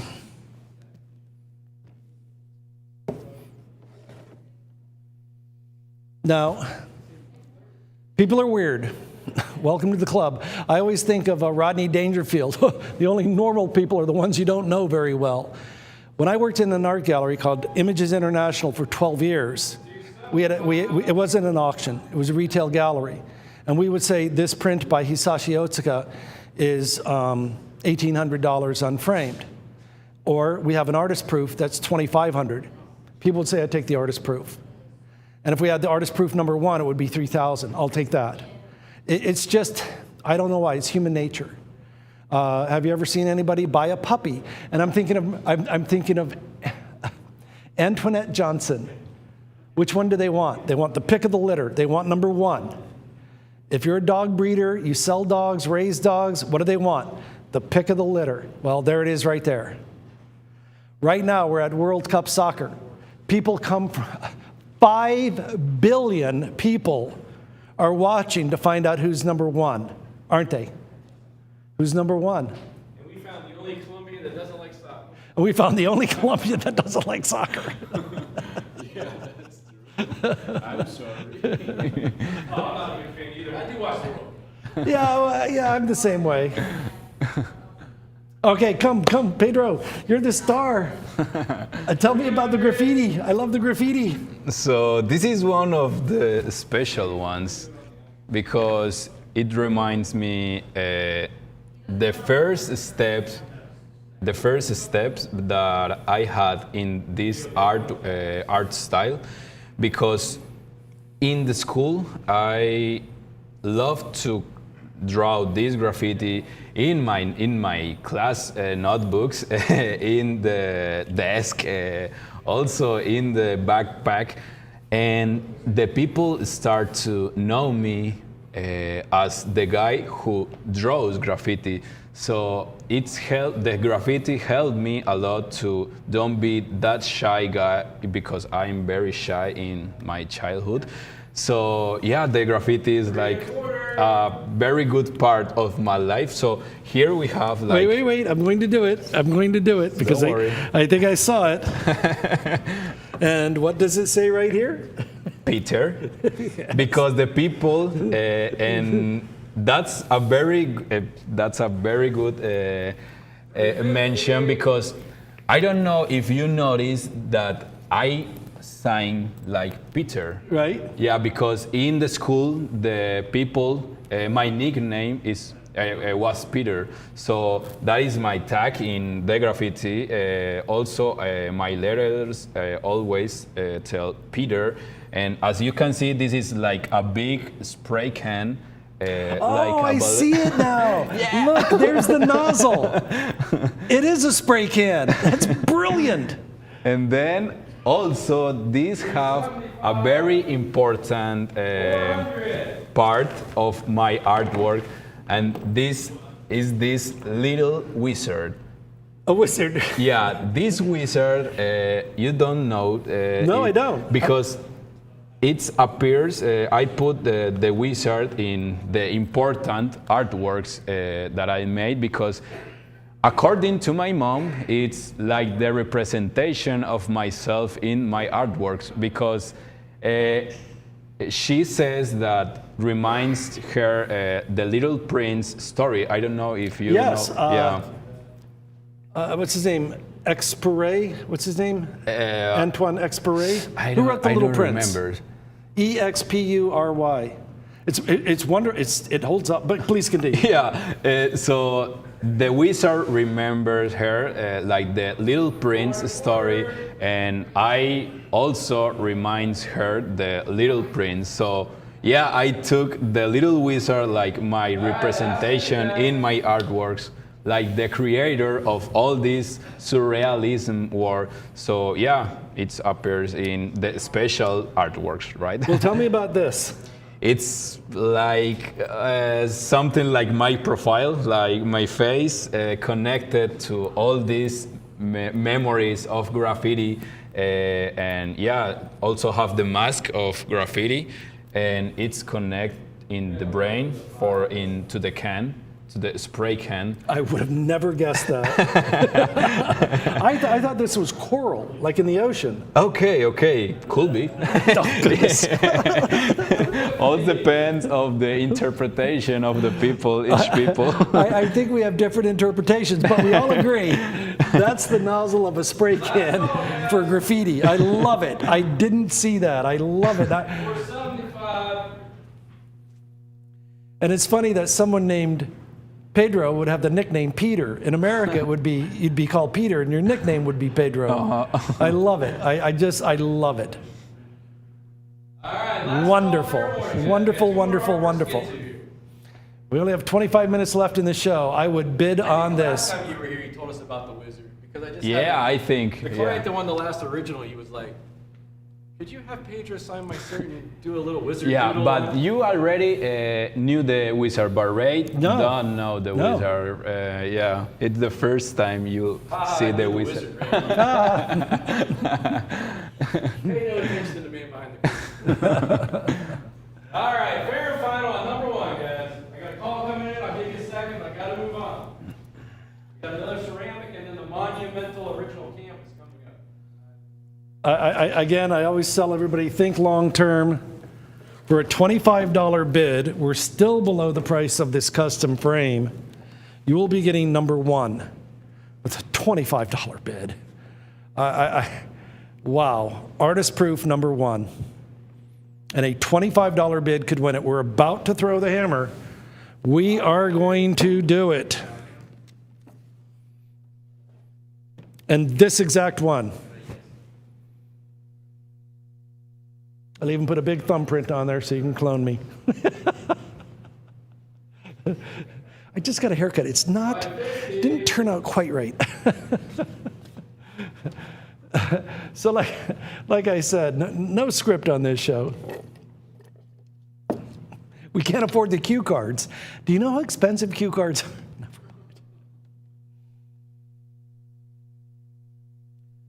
All right, and here we go. I've got 5.5 now going once, 5.5 now going twice. We are under bid. It's free. It is free. I'm not kidding because we're below the price of the frame. And the hammer's up and we're all done, all in, all fair, all square, and I sold it under the money now, way under the money.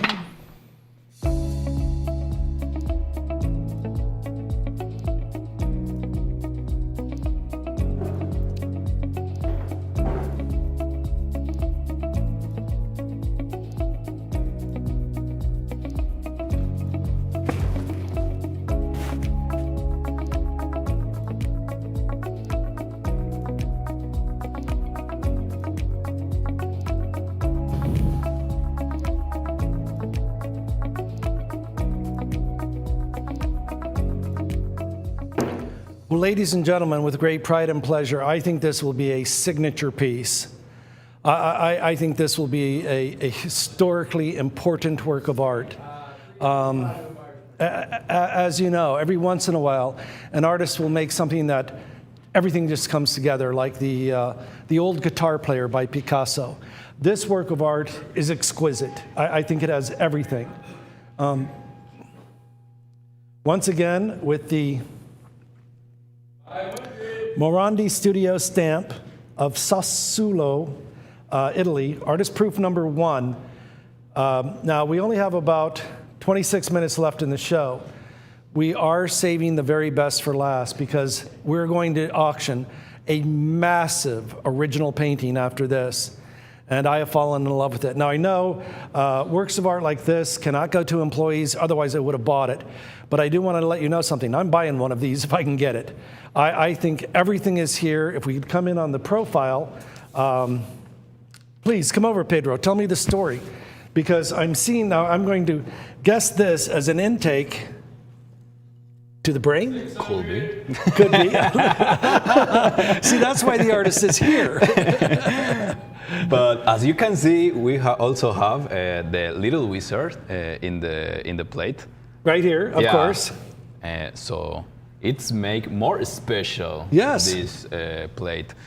But in this one, I particularly start with this type of face and understand that like a profile or like the human part of all this spaceship that represent the consciousness of a thought. It's a little bit difficult to explain. No, please continue. You're doing well. But yeah, it's like the consciousness that protecting this brain that I understand or... Yeah, here. Oh my God. Oh my God. It's a chopstick. It's chopsticks. I see that. Chinese restaurant. No. I got that from a wedding in Hawaii. My God. So that's I been feel my the pointer. power. Yes, you're a wizard. Now you're a wizard. Okay, so here we have like the consciousness that it's like the guardian of this dimension. Right. It could be a thought, it could be a dimension. I think that it's like a reality in himself. So yeah, this is like the guardian of this dimension. And you need to remember that because in the bigger we see all some things that have in this artwork too. You're making me think of a great quote, but may I see the pointer? The detail for me, what I find very beautiful, if we could come in on the tail over here, we have a vertical stabilizer, then beneath it we have another vertical stabilizer, but the horizontal stabilizer you've done correctly. If anybody flies, you know what I'm talking about. The horizontal fins and the vertical fins, you've done it twice, you've done it over here too. Now most people would read that as a simple line. No, that's a fin to the aircraft, is that correct? Yeah, that's true. And as you can see also we have like the composition, the perfect composition with symmetry in both sides of the artwork. Also we have these three propellers. Each one have like the same language for the fin. The fin. And yeah, I also the center I feel it is very beautiful. The center is this dimension that, as I say to you, it could be a thought, it could be a dream, it could be a different dimension, or whatever you want, but it's like a different reality that it's protected by this guardian or this human face that represent the consciousness of the thoughts. You know, it's so funny, you were saying, I went over to my computer, stay with the work of art, and if we could angle it to see the face and the brain, and it was reminding me, I wanted to do the quote properly. You said that it became the guardian of the thoughts. I'm getting a little glare, but I'll come fix it. There was a quote by Lao Tzu, and I'm trying to learn more and more about Asian culture, and here's the quote. When you said that, this is what I thought of. Young man, watch your thoughts. They become words. Watch your words. They become actions. Watch your actions. They become habits. Watch your habits, they become your character. And watch your character because that becomes your destiny. So when you had Lao Tzu, the ancient Chinese philosopher, when you said that, it brought that to my mind, the guardian of thoughts. It's very cool because, in fact, in this moment, in process of making a big series of this style or this topic of the this dimension, this spheric dimension that represent this thought, this dimension, this reality, because I think each thought could be a different reality for any people. The second I saw this, I knew it was very important. And once again, I would like to point out to everyone, hand signed by the artist, artist proof number 1. We are certainly underbid. We are certainly underbid for now. And again, I do want to remind everybody, you heard it live from the artist himself that this will become a theme that you're going to continue. Yeah. Yes. I will make an exhibition in July 10th in my country, in El Retiro, Antioquia. It's a town nearly to Medellin. So yeah, it will be very cool, very cool. I have only been to Colombia once. I was working on the cruise ships, and we're doing the crossing through the Panama Canal. Okay. And we stopped in Colombia. In Cartagena. In Cartagena. Okay. And then our tour group went to the castle, the fortress on the top of the mountain. Mm-hmm. Yeah. El Castillo San Felipe. That's where we went. And a man came up to me and he said, would you like to have your picture taken with a sloth? What is this sloth? The animal with the claw hand? The very slow. Okay, yeah. It kind of looks like a monkey, but we call it a sloth. Yeah. And he put it on me. Okay. And he smiled. And it's my favorite memory of Colombia. I was just like, oh my God, I want to take it home. That's cool. So my girlfriend took the picture, and I was just like, oh my God, because he went like this. Oh, and he was resting. Beautiful memory. Yeah, beautiful memory of Colombia. I want to go back. You have to go to Medellin. Medellin is a very beautiful city in Colombia. You have to go. I want to go to the Botero Plaza. Okay, yeah, that's true. And what's I went to a Colombia restaurant. They have the, please forgive me, the beef dish, vieja ropa. Vieja ropa. Like it, yeah. But it's a type of beef or a type of meat or. Yeah, meat, right? Yeah. But I don't remember if I. Slow cooked. They cook it slow with the sauce and the onions. But I don't remember if I taste that sometime. I don't know. But I already hear about that. Underbid. Now we've only got 16 minutes, about 17 minutes left in the show. We have a show closer that will be historically important. Last minute. And again, one person in the world. And you heard it from the artist himself. This will start a series.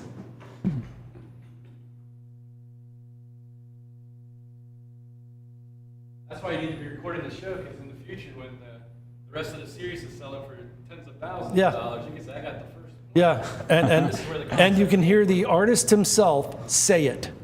It will have value. Oh, yeah.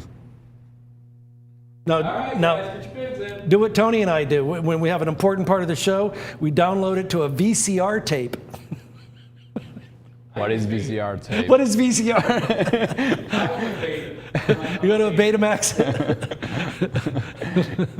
Well, it was a cartridge about this big, and you put it in, never mind. Okay. VHS. Okay. It's like a big tape. Yeah, a big cassette. Yeah, I remember that. I also used that. Yes. In my childhood. Yes. All right, last call, number one, guys. Last call. I've got 13 now, it's going to be to 14. I've got 13 now going once. I've got 13 now going twice. History for the taking. History for the taking. Hammers up and I'm all done, all in. Going once, going twice. Any further advance? Sold. All right, ladies and gentlemen, I have 4 other examples from the edition of 20. Number 1 sold for $1,300 with the premium. So I will do the other 4, only 4 opportunities here. The other ones did sell out. $895, no buyer's premium, 4 opportunities. Give me a 2-minute clock. We only have 2 minutes because we have a masterpiece, monumental work coming up, which I think should be every penny of $80,000. When you see it, you'll know why. 2 minutes, 4 opportunities.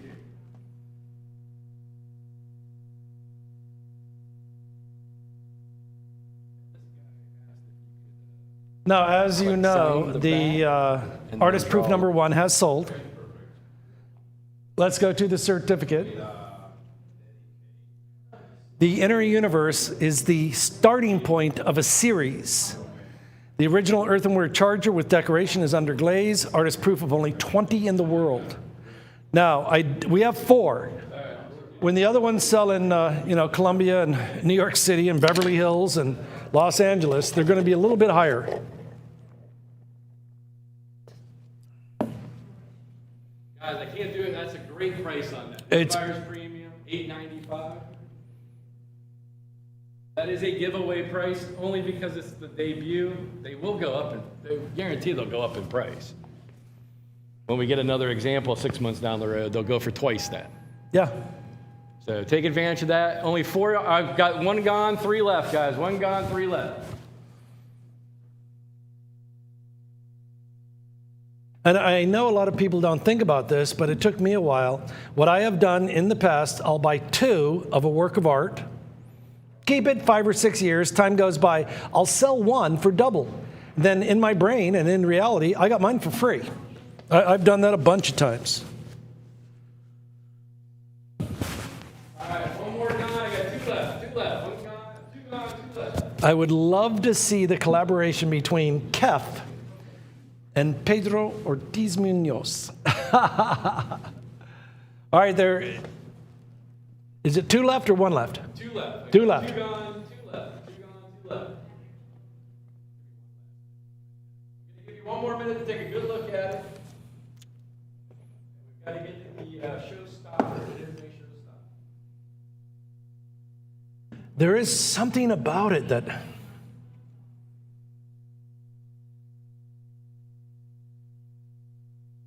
You know, it's funny. It's like when you know, you know. And this one has got it. There's something to it.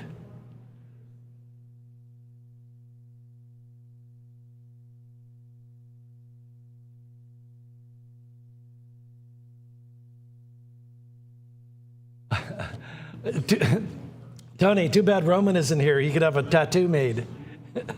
This would be a pretty good I don't have any tattoos. I don't.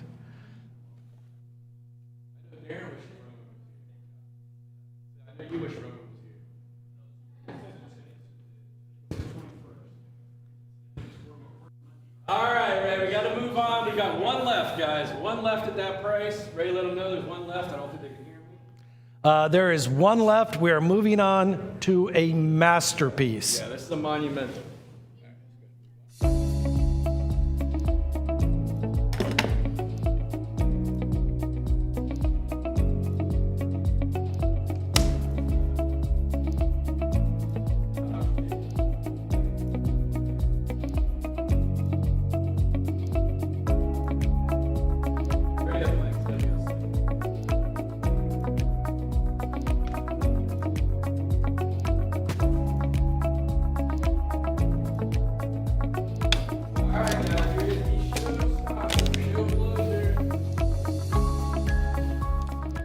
This is the moment we've all been waiting for, especially me. I do want to let you know that it is the first time for me that I've been in the presence of a masterpiece by Pedro. The obvious, too big for a yardstick, too big for a 4-footer. I have to use my tape measure. That is 4 feet right there. So it is going to be 43, 43, 43. I'll set that down. Goodness. By 55. 43 by 55. Wow. 5 feet 6 inches. 7 inches. Please come over, tell us everything. Oh, there it is. Yeah. Oh my goodness. Yeah. Also the face. Also this dimension. Also the hands. These have a lot of items that I love. I want to challenge you to find the wizard here. Right here. Okay. you're doing great. I don't know why I just instinctively was taken to the wizard. I just looked down and there he was. I love beneath it the stabilizer fins and the little happy face right here. Tell me the story. I like, as I mentioned before, I like to hide some things. Could be funny, could be a little bit scary. Right. But yeah, this is a very, very important artwork because when I made this, we talk about the beginning of the last year. In that moment, I want to make like a big artwork, but in that moment, I don't know what will be the story of that artwork. So I just only start with the composition of the forms, like a game of composition with the big Zeppelin or this spaceship or this ship in the part of below, and then I put this part of above the Zeppelin, and in that moment I started to think, oh, it could be a great story when I put this face or this this face and create like the story that this face, this guardian, this guardian show us like, or show this machine what is the path of the travel of all this machine. And also it's beautiful to see like the symbolism that the nature, this nature show us the travel, the path of the travel, the way of the travel, and control all these engine, all these mechanisms in this part of below. So yeah, it's a very cool, very beautiful artwork. And also I can mention that since the first time I start the composition, I want one element to cross all the artwork and don't feel like bad, don't feel like that don't feel in the bad way in the artwork. Right.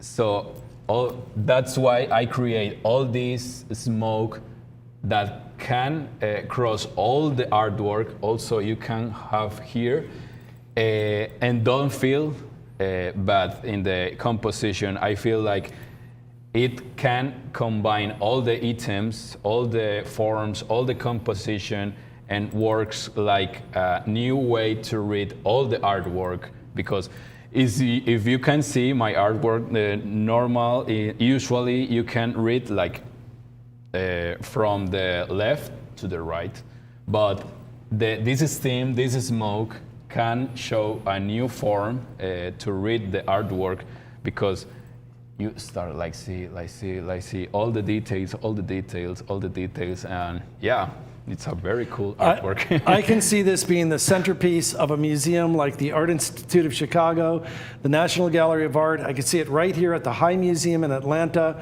and I could see this being the centerpiece with all of your prints. I see this as a true museum piece.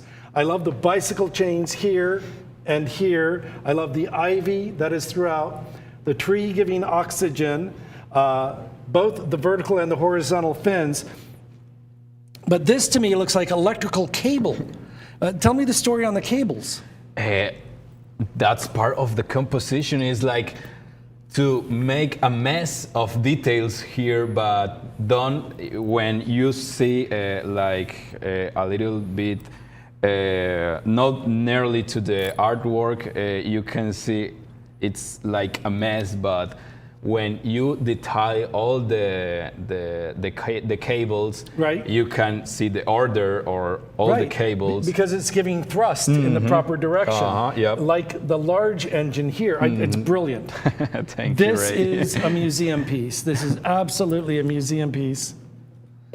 And I love the title. What is MC-123, the Great Zeppelin? What is, what is MC-123? MC, this is, this event, I don't, let me, all right, we'll come give back me to a it. moment. Okay. MC is the little name for microclima, because all these machines I call microclima. Microclimate. Yeah, microclimate, because each one has their own type of atmosphere, their own type of climate. So each one have their own number, but in this one I want to put the number. So yeah, it's the number. I love it. Yeah. I truly think we're in the presence of greatness. I know we are. I know we are. And I love the touch of whimsy. You have a smiley face down here. I love to hide a smiley face in the artworks. But the detail and the execution, I mean, we're talking about hundreds, if not thousands of hours of art, of hours. A year time. of A work, year. yeah. This took you a year. Yeah, I started at the beginning of the last year, and I finished at the beginning of this year. And also that's because I work in a lot of artworks, but it's a year of work. On a major project, and you're not the first artist, you work on it, then rest, and come back. Yeah. And you have to think about it. What do I put here? How do I balance this, and how do I balance that? And I love the upside down houses. I love that. So it's cool to see that rules of composition. If you see the whole artwork, you see like a mess of details. I want to jump in like a swimming pool. But if you can see like with time all the details, we have like 3/4 rule.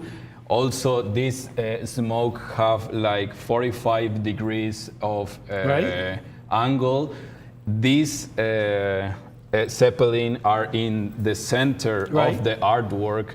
So, as you can see, I respect a lot of rules in my artworks, but it could see like a mess of details. No, I don't see a mess at all. I see brilliant thinking. Just this gear right here. And that gear, it's in 1/4 of the artwork. I love it. And you know, the principle of threes, it's completely balanced. I love everything about it. I mean, my goodness. And 3 chimneys. 1, 2, 3. 3, right down there. Yeah, I use a lot the number 3. Yeah. And the wizard leading the way. Brilliant. It's just, it truly is a museum piece. and I think this is, congratulations. Thank you, Ray. This is a masterpiece. This is a masterpiece. Oh, we're down to 2 minutes on the show. Oh my God. Well, if you're ever going to bid, now is the time. Ladies and gentlemen, what a wonderful evening. And again, Pedro, thank you for coming all the way from Colombia. I love to come today. What a journey. Now, what are you doing You're tomorrow? very welcome in Colombia. I want to come. I love Colombia. The people are so nice. And while I was there, you're lucky. The people are very beautiful. The women. Okay. Goodness. And also with the men's. Get a close up on this guy. He's handsome. This guy's a movie star. This guy's a movie star. But yeah, the ladies are very beautiful in Colombia. So yeah, you are very welcome there. Original on canvas. Original on canvas. And we are underbid by about $70,000. Well, we're approaching the final minute, and there it is. Just to see it, what an honor. And don't run away, I want pictures. Okay. Well, ladies and gentlemen, my name is Ray Taylor. On behalf of everyone here at the Fine Art Auction, thank you. Thank you for watching. But most importantly, thank you, Pedro. Thank you, Ray. Thank you, you. Ray, to having Thank me you. today. What I a- really enjoyed today. Me too. And by having the artist here and explaining the intricate details, what a pleasure. I hope you recorded the show because I sure did. We are underbid by tens of thousands of dollars. Now, as you know, we save the very best for last. And when you see it in person, you're going to say, my goodness, I should have paid quadruple. I should have paid 10 times more than what the bid is. There's no graphics. Where's the bid? $67.50? We've got 5 seconds left. I don't see a... Good night, everybody. We'll be back soon.